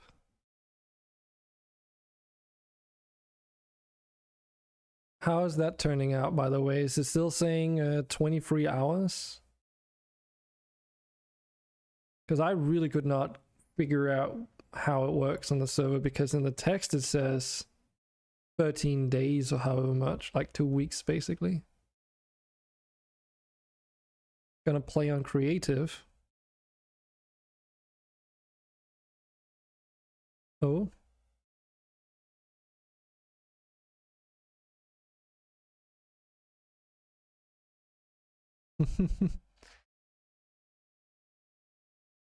Yeah, it's definitely easier to build in creative.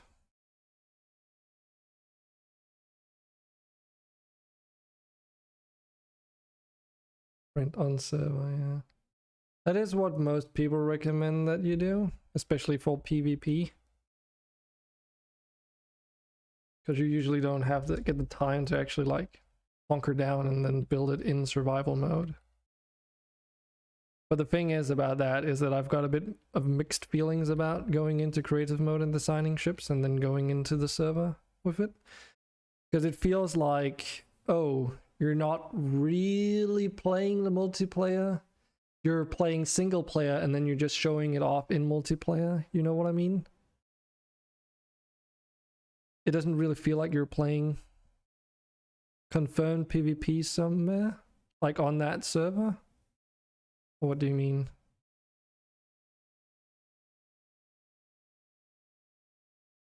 Oh, really? Oh, okay. So it's PvE,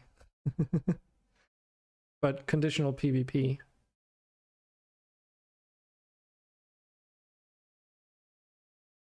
Just note though that just because people are salty does not mean PvP though. They could have been fighting PvE POIs, like AI enemies essentially.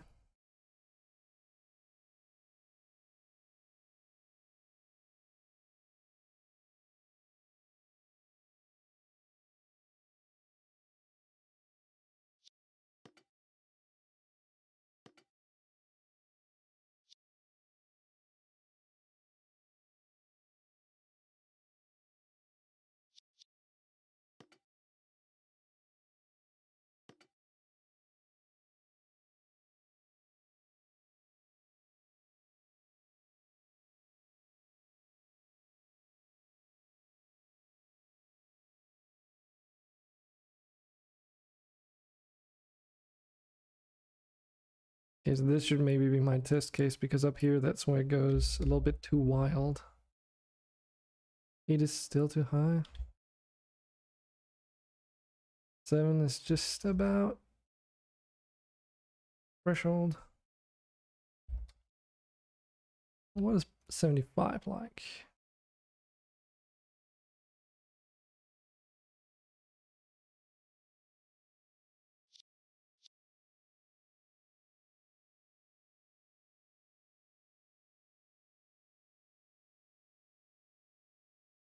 Now it shouldn't require a lot of bright sources of luminosity or whatever in order for it to like go crazy. Topic about raid and chamber camping. Well, the thing is, you can also get raided by AI on some playfields if it's set up that way, where the AI will like come through with like these drones that will attack you. But if it, I don't know what chamber camping refers to, so. But yeah, there might be PvP somewhere on the server. Regardless, though, Cap wasn't too big of a fan of the whole modded situation, but I don't know if he's changed his mind on that.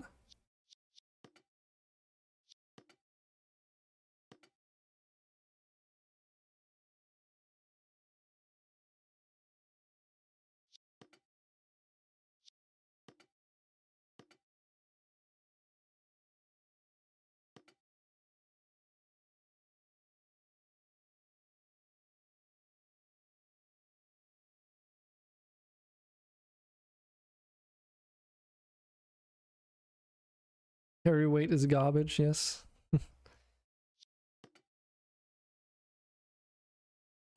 That's actually not even modded, that's a server setting, I think.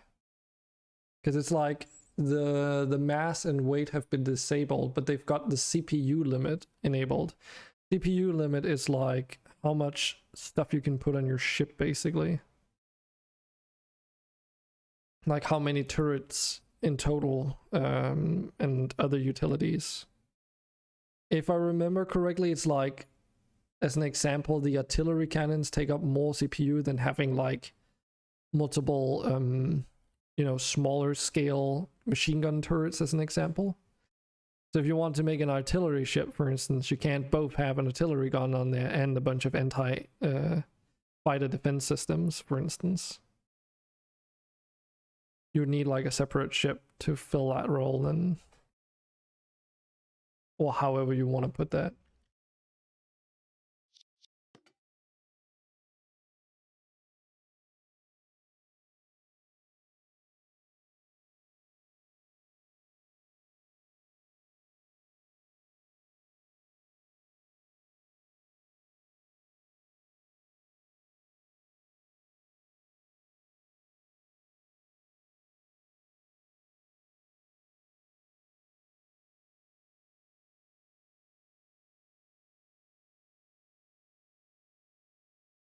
Well, it seems like eye adaptation is mostly affecting just this level itself right now of how it's set up.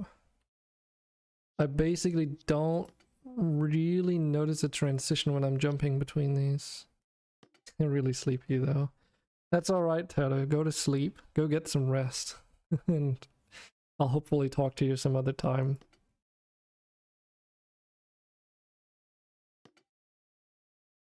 But it's good to hear that we got Cap and Kyo. Well, Kyo was already in, but it's good to hear that we got Cap at least engaged into the game.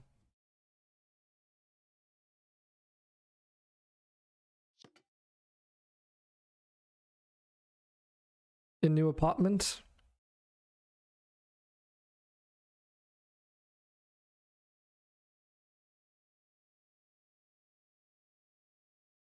It's good to hear. But we can talk about that some other time when you're a bit more awake, Toto. You should really get some rest if you're feeling tired.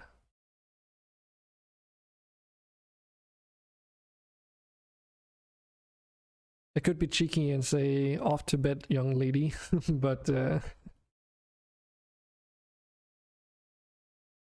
you know.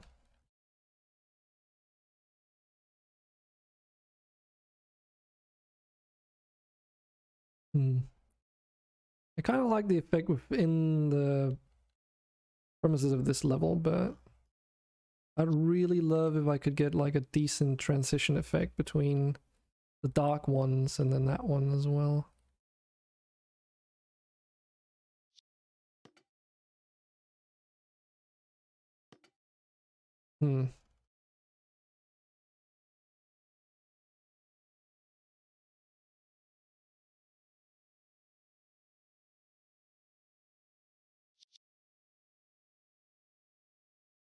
I don't really understand how this even works. Because it's like, if I lower this all the way and take the full range, I mean, it basically says that the average luminosity for this level is like down here, and then it's up here for this level. Which makes sense, but then why does everything gets like super exposed for this level if I include the full range? But then this one, you know, it does not. Because basically eye adaptation also means that there's like no settings to limit how much it transitions from dark to light and light to dark. Say, like how strong that effect is. It's like generalized as one combined thing, if that makes any sense. And that's kind of what I feel is the problem here.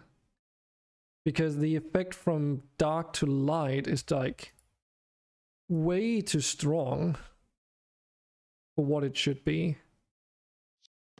Whereas the one from, you know, dark to bright, you can adjust just fine with the key values. And if I set the dynamic key value to be enabled, then it's just dark period. Like, what if you want, like, what I actually guess I would need. No, that like with dynamic, it just doesn't even do anything. It feels like it just makes everything dark.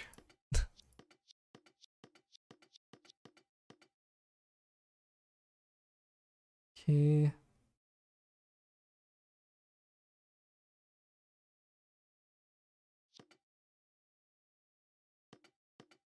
Because I feel like this is the issue as to why it becomes too bright in here. Because if you set this to 0, then there's no offset value. Right? Or does it just offset it to the dark side too much? Is that actually the thing? So if it's like 0.5, it's in the middle. And then it's just like average value. I assume that's what it means. And that's the thing, like I could go in and adjust the light level of like the light settings for this level to be darker in general.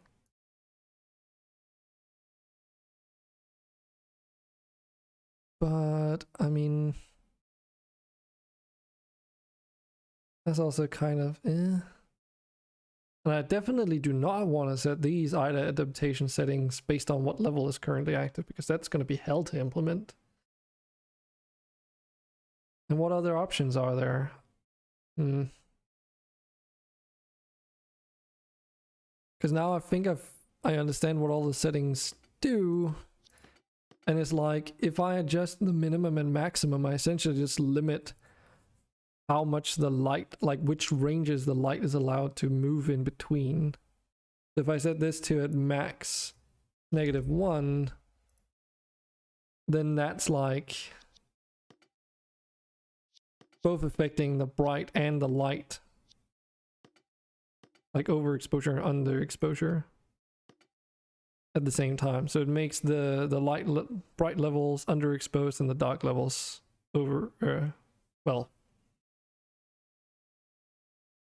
not really affected at all, really.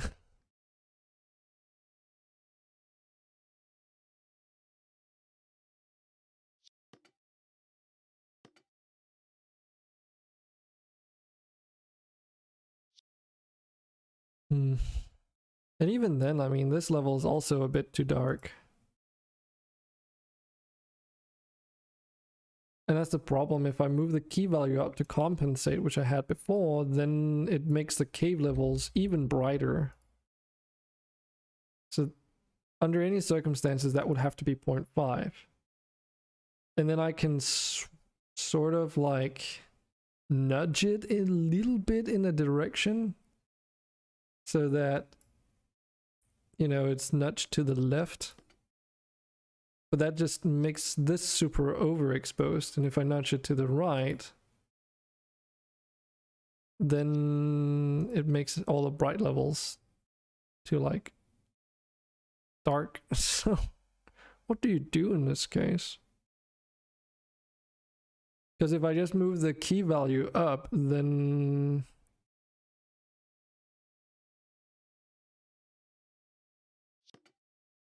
it just makes it too bright again.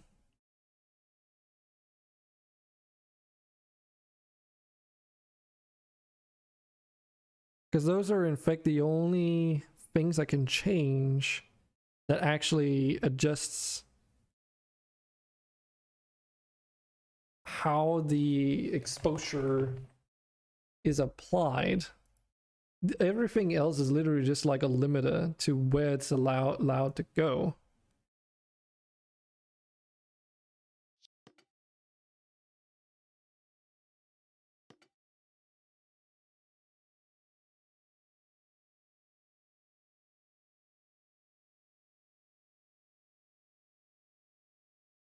And again, like this effect is also what I want to avoid. Like, what is this? This is just super bright. And it's only because the average values are like really low all of a sudden.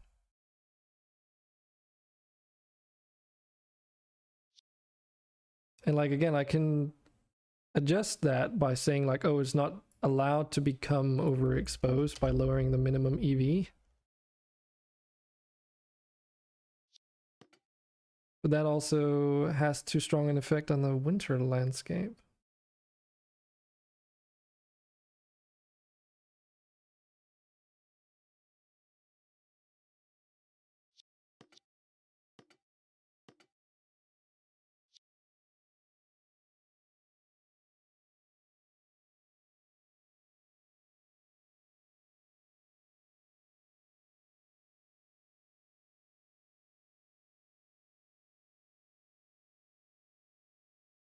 And it's like if I'm adjusting the key value down so that the winter landscape becomes the exposure that it needs to be, and then using the clamps to make sure it doesn't go beyond what I want it to be, then the eye adaptation just does nothing all of a sudden.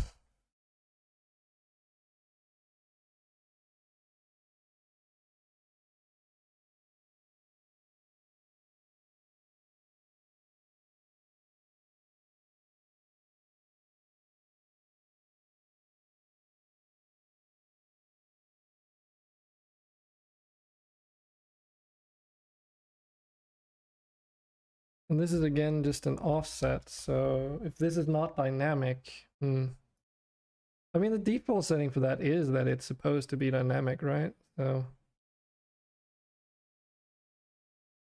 but if that's set to dynamic, I suppose that means if this is set to like the luminosity range is set to like too high a value, then you just can't do much.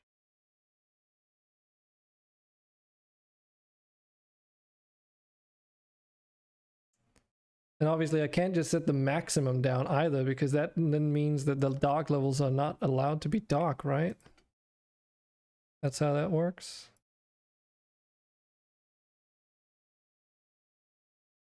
If I set this to like -4, whatever, I go in here.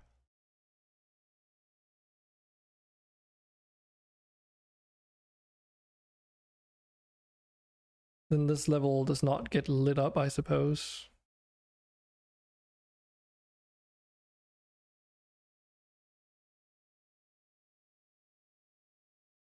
So what does EV stand for even? Is that like exposure variance or something?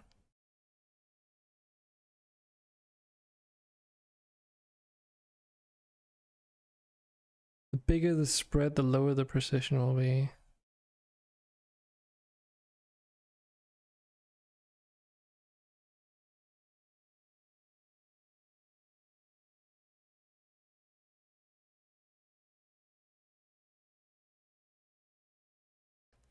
This is the problem that I'm also noticing. So it's like, as they say here, if you're working with a very dark scene, you'll probably want to drop both values to focus on darker areas. And that means that this is kind of like made in a way where it doesn't like adjust to the scene content, so it's not like a one size fits all levels kind of. That's kind of annoying. I like the eye auto adjust, but it's like not working. Hello there, Binyo. Or Tobin Binyo. How you want that to be pronounced? What am I working on? Do you mean in general or like specifically right now?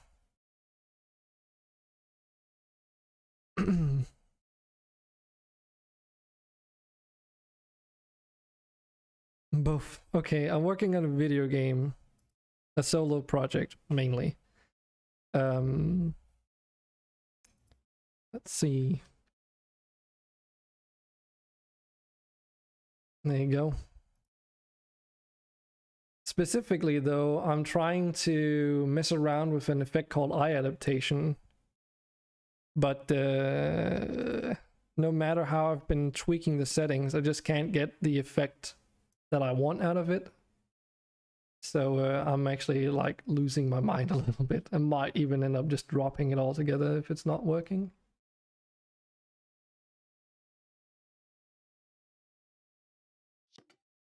So that's kind of what I'm doing. I'm just messing around with the values and trying to get it to work.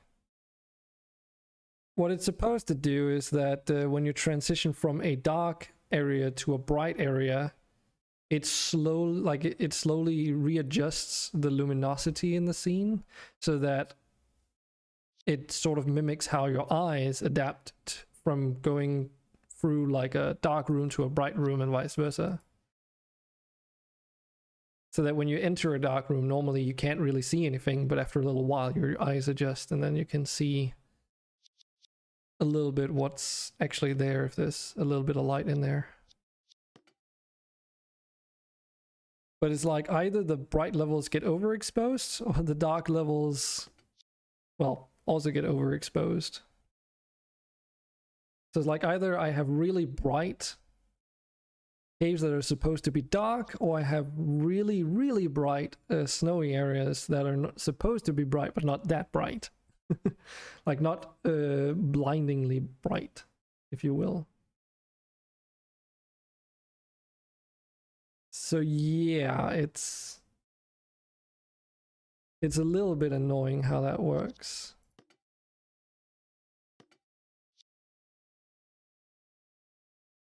And so far I've like managed to get the variables almost to a point that it's working how I want to. but then the effect itself kind of just isn't really noticeable, almost disappears entirely. And it's like so heavily dependent on scene contents that it's really difficult to get the settings just right.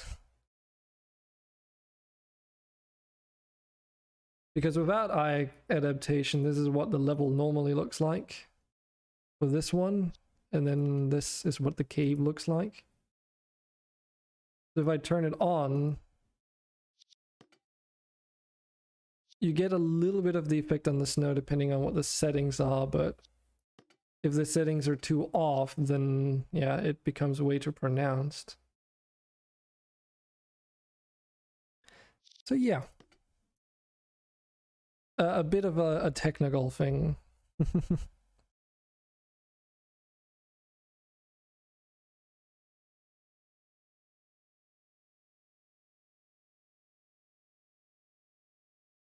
And as far as I can read on Unity's documentation, it's kind of like supposed to be implemented on a per level basis, and my game doesn't really work that way. And I'm not feeling like spending a lot of time implementing this feature, which is like a nice to have thing.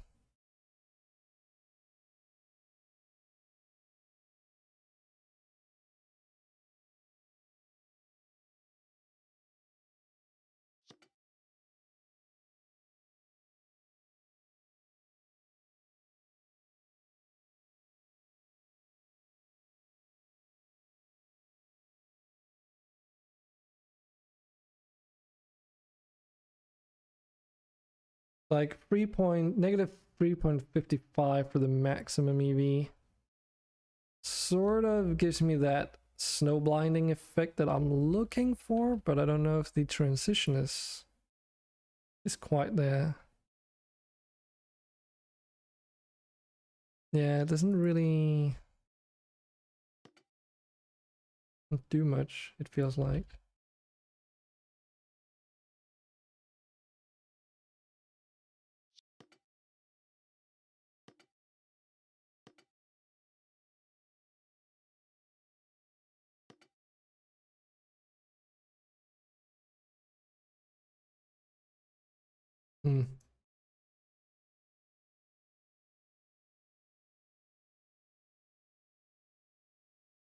Yeah, I don't think this is something that I can get working how I would need it to. Kinda sucks.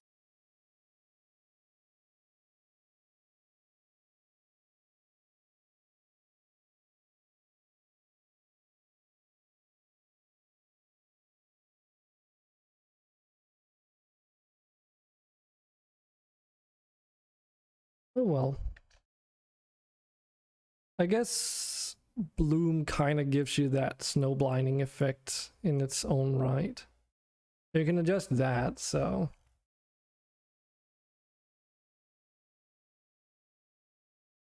But it would make for a lot cooler transitions when you swap between levels in the game. They have that brightness also affect everything, but yeah.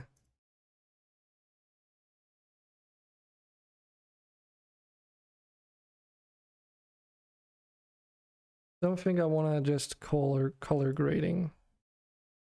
That's maybe a bit much. I never understood the concept, like why film grain? Why? Why do you want this effect? Like just why is that something people want in a game? I never really understood it. Sure, you can set the intensity and all that stuff. It'd be like really subtle. Other than if you're making like a retro game where that's like supposed to mimic like old monitor effects and stuff. I really don't know. The other one is Vignette. Vignette is like another one that's a bit weird. Because all it does is it adds that camera effect you get from using a real camera, where the borders of the screen are darkened, but outside of a cutscene or something, just why? What does dithering even do? Don't remember. Nothing to configure. It's just like enable or disable, and I don't even see it happen. Have to look that one up. Then there's chromatic aberration, which is set to 0. Ugh.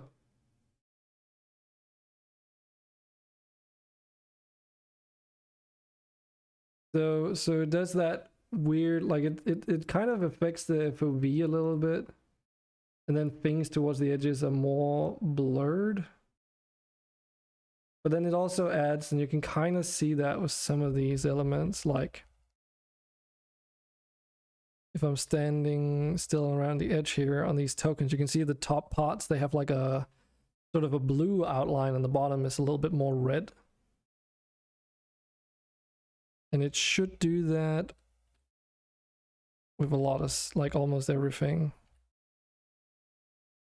I don't know what the effect is for. Like, why is that a thing? Let's see. Let's learn something. Chromatic aberration. So what is it? Color fringing, color distortion that creates an outline of unwanted color along the edges of objects in a photograph. So notice how it says unwanted? What?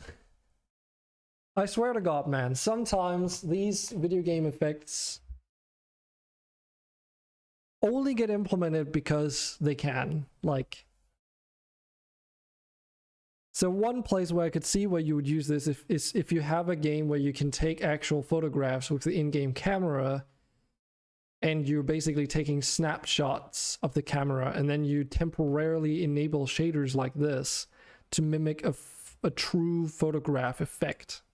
Like, that could be one cool way to use this, but outside of that, I really don't get it.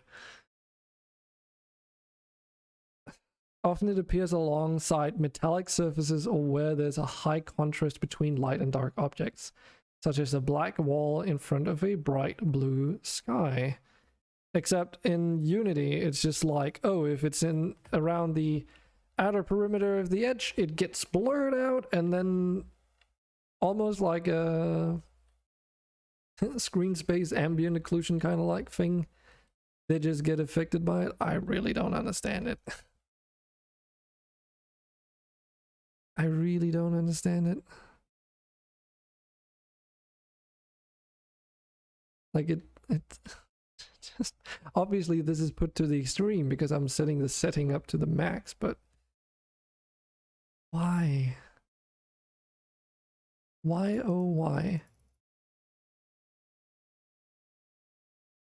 It basically just affects outlines of stuff.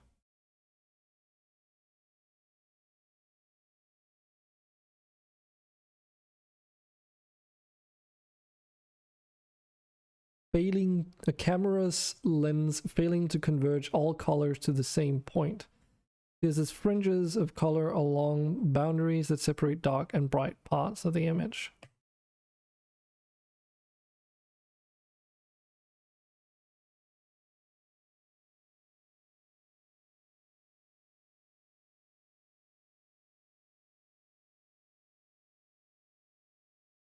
But why would you need this? Why would you want this?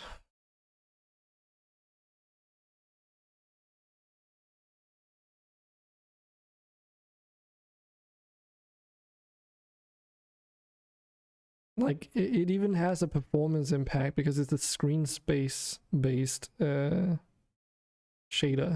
So like, why?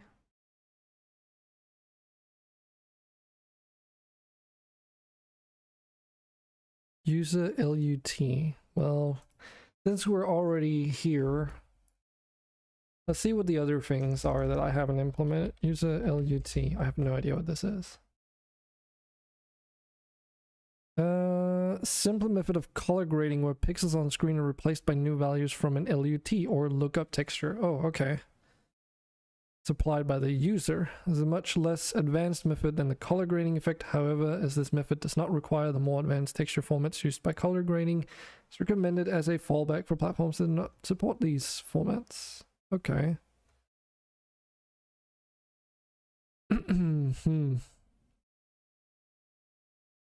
So that's like for games where you might want the user to be able to change the color grading to be more warm for photo shoots and stuff, but like I know for Skyrim there's a lot of like, oh, what are they called there again? Shoot, I can't remember the name of it, but it's basically color grading as well. And I know that YouTubers and such and modders as well use the those color grading tools to make more nice cinematic like photographs for their mod pages and such, or for their videos for that matter. And some also use it for gameplay, as far as I'm aware, to like make Skyrim, for instance, look more vibrant and less overcast and gloomy, or to do just that, make it look more gloomy, like making colors more desaturated, for instance, so that you really get that feel of like medieval setting rather than fun fantasy, go and beat the dragons kind of game. That is sort of what color grading can be used to great effect. In theory, you could also use it to make a film noir kind of like experience where the only colors that show up are the red ones, without the need necessarily to make grayscale textures. But that's also like an edge case use, which obviously I'm not going to utilize. Then we have motion blur.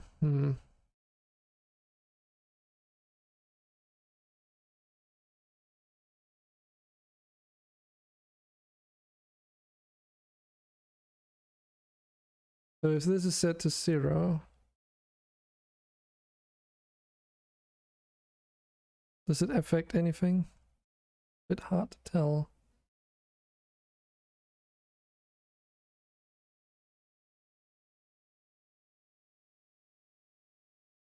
Oh my god, this is giving me like Majora's Mask kind of vibes.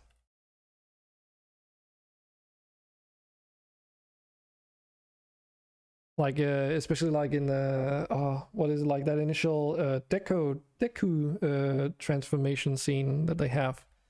It's basically like this strong of a motion blur effect, because it's supposed to give you the sense of nausea and like, oh okay, something otherworldly is kind of happening that's not like pleasant, basically. Because let's face it, motion blur is fucking unpleasant as hell. But I guess for motion blur, all I would need to implement is frame blending. So this is literally just the intensity. The higher the value, the more intense the motion blur is. So a toggle and then an intensity setting that goes from 0 to 1 with 3 decimal points. I can do that. I can definitely do that. Why not? Why not implement motion blur? Some people might like it, though usually everyone that I've ever talked to about motion blur says they hate it like the pest, or the plague, I guess you say in English.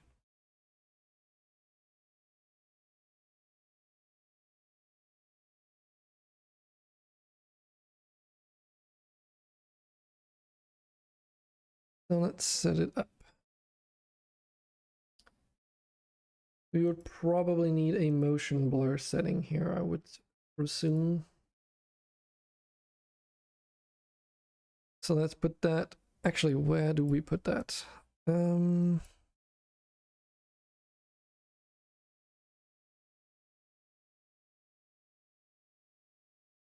Motion blur would be underneath DOF. Okay.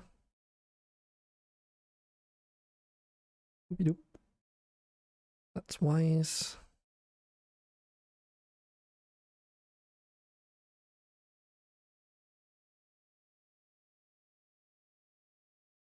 Let's see what we have. Motion blur model, I assume. Yes. Motion blur model.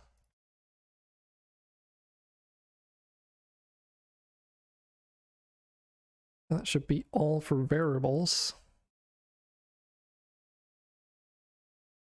And C# scripting. So we just need to compile this script and tell Unity compute the unit options. Actually, we might have to set up the unit options as well for this one. Oh yeah, we'd absolutely would have to. Now that I think about it.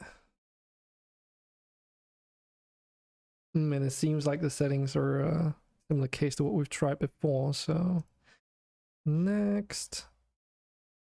So we need motion blur model, I presume. And then there's motion blur model settings, which is this sub tab thing. Motion blur model setting. Settings.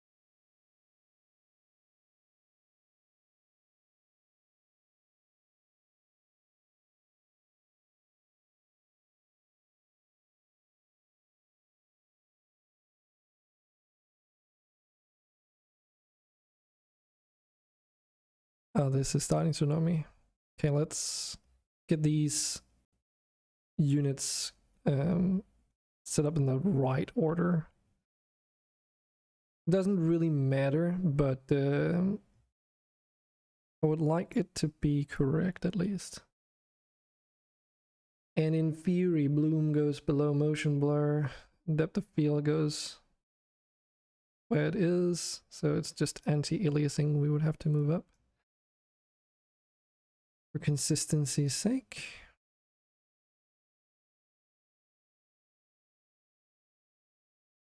A little bit weird the bloom model is further down, because otherwise it would be alphabetical, but unless this is not configured to this. No, it definitely is, yeah. Bloom model is further down on this one. Might be because of the order in which effects are applied, I don't know. No, that doesn't seem right either. So this should be all that we need.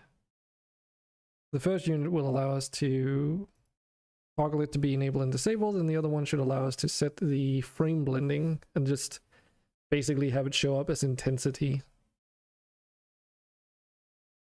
I could expose the other motion blur settings, but it didn't seem like it was necessary. It might have an effect on performance, like the sample count, I would imagine. Because the more samples you take, the more times per frame it has to compute something, usually. So if it has to compute something half as often, you get worse of a quality effect, but like the intensity is going to be the same, but just like the quality. So in between the motion blur, ghosting trails, or whatever you want to call it, there might be like more space in between or time in between. So it feels like they're like not one cohesive like ghosting effect, but yeah. Hard to explain.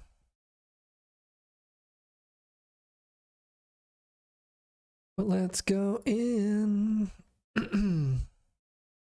Let's start with the super unit.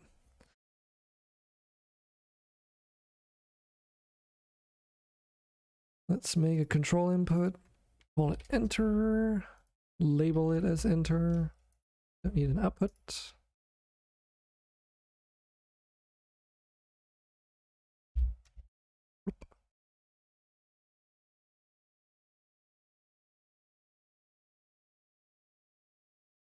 And then we probably need to do something similar to what we're doing in here,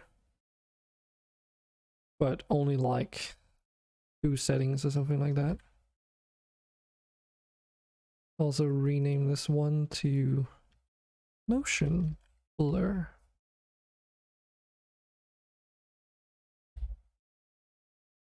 Don't need any of that.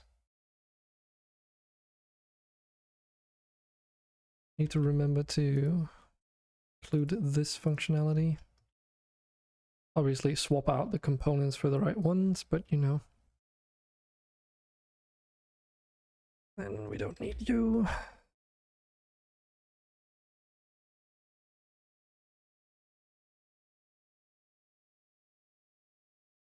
Goody good.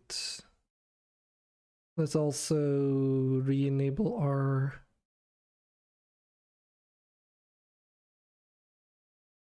where is it?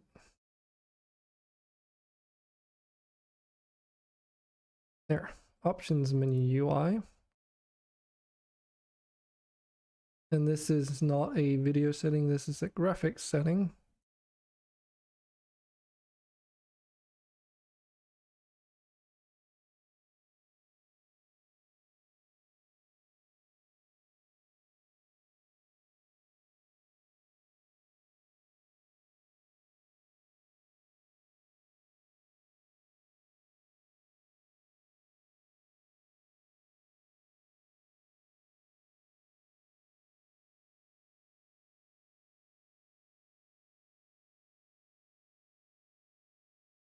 Yeah, so let's put it in between DOF and Bloom in here as well. We need a title, we need a toggle, and a slider. Let's just duplicate those. Title of this.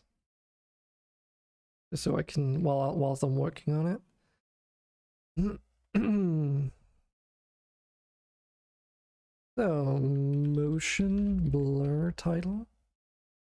Copy this.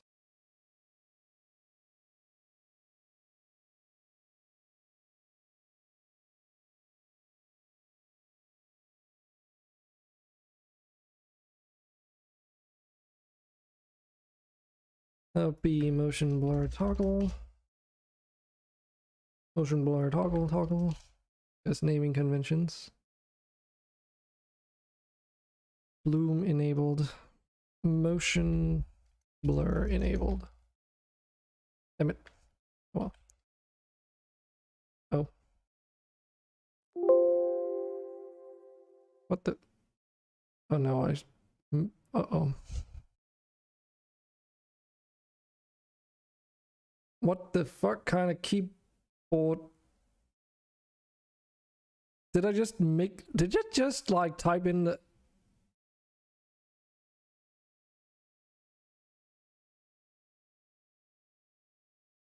Building player. I just managed to input some really stupid keybind shortcut for Unity to do something, and I have no idea what it's doing.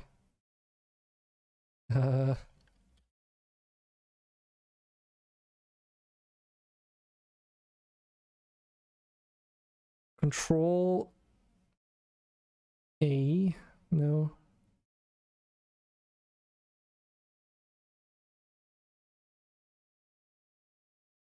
Control N do.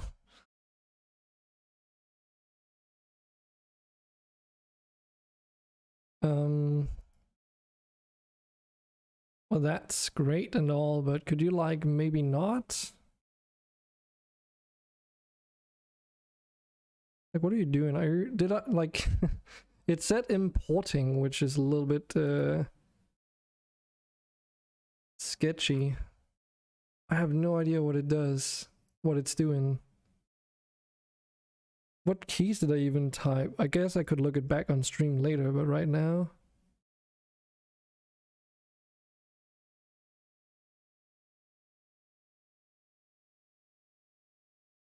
Okay.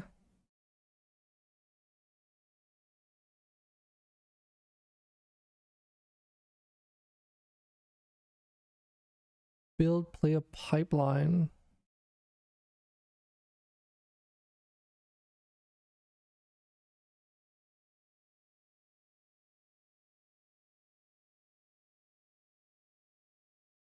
What does building player mean? What is build player? Do we really have to specify that?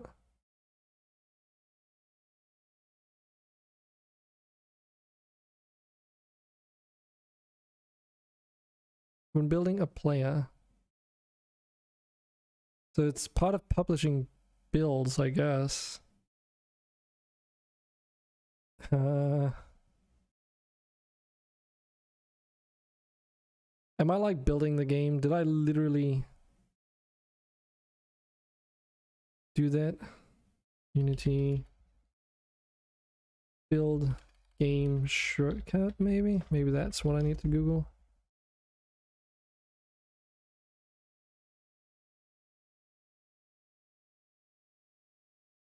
It's also a hotkey. Okay, then it doesn't show anything. Okay. There's nothing called build. Okay. Because I definitely typed in some kind of shortcut key for something. And then it started importing stuff. And it said streaming assets as well, which is something that's used within a build of a game. So yeah.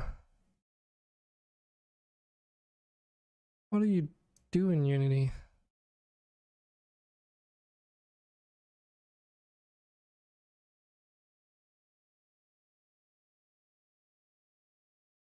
Because I don't want you to do whatever it is you're doing. Could you like just actually do the cancel thing that you show me?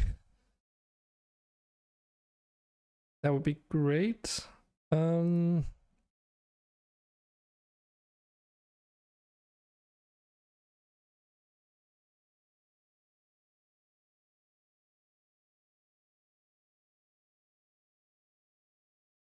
Okay.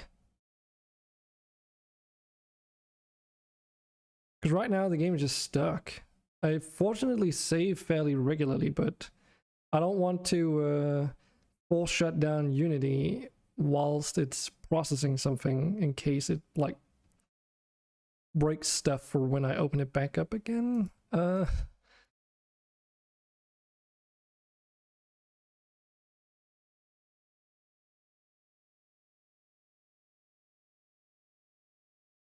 Okay. So build player, use this function to programmatically create a build of your project. Okay. So I assume it's just trying to build a game right now. To cancel build process. Sometimes you'll hit Command B or build and go, oh shit, and realize you forgot something and have to endure the next 4 minutes of build. If only it was 4 minutes. Think Alt F4 Windows.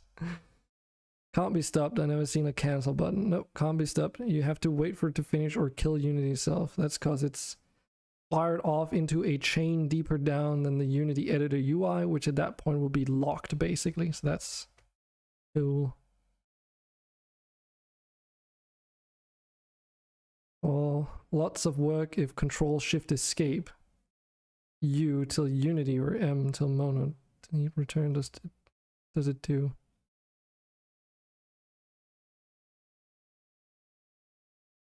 Yeah, it's building the scenes. Oh my god. Well, I guess we're getting a build of the game. I guess since it's gotten this far, there's no point in like trying to kill the process. I'll just wait it out, I guess. I suppose that means that because there's nothing that I've implemented so far that does not work. Yeah.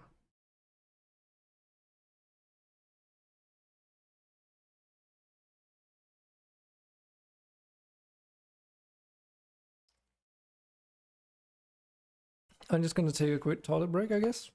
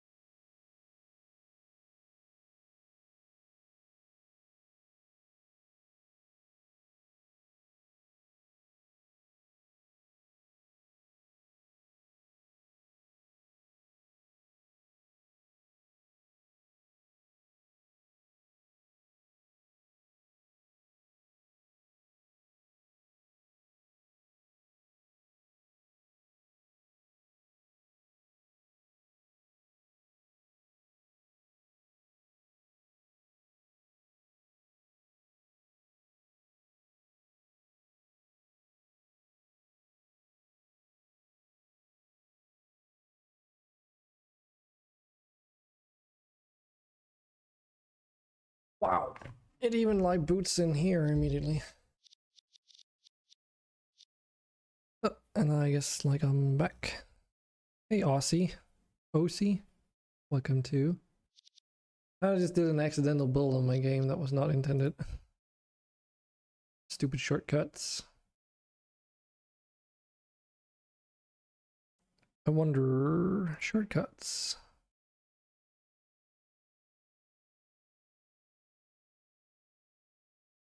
Android patch package and run. Can I disable this? That's one thing gone. I'm doing fine, thank you very much. Hope you're doing well as well.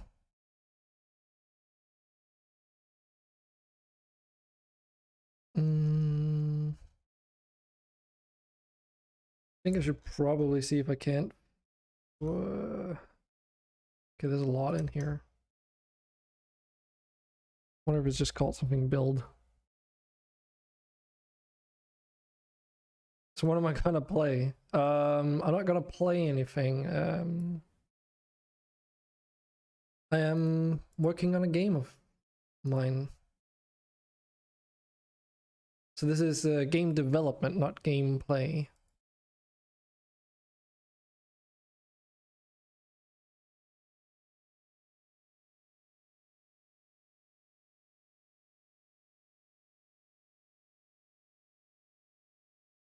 Yes, I'm making a game.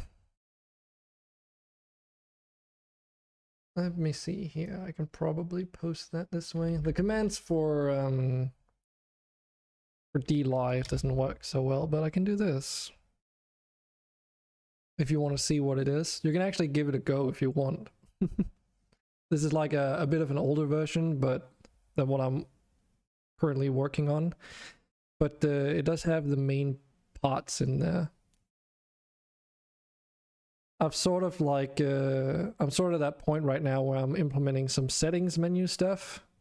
And once that's done, the idea is to update the demo, get it out, and then start working on like an early access release.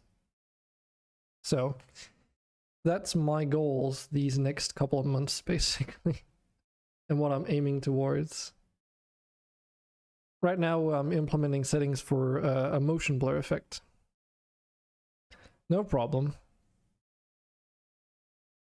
Yeah, that's no worries. There's also a trailer if you want to see what the gameplay is like, sort of.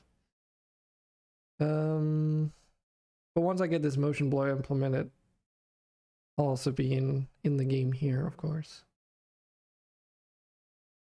Oh, did it actually collapse everything? It did. Okay. Slightly annoying. I accidentally put in like a shortcut key combination that builds the game into like an executable by accident.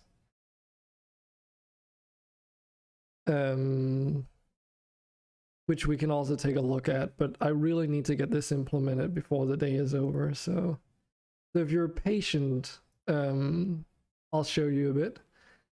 But I really need to get this implemented.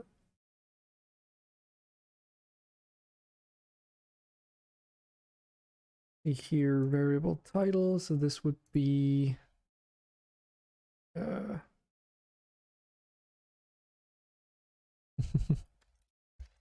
thank you for the understanding. Enable motion blur. That is the one. Then we have this thing.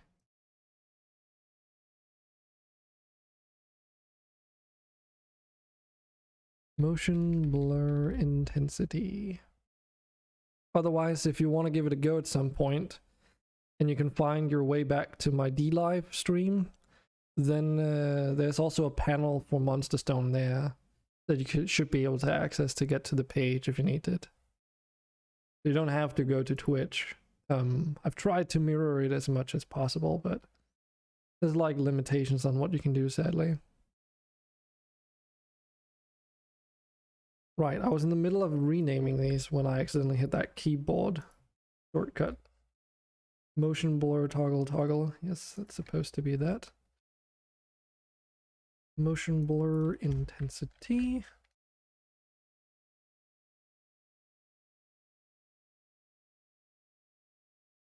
And this one.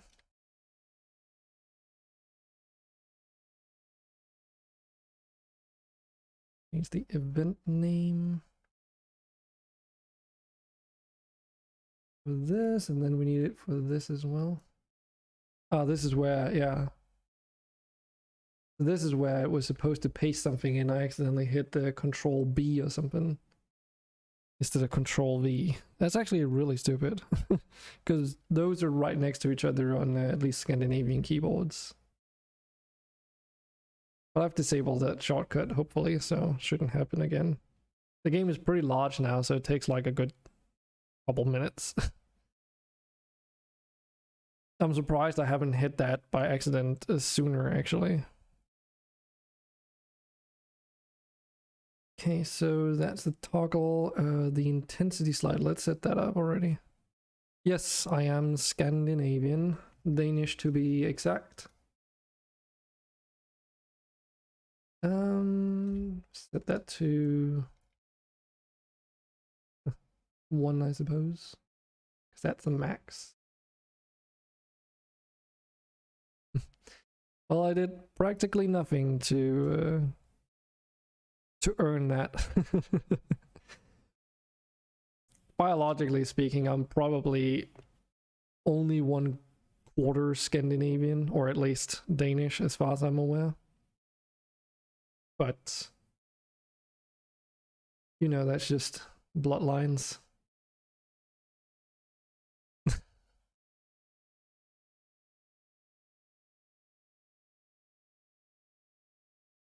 Oh yeah, we need this to be 3 decimals. And I think that's about it.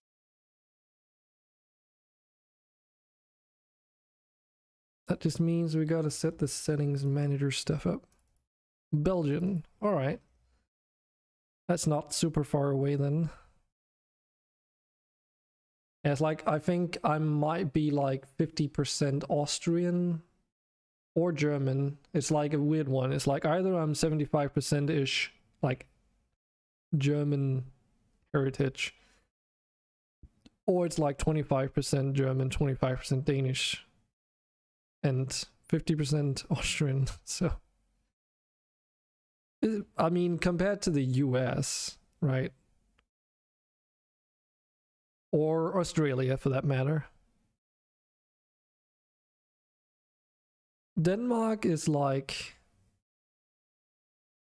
just north of Germany, so like we border Germany, set in between Sweden and the UK. Very tiny country.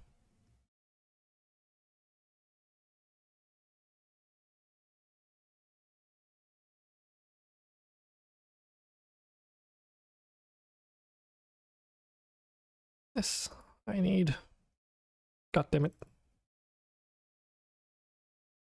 Just lock this.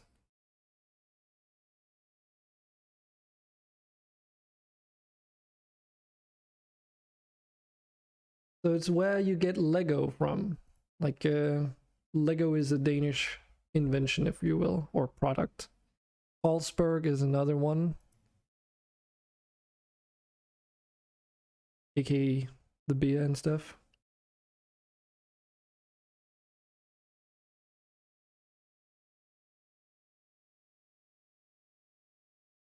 We're fairly known for like being amongst one of the happiest countries amongst the world. Like we rank 2nd right now. Make of that what you will.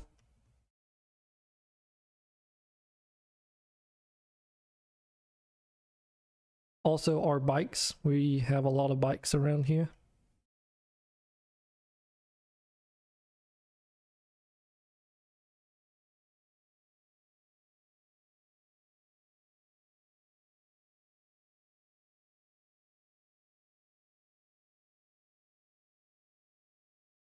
To be fair, I don't really know much about Belgium either. Like what makes Belgium special, so probably a pretty normal thing that you don't know much about, even your neighboring countries. Bicycle bikes. Like dedicated bicycle lanes and all that stuff. Even in some of the major cities, we even have dedicated bicycle bridges.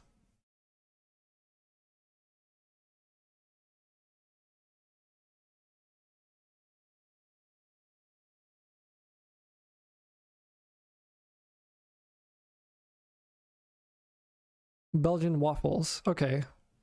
There's also, I think I remember having had Belgian chocolate at some point too. But yeah, Belgian waffles, that's true. You can get those over here as well. Don't know if they're the same, but all right. Fair enough then.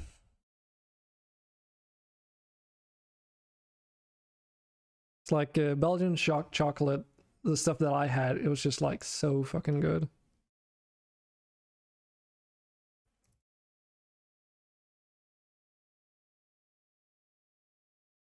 So settings manager. Don't remember if I've built this. Let's see. Settings manager blur. Do I have this? I do have a blur model. If I leave your house and you don't really know much of all in general, all right. Not judging. To be fair, that's probably not unusual.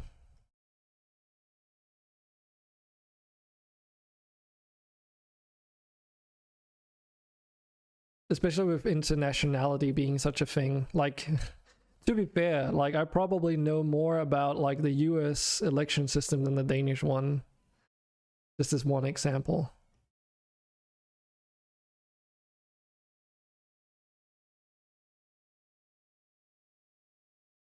Did I? Oh, we did. So we need a motion blur model settings set, right?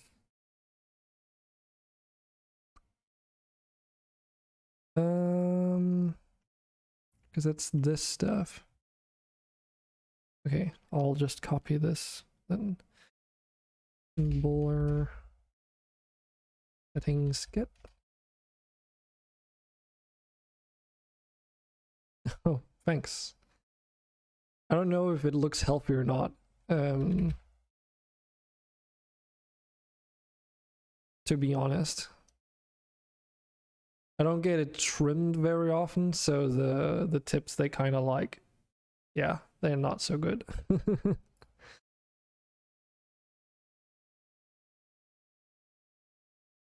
They could definitely be better on that part.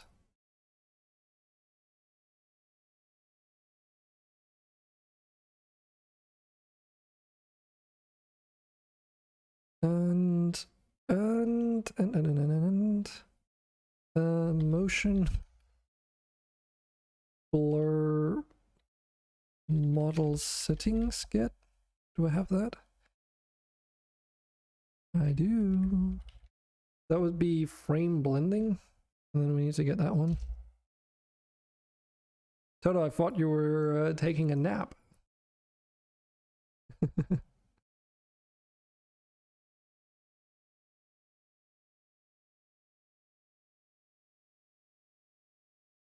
Surely you're not already back up and at it again.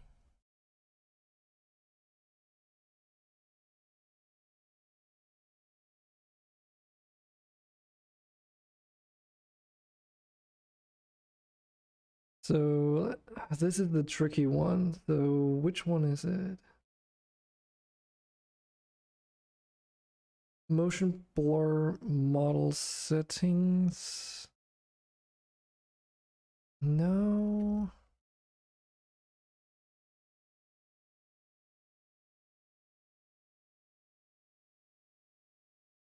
Unless...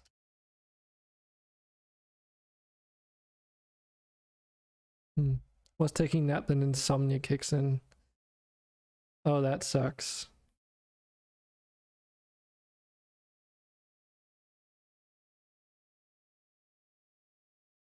It's something that's really hard to relate to. I never really have that issue myself, at least. Like going to sleep and then not feeling like sleeping. I occasionally have experienced that, but then it's because, like, you know, stayed up till like super late, aka like 4 or 5 a.m., then sleeping and then waking up at 4 p.m., and then obviously not being necessarily tired when the time comes, like a few hours later, to go back to bed. So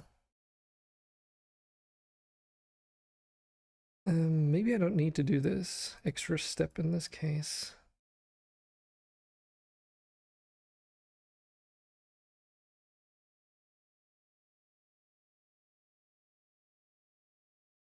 But I really hope for you to one day, like, not suffer from insomnia.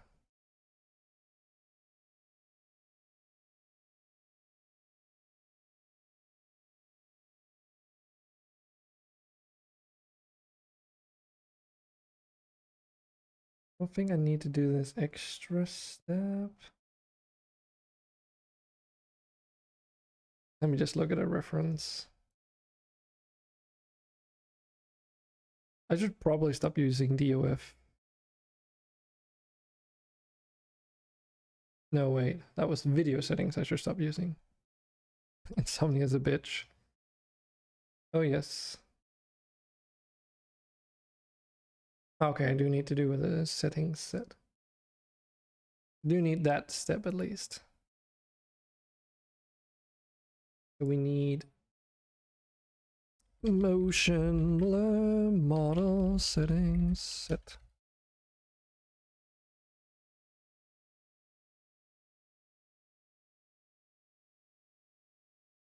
That, and then plug it into that.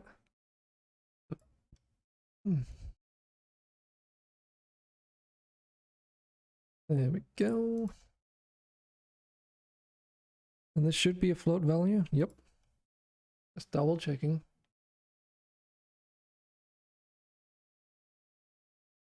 So motion blur model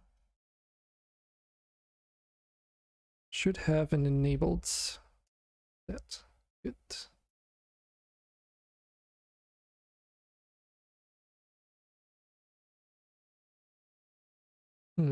All right.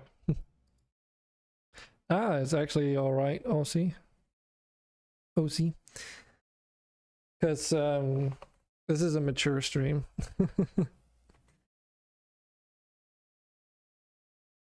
All language is accepted here.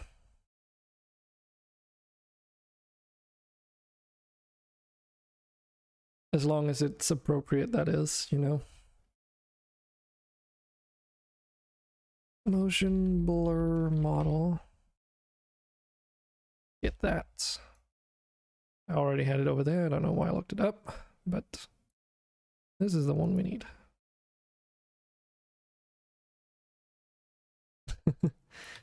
Yeah, you too. It's like I'm of the belief that venting is a healthy exercise and swearing is part of venting, so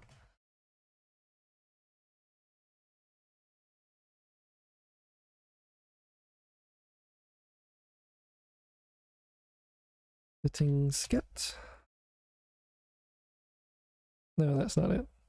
Enabled get.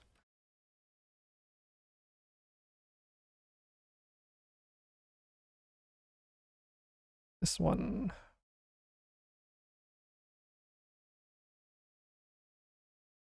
Exactly.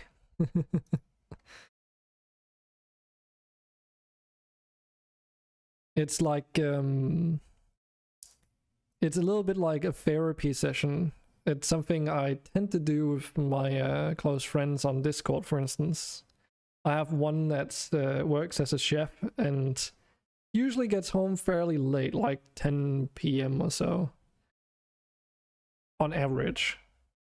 And there's a lot of days where he has a lot of venting to do. Oh, you did the gambling simulator, Toto. How did you fare? How much money did you lose?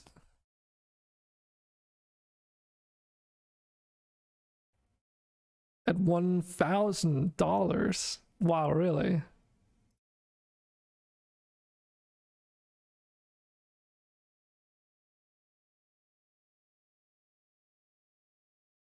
Damn. That's way better than what I got. Like fucking 10 times as much. Freaking Diablo Immortal bullshit. Crazy.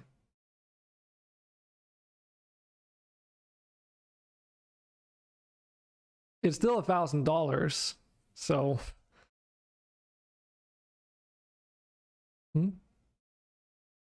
I did. We just looked at it.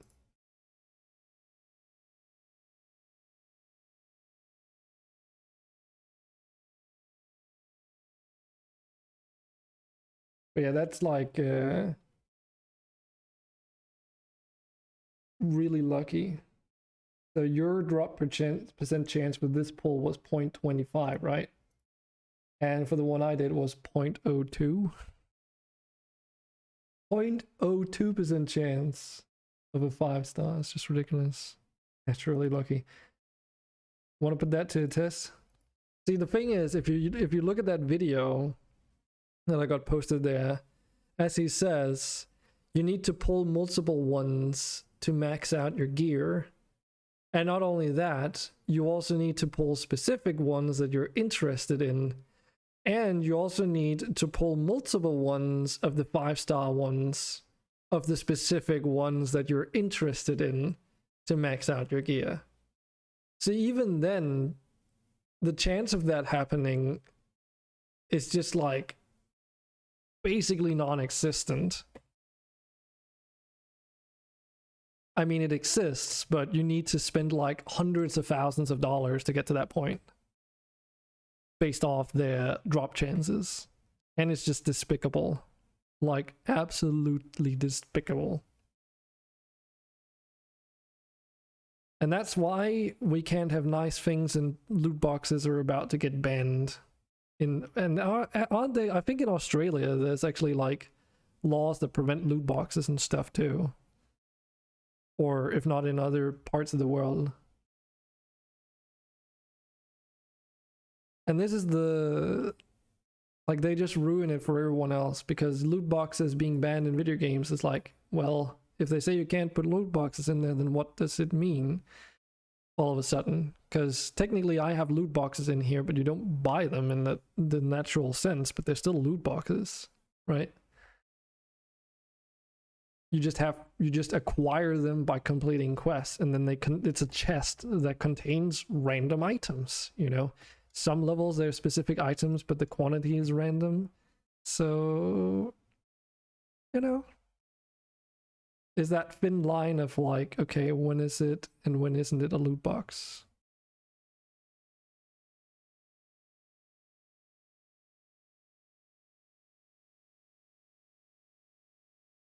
Frame blending. Forget. This one we need.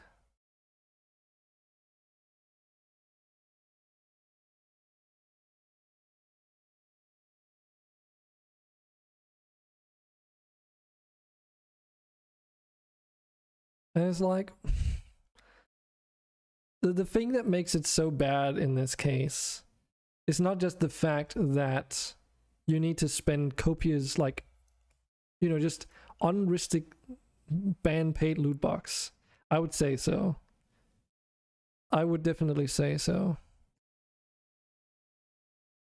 If people want specific skins for specific characters, and you want to make it part of your monetization plan, then it shouldn't be allowed to put them into a random drawn loot box. You should be able to buy the things that you want and not have to gamble for it. And not have the option to gamble for it either. Because there's that's the important distinction, since some people can't deal with the option of gambling, right? Because some people have an addiction. And at this point, you're just fueling that addiction, which is immoral, in my opinion. It's also one of the reasons why I didn't want to work at one of the local companies here. There's like a local company that make mobile games, like mobile video games, and it was like they frequently have job positions. The work environment is supposedly pretty good, because, you know, Danish standards and all that, but especially like for Danish standards, it's even really good, like better than good, or what's considered normal here. But the thing is, the games that they make are all slot machines. They literally just make online casino games. And I really don't want to work on those kinds of things.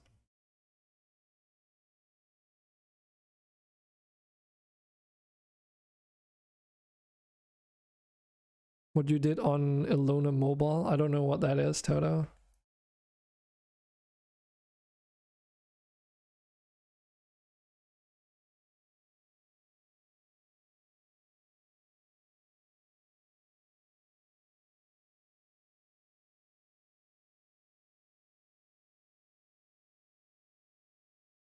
Should I go and look it up?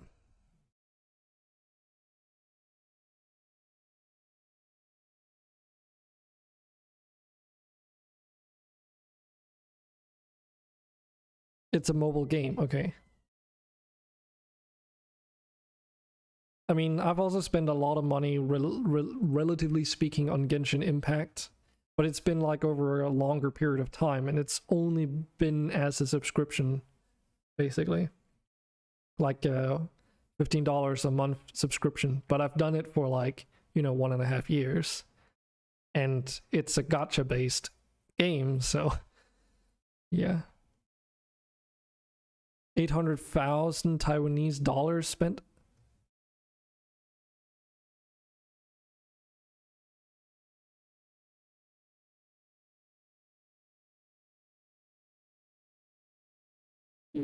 Are you serious, Toto? What? Where did you get all that money from? What? Oh my god, that's insane.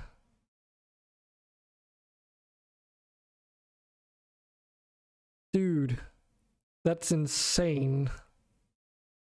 The fuck, Toto?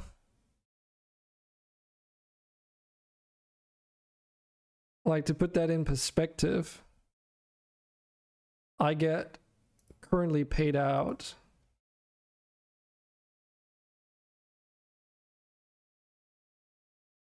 this much, I guess.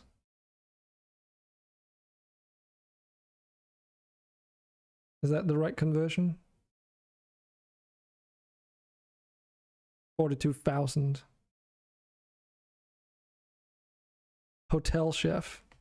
Yeah, I remember you said you worked in a hotel at some point, but I don't think I've ever heard about what you actually was doing there and what you work with and stuff.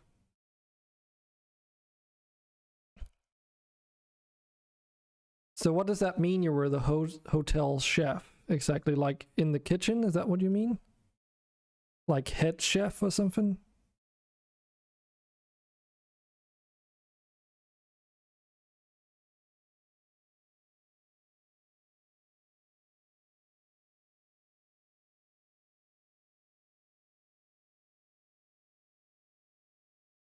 Okay.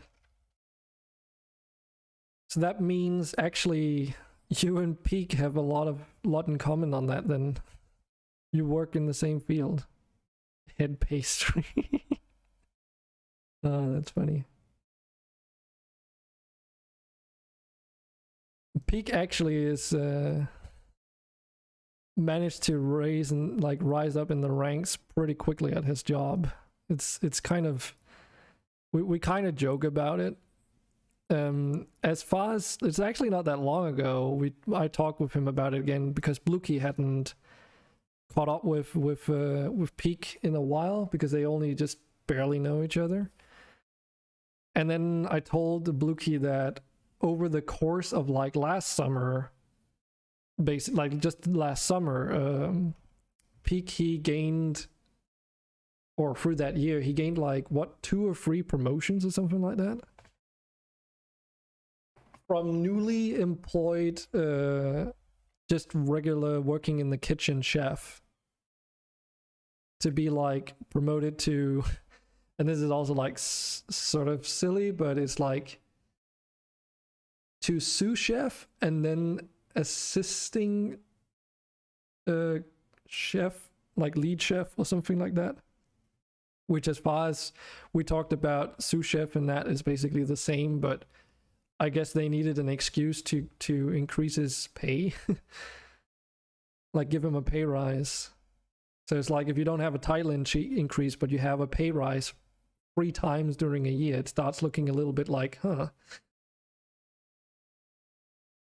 There's like some legality there as well that needs to coincide. And as far as he told me a couple days ago, he's apparently like maybe getting a raise soon again. Because they really want to keep him, basically. They don't want him to looking for a job other places, and honestly I don't think they have any reason to like to fear that, because as far as I know, he likes his job and he likes where he's working. But yeah, he's basically moved up the ranks quite a lot. They actually need people at their workplace, by the way. Like consistent people to work there. Because they have like 2 head chefs that like basically kind of like Peak is basically like almost responsibility wise on the same level. So there's him and there's the other guy, which are like highest level responsibility there. And then like everyone else in the kitchen, they all, like last summer, they just fucking got smashed so bad.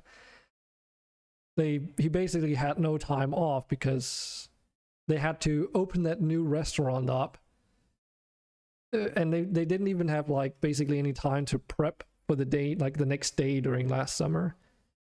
They're trying to make it so that this year it's not gonna happen again, but already like last weekend apparently it was pretty rough, he said, due to how hot it is in that kitchen and how warm it was outside. So, but yeah.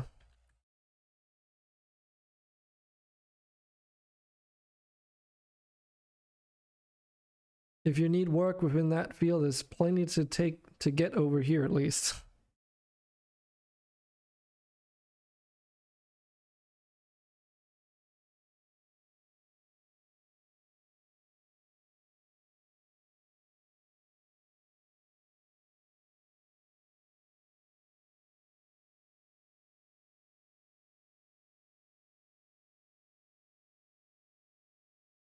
And though the mentality over here is that you shouldn't overwork yourself, you do still like get, you know, rewarded for putting in the extra effort.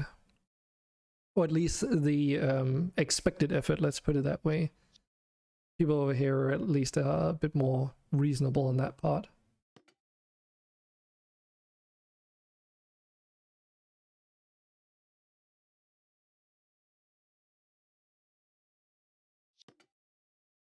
Oh? Oh, well, yeah. I can probably figure out why that might be. I didn't consider that, unfortunately. Unless it's something else, of course. Yeah.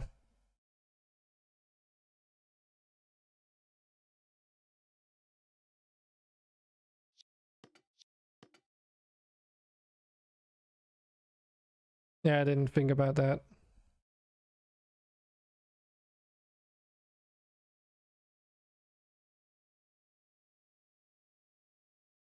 Has it actually affected your mobility, or is it just the speech impairment? I say just.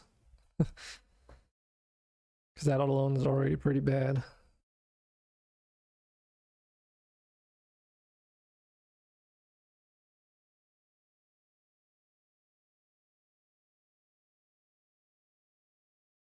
Unless it's not something you want to talk about. Mobility is different.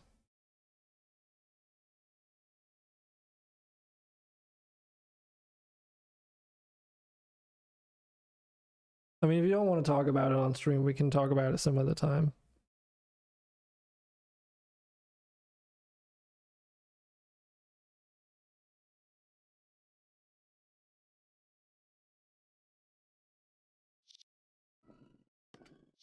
Okay.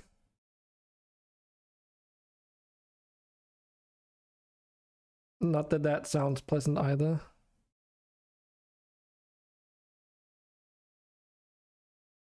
What the fuck?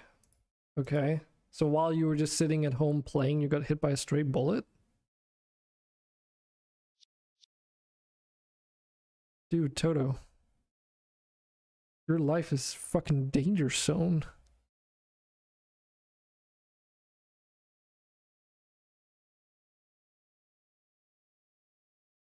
The fuck?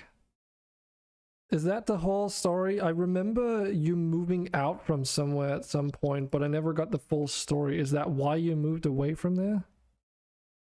Because I also remember there was like a story of someone entering your apartment uninvited or something? I think that's what I remember. Unless that's also something different. Oh, this was recent.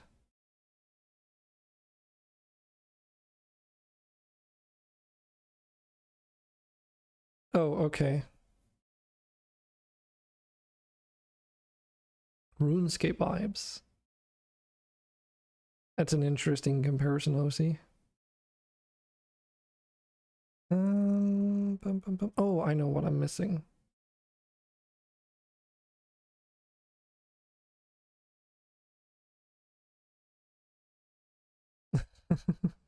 Sorry? What are you saying sorry for? That's this thing that we need.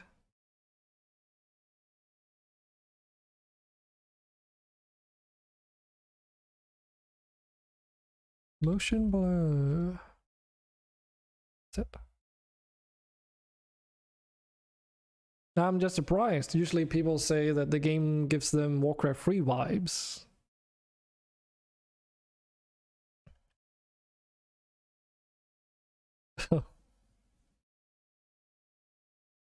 Could be worse.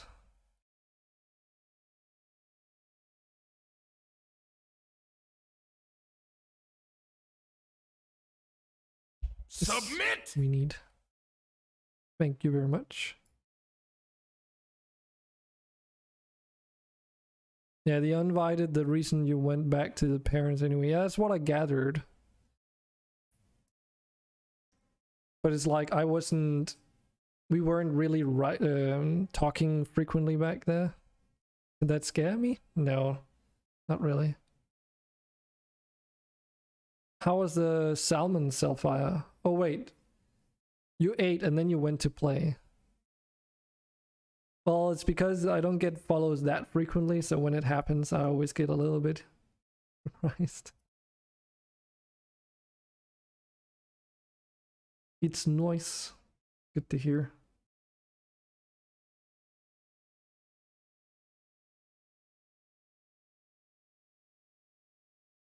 But Toto, I can definitely understand why you might be feeling that the whole world is against you. More recently. Mission accomplished.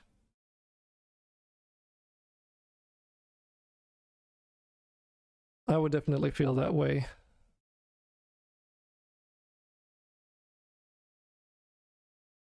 I can also understand why you wanted to move away. Hey, listen! Yes.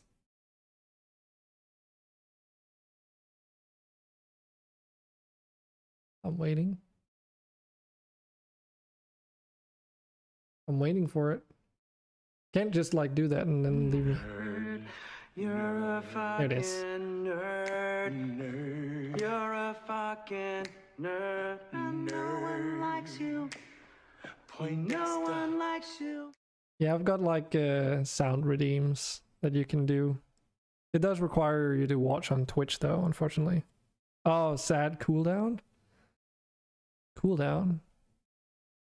Do you mean cooldown or just delay? Because cooldown is a thing that I'm pretty sure doesn't exist.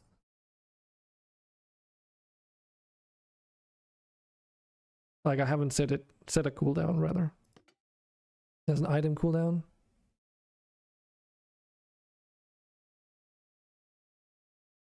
Okay. Yeah, I've got like sound redeems. Oh, motion blur is working. Would you look at that?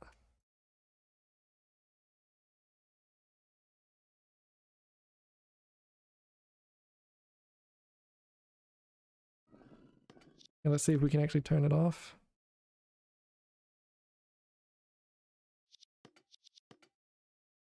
It works.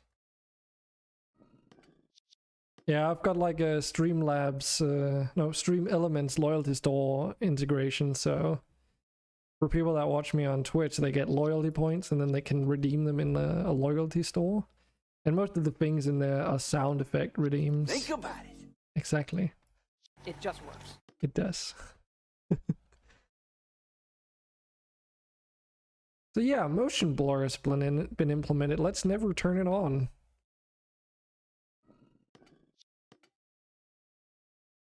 To be fair, you can set it like really low.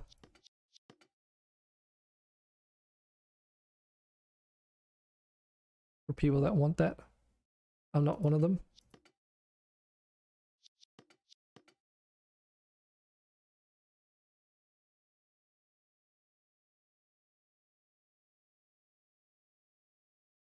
But is it the nerd thing that has an item cooldown specifically?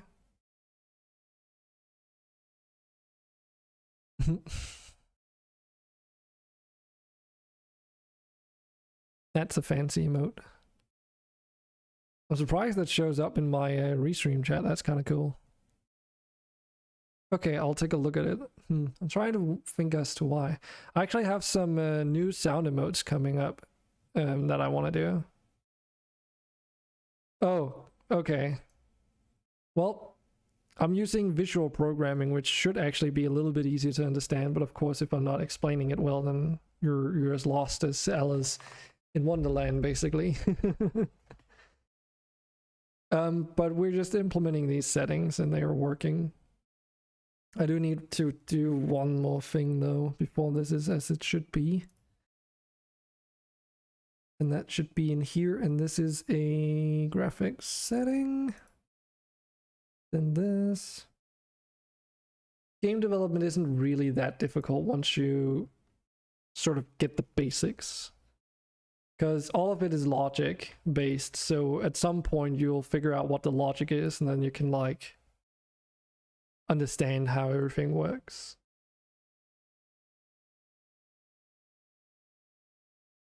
But that should just be it. Because everything is literally, like, for the most part, everything is just made up of references to stuff and conditions. Oh shit, here we go again. Yes. Also, Toto has You're a fucking way too many points. nerd. You're a fucking nerd. No one likes you.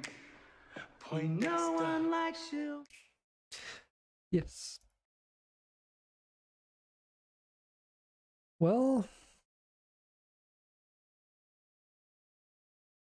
that should be the default settings working. Hopefully. Let's just do a quick test of the reset button. And then once we've done that, we can try and play that build of the game if I can find it, that is. Because there are some settings in there that I don't know if they're working as intended.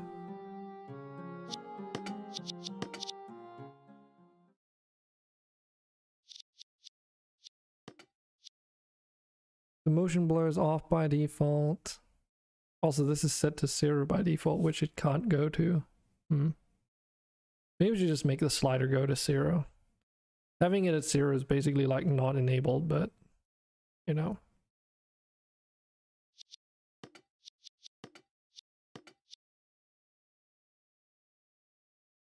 Oh, whoops. That wasn't intended. There we go. Okay, it works. I just have to I just have to re-enable that yes button because apparently that one's disabled in here.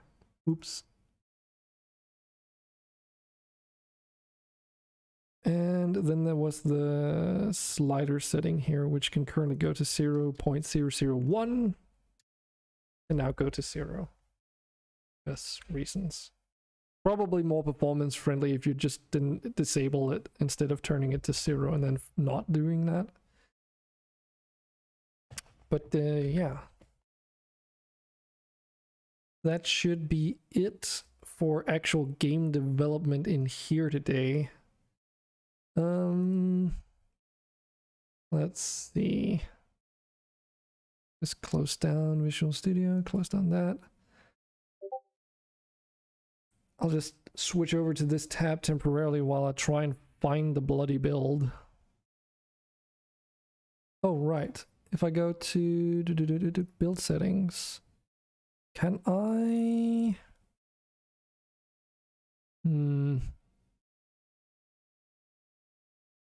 Yeah, give me a moment. I would have to figure out where the heck it saves the build to.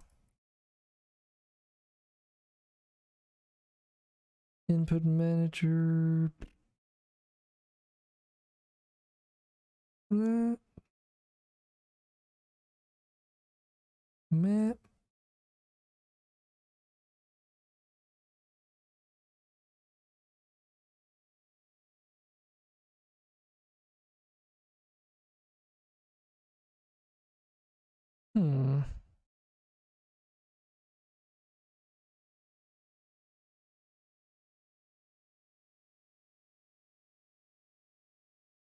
Can't freaking remember. Oh. So you're saying I'm just lucky, or unlucky rather, and you're just super lucky maybe. Let me just Google something. Unity build location. File, build settings, build, choose your path. Oh.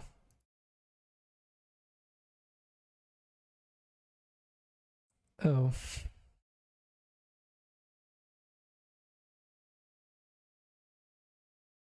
Aha, found it.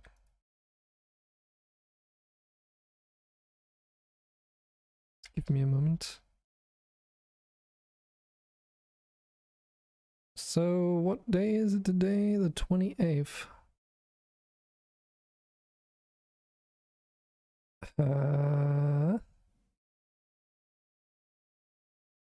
Oh, I found it.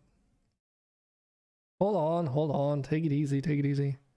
Search harder. Yeah, search harder. Got the good. Get it now. What's the easiest way? I thought I have... Do I have one? Please say I still have one.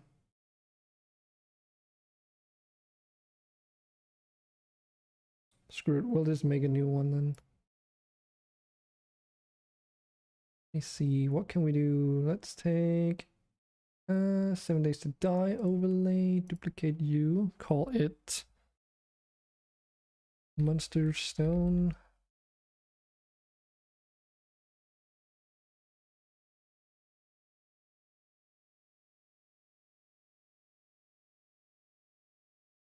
Let's see what happens.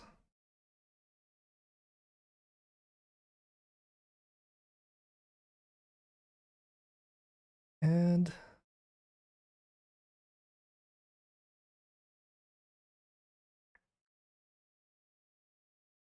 Game capture, that's the one. MonsterStone source. Capture specific window, thank you very much. That one.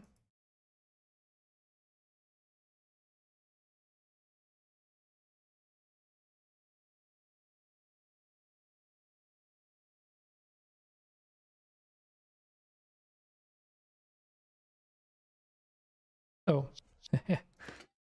Well, let's see if some of these settings work.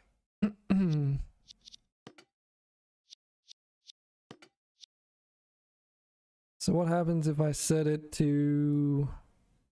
Oh, that's nice. Okay, so now the remember what I said a couple days ago about the refresh rate? So they actually appear in here now that I'm not in the Unity player. So the Unity player is limited to 60 hertz.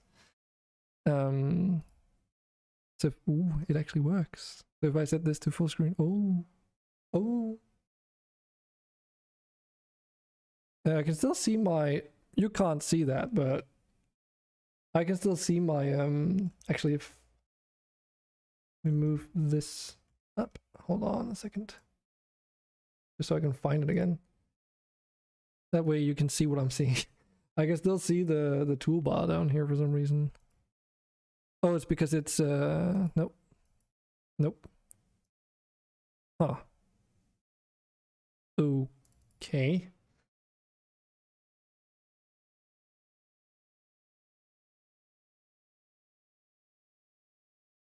That crashed the game. Nice. Oh, no, it didn't. I know what happened. Fucking avast ye landlubbers. This be a virus. According to Avast, give me a moment. I think it quarantined the exe file. God damn it.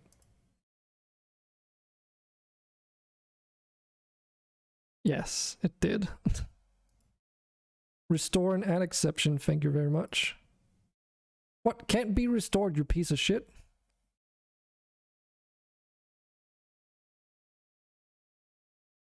This file can't be restored, are you shitting me? Unless it's not the same. No, this is from, okay, this is, nope, this is from today. Look at this shit. Why? And it's like restoring it can't be restored.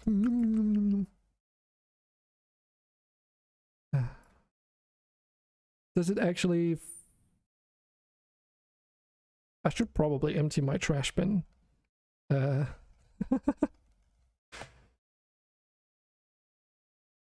that is so fucking stupid. Eh.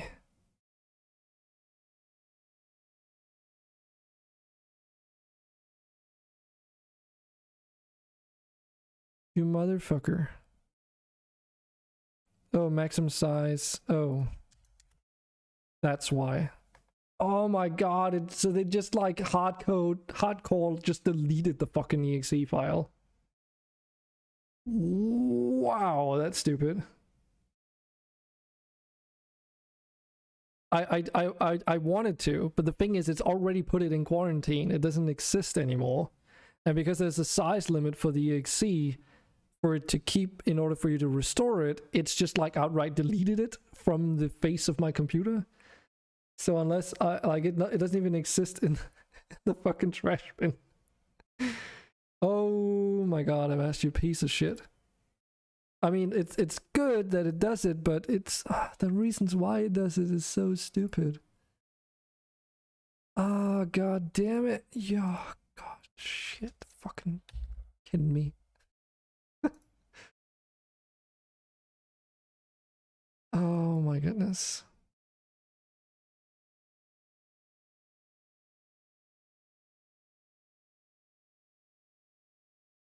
And the issue is that every time I build it to a new folder, it gets recognized as a new application because the exe gets its own, like, I don't know, like identifier or something.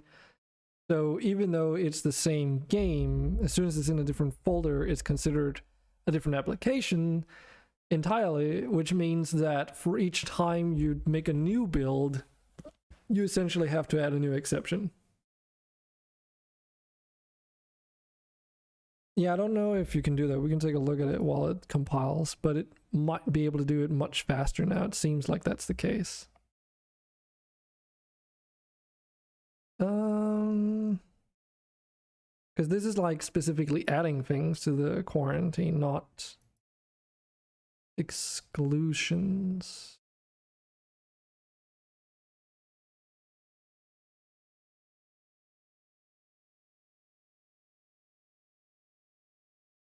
Yeah, I'm not entirely sure how that works for the quarantine.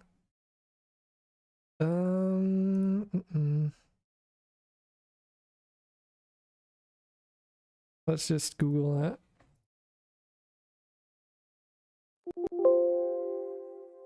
Calm down.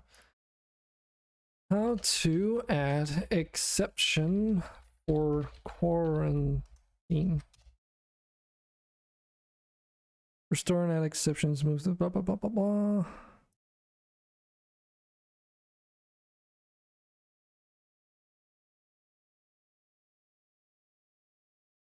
Yeah, that's the question, isn't it? Because this is like after it's already been quarantined. Then it's like, hey, you can send files to Avast FretLabs for further analysis. Recommend sending the following file types. That's the add file feature, I suppose.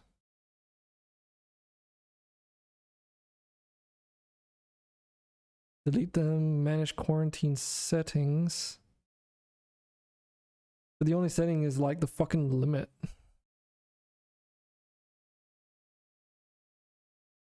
So,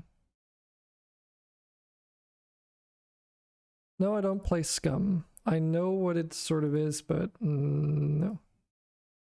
Also, I don't think it's my type of game anyway. Blocked and allowed exceptions. So that's the thing, like, from all of our shields and scans. Ah. Ah ha ha ha.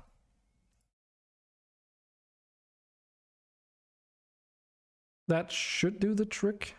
Notice how I've at some point added like a specific folder. And I didn't like twice. Oh, also Roof Breaker is in here. Nice. If you really want to know, it's probably easiest if you follow one of my panels at some point to my Steam profile, because there's too many to mention really. Yesterday I played Empyrean Galactic Survival, but recently we've been playing 7 Days to Die on a community server, like a closed community server. So there's that.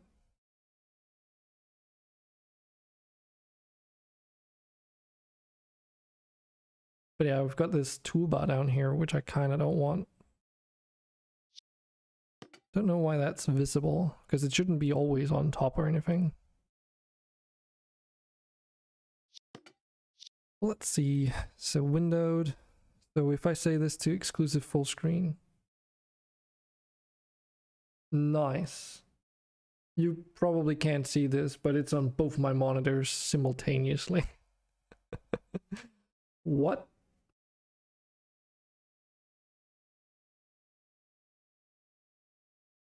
Oh, okay.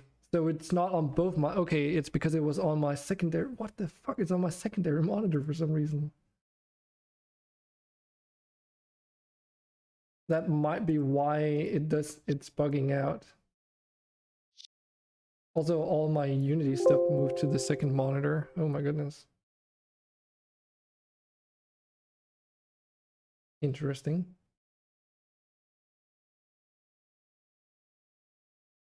But I've added to the exclusion list. It should work now. But yeah, if I set this to exclusive full screen, it sets it to the wrong monitor for some reason.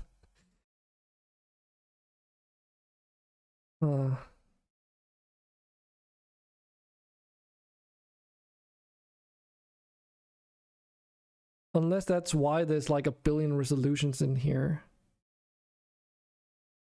Maybe some of these, because... Yeah, maybe some of these resolutions are for the second monitor. So I might have to work a little bit on this. And filter out so it's only the rest for your primary choice of monitor. But I know that my secondary monitor is not 2K resolution, for instance. And there's no 60 Hz 2K resolution options either. So if I choose that, it's for sure should be on the left Yeah, now it's on the left monitor. Now you can't see it because it's exclusive full screen. Okay, there we go. Oh, now it also doesn't show the toolbar on top of everything. Cool. If we happen to switch overlays over there.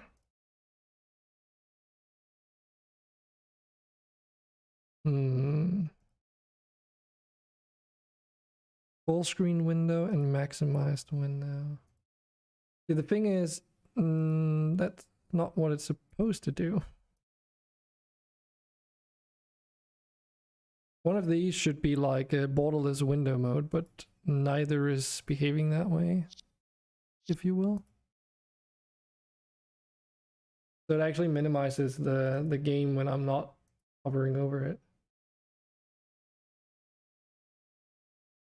Only playing Fortnite and Minecraft, but have Scum and Fall Guys installed. I've played a bit of Fortnite, but that was the Save the World mode. Me and my friends pretty much stopped as soon as they decided to focus on the Battle Royale mode, because that's not what we wanted.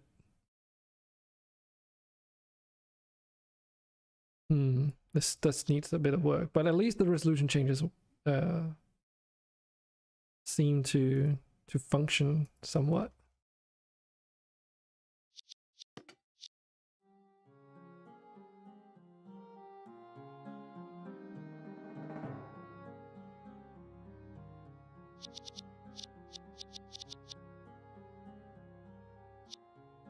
Yeah, for the most part. I mean, I expected that these might be a bit tricky because I did read about the whole hertz thing earlier, but wasn't sure what it meant. And I mean, it does seem like this is all the resolutions that up for both monitors, and then depending on which one you choose, it's going to be on either the left or right monitor in my case. So imagine you have 3 monitors. This list is going to be fucking ginormous. So yeah.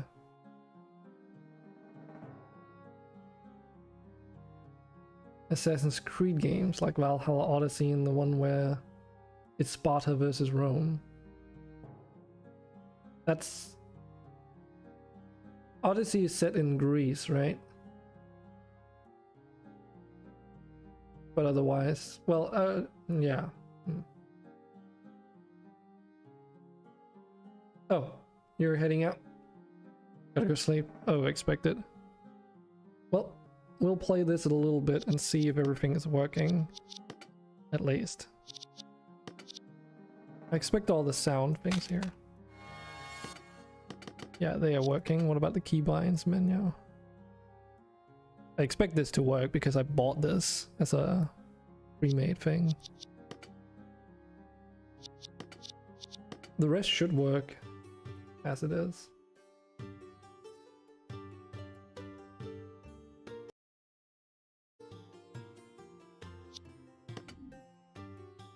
Oh my god, that is really blurry. Oh!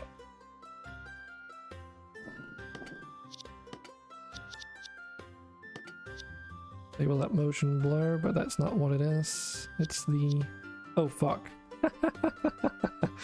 I can't disable it. Oops. I can't disable the depth of field because that hierarchy hasn't been enabled. Oops.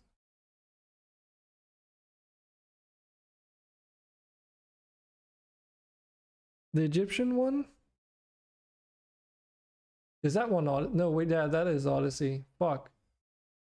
Where is it? I don't fucking remember. I haven't played any of the new ones.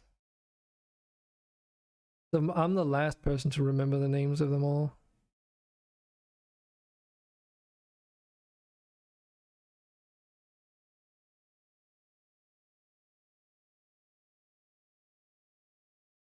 That's the wrong hierarchy.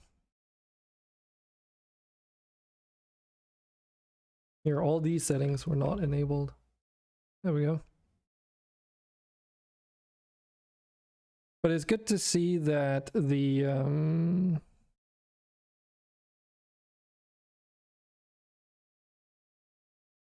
changes I made to utilize the app data folder instead is working at least. Origins, yeah, Origins.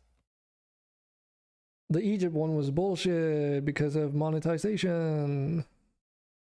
I've heard. Something you had to buy the like an EXP boost for it to be truly enjoyable.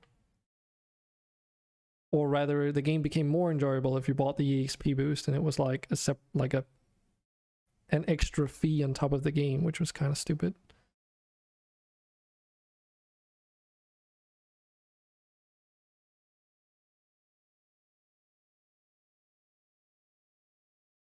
Like, if you literally balance your game in a way where you can buy yourself to an EXP boost, which isn't like a difficulty setting, then that's predatory. Right, but still the monetization of it is fucking trash. Game is probably good. I haven't played any of the new ones because I was kind of like, I kind of just didn't really feel like more Assassin's Creed after 2. Even getting through 2 was it was a longer standing project. Didn't complete Assassin's Creed 2 until, when was that? I think actually Origins was out at that point. So yeah.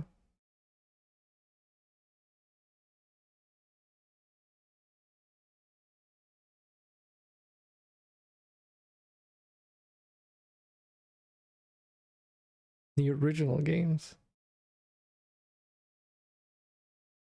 I mean, I played Assassin's Creed 1 when that was the only game that existed. And then I started on 2 when that came out, and then I didn't really complete it because I lost interest. And then a lot of other games came out, and then eventually I was like, you know what, time to get back into Assassin's Creed and maybe give it another chance. And I beat the second one, but it's like all the talk about the whole story world being ripped apart and they basically abandoning the original concept really got to me. And now I've lost complete interest in the series as a whole because that's kind of part of something I was kind of looking forward to, and then they just destroyed it, I've heard. So I'm not a big fan of that idea.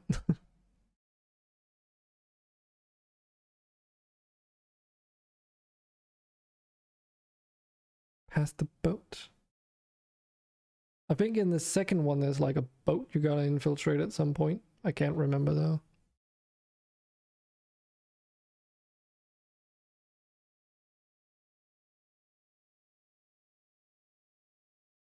Let's see if this works. I just rebuilt the game.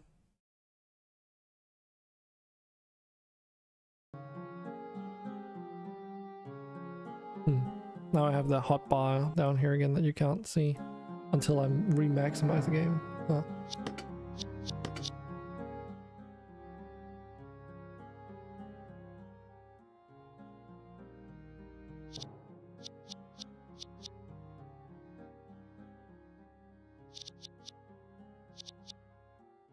A little bit loud.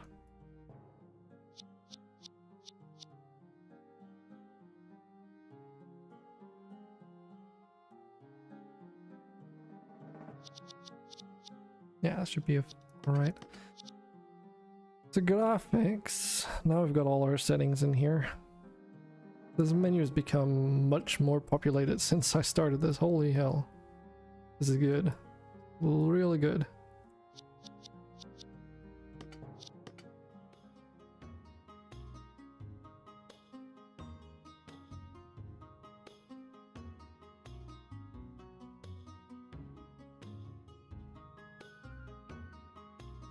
Because yeah, I mean, if you have trouble with a game and you just can't get through parts, I can imagine why it would be frustrating.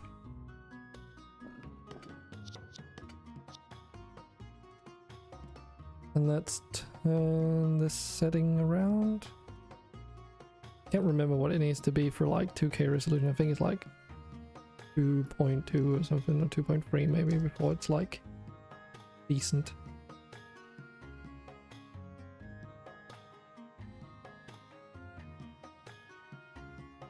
That's all I really care.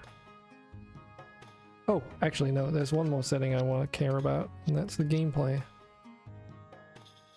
you want me that auto clicker that I implemented?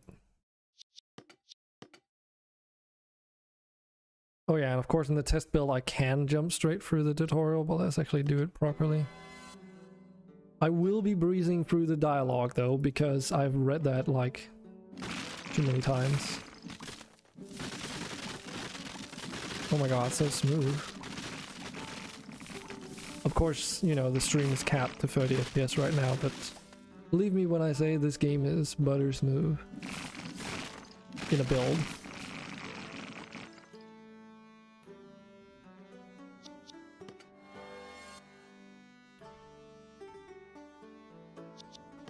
Let's get these upgrades.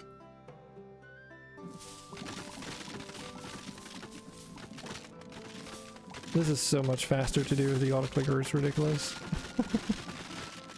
Definitely helps with testing, and I'm sure that people will enjoy the fact that it has a built-in auto clicker.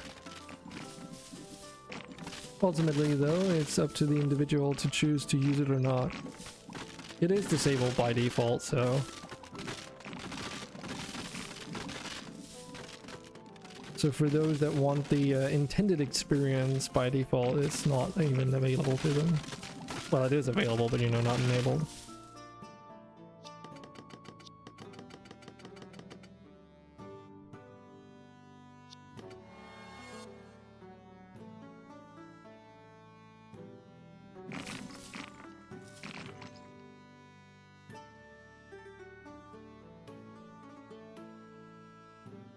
Oh, those are sheep. They're small sheepy sheeps.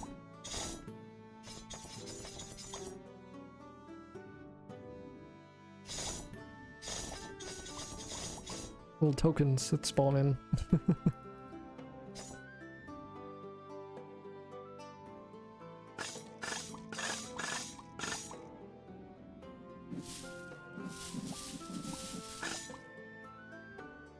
Get bricked.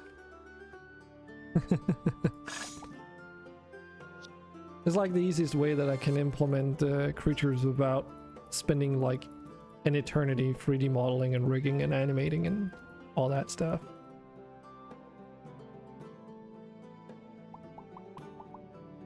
Loot boxes. I forgot to open this one.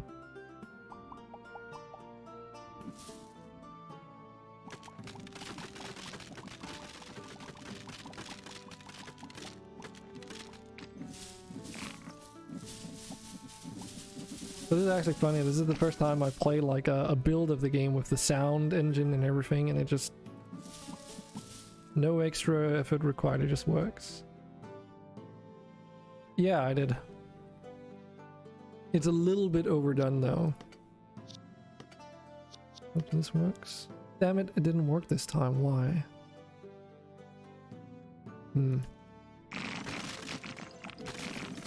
Something I have to look at some point. But yeah, I did. I did everything.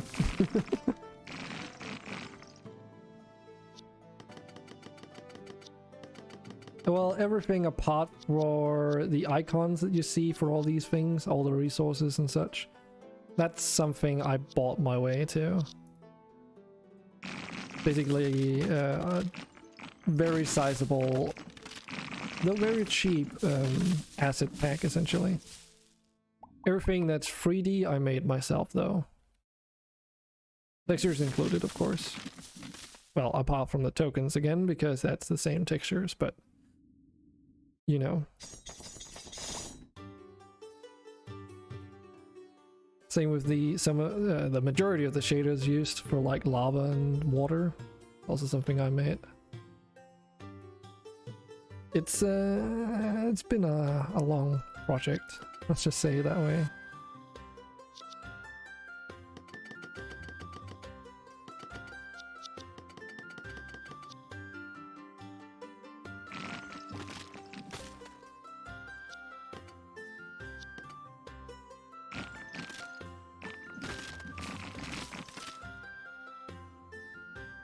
Find some of those hidden chests here. Should be some around. There's one. Alright, they don't really give copper in this level, do they?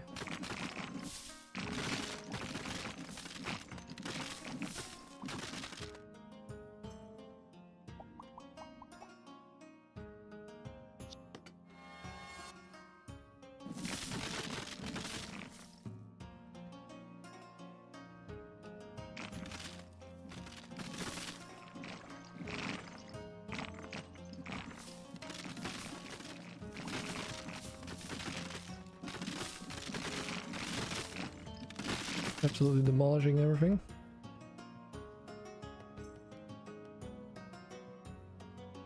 Let's see if this works then. Oh, right. What is it I need? Probably the lightning essence. Yeah, I only have 5 of those.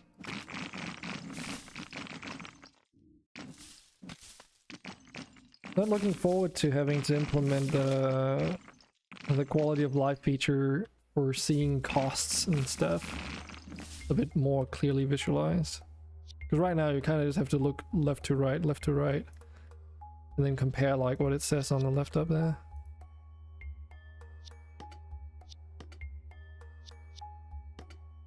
Okay, so that worked. I wonder if that's because the other level was the first one, or if it just sometimes doesn't work. And this is where the dialogue gets a little bit out of hand, because this level was made in a bit of a rush. As you can tell, it's also not finished. But there's like way more dialogue in that thing over there, but you can just avoid it altogether.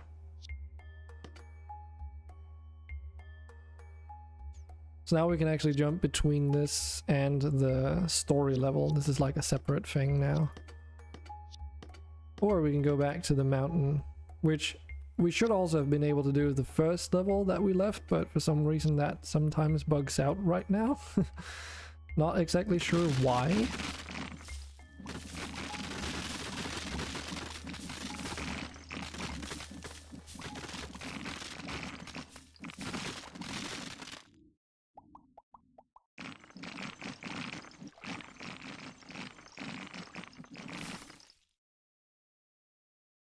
Welcome to the tallest level in the game.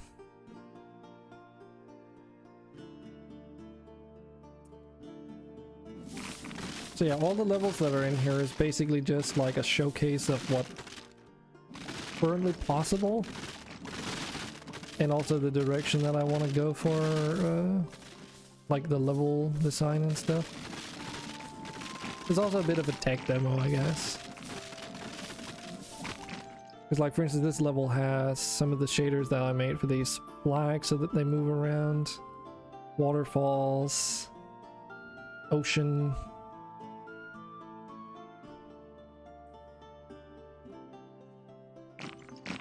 But yeah, it takes a lot to make a game look good.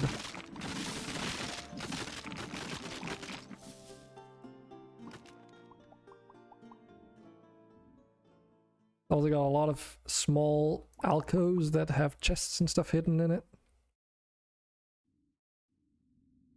And let me see, so this costs me 250 copper coins. There's 2 ways I can get copper coins. I can either kill enemies, or we can actually also, because we have a smithy here, we can also craft them out of copper ingot. So we can take the copper we get from this level, in essence, and turn it into ingot if we want to. Thanks. I've worked really hard to make it at least look pretty good. Or try to make it look pretty good.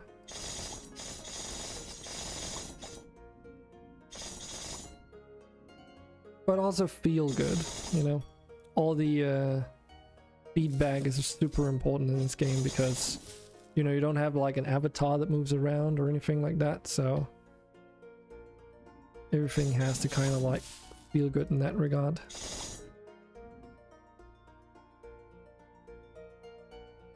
Some of the UI still needs work, but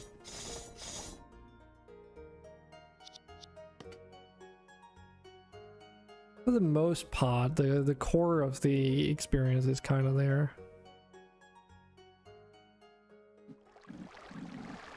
All right. There it is.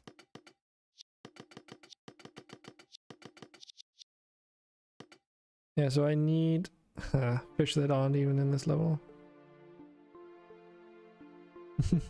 Yeah, now I just have to like get it on Steam and make an early access release at some point. Like, this is still a demo release that I'm sort of aiming for, and that means that everything here is going to be playable for free, essentially. So all this stuff is going to be up for free as a demo, and then the actual Soul version will have more content, like in the form of more levels. And then there's also some features that are not implemented yet. And also some of the, like, there's not really much of progression. Like, you can upgrade your tools and such, but not to the degree that you should be able to in the full experience. Such as there's currently like just one tier of harvesting tools, and the intention is for there to be 5, and that should also be reflected in the different levels. I have no idea. We can take a look. Let's see. Currently, the current build of the game is 1.1 gigs in size. So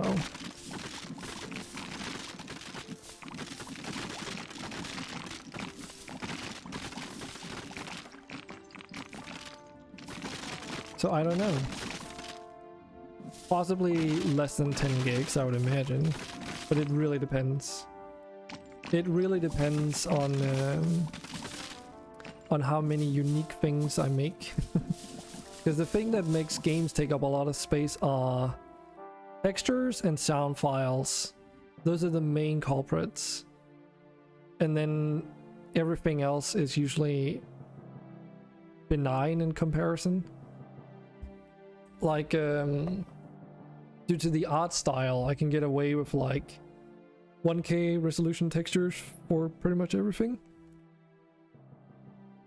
But some AAA games these days have like 8K resolution textures, which, to put that in perspective, a 2K resolution image is 4 times the size of a 1K resolution image. A 4K resolution image is 4 times the size of a 2K resolution image. Which means an 8K is 4 times the size of a 4K resolution. That means if I'm using 1K resolution sizes and, you know, 8K resolution, that means for every 8K resolution texture you can have many 1K resolution images.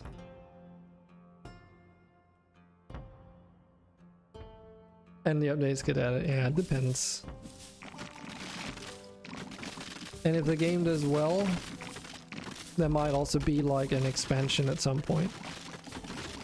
But at least, you know, it's going to be an early access development cycle, so that means buy it early, get it for cheaper, and then support the game development essentially.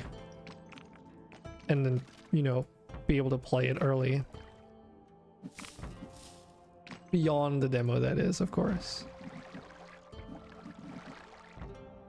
And then get the updates runningly for free after that point, of course. And then once it's full release, then it's going to be full price, basically. That is the deal that you get with early access. Hopefully I'll be able to like get things to go like run around. But yeah, got a few levels. Let's see if we can get some of the other ones. There's like a lot of game mechanics I'm not explaining because it's a little bit unnecessary to understand the basics, but you can decide to abandon a level instead of completing it. And that also means that I can test it fairly easily. Though it is random what level I get. So like we've already been to this. So you can revisit old levels too. To get back to them at some later stage, but...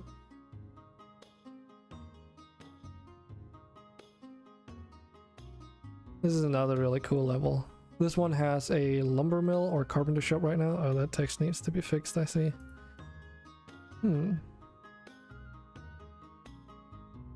Yeah, the font is a bit too big. Oh, maybe I just need to fix the UI element so it moves around properly. Well, I kind of know how to do that now, so that should be okay. But this is basically a bit more close to the first level. Due to the type of trees that are in this. This also has like hidden areas that you can like uncover. So there's some places where these rocks are blocking for things. Like here, I remember. Secrets. So yeah, it's basically like a I guess it's kind of an adventure game. I'll mainly be focusing on like an infinite mode, but it's a bit like an adventure game, but like with a twist, right? It's got idle game economies that you're used to from other games where the numbers get really high and such. Though right now it's, you know, it's not exponentially increasing, it's just linear. But oh no, not the game isn't gonna be free, but the demo of the game is gonna be free. So the early access version of the game is gonna have more features and also more levels. So the experience here is rather limited because it basically just cycles infinitely through these levels and there's not really a major sense of direction. It's just like the core concepts of the game are there. So early access is like something else though.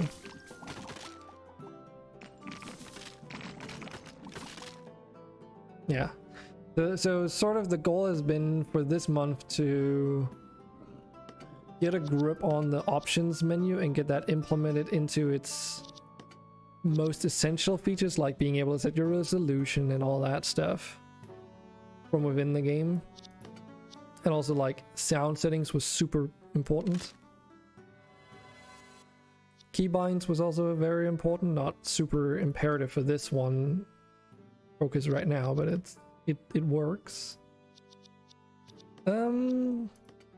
And then next month was the idea to look into getting the game's like demo released onto Steam and figure out some deadlines and more boring stuff basically. And then aim for like, getting it onto Steam as a demo and then have a deadline for an early access release at some point in the next couple months. Because I am on a time clock in terms of how the business side of things is gonna work. But yeah, if the game gets enough support and I can actually sustain myself on it, then I can go 100% full time on it and then get the game developed, basically. That is at least the plan.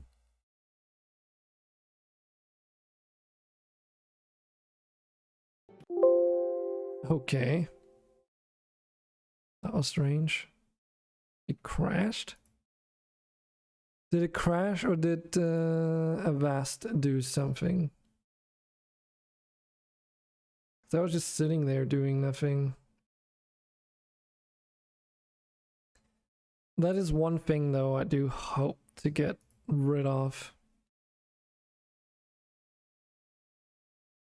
Avast like having an interference.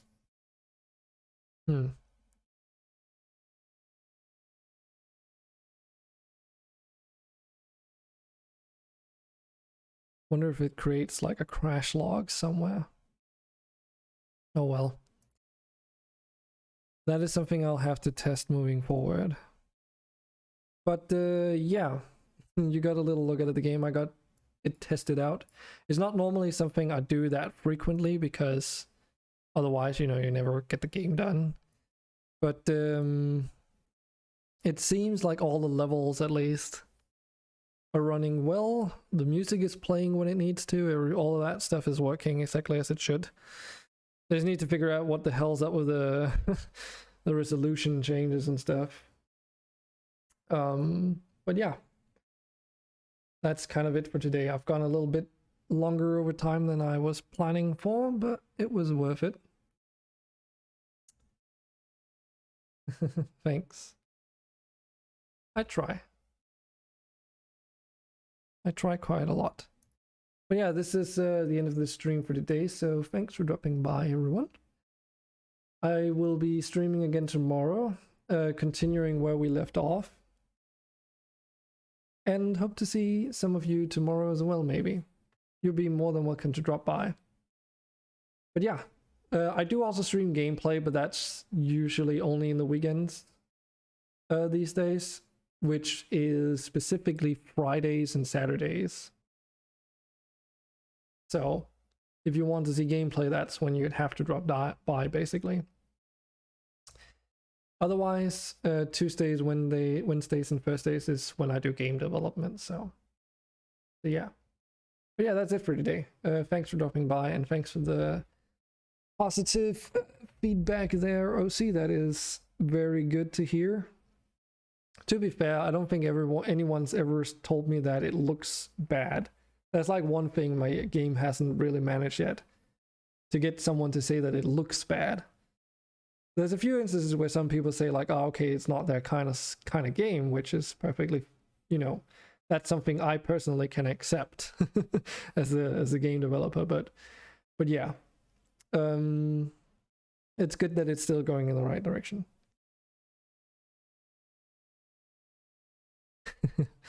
Bye bye, everyone.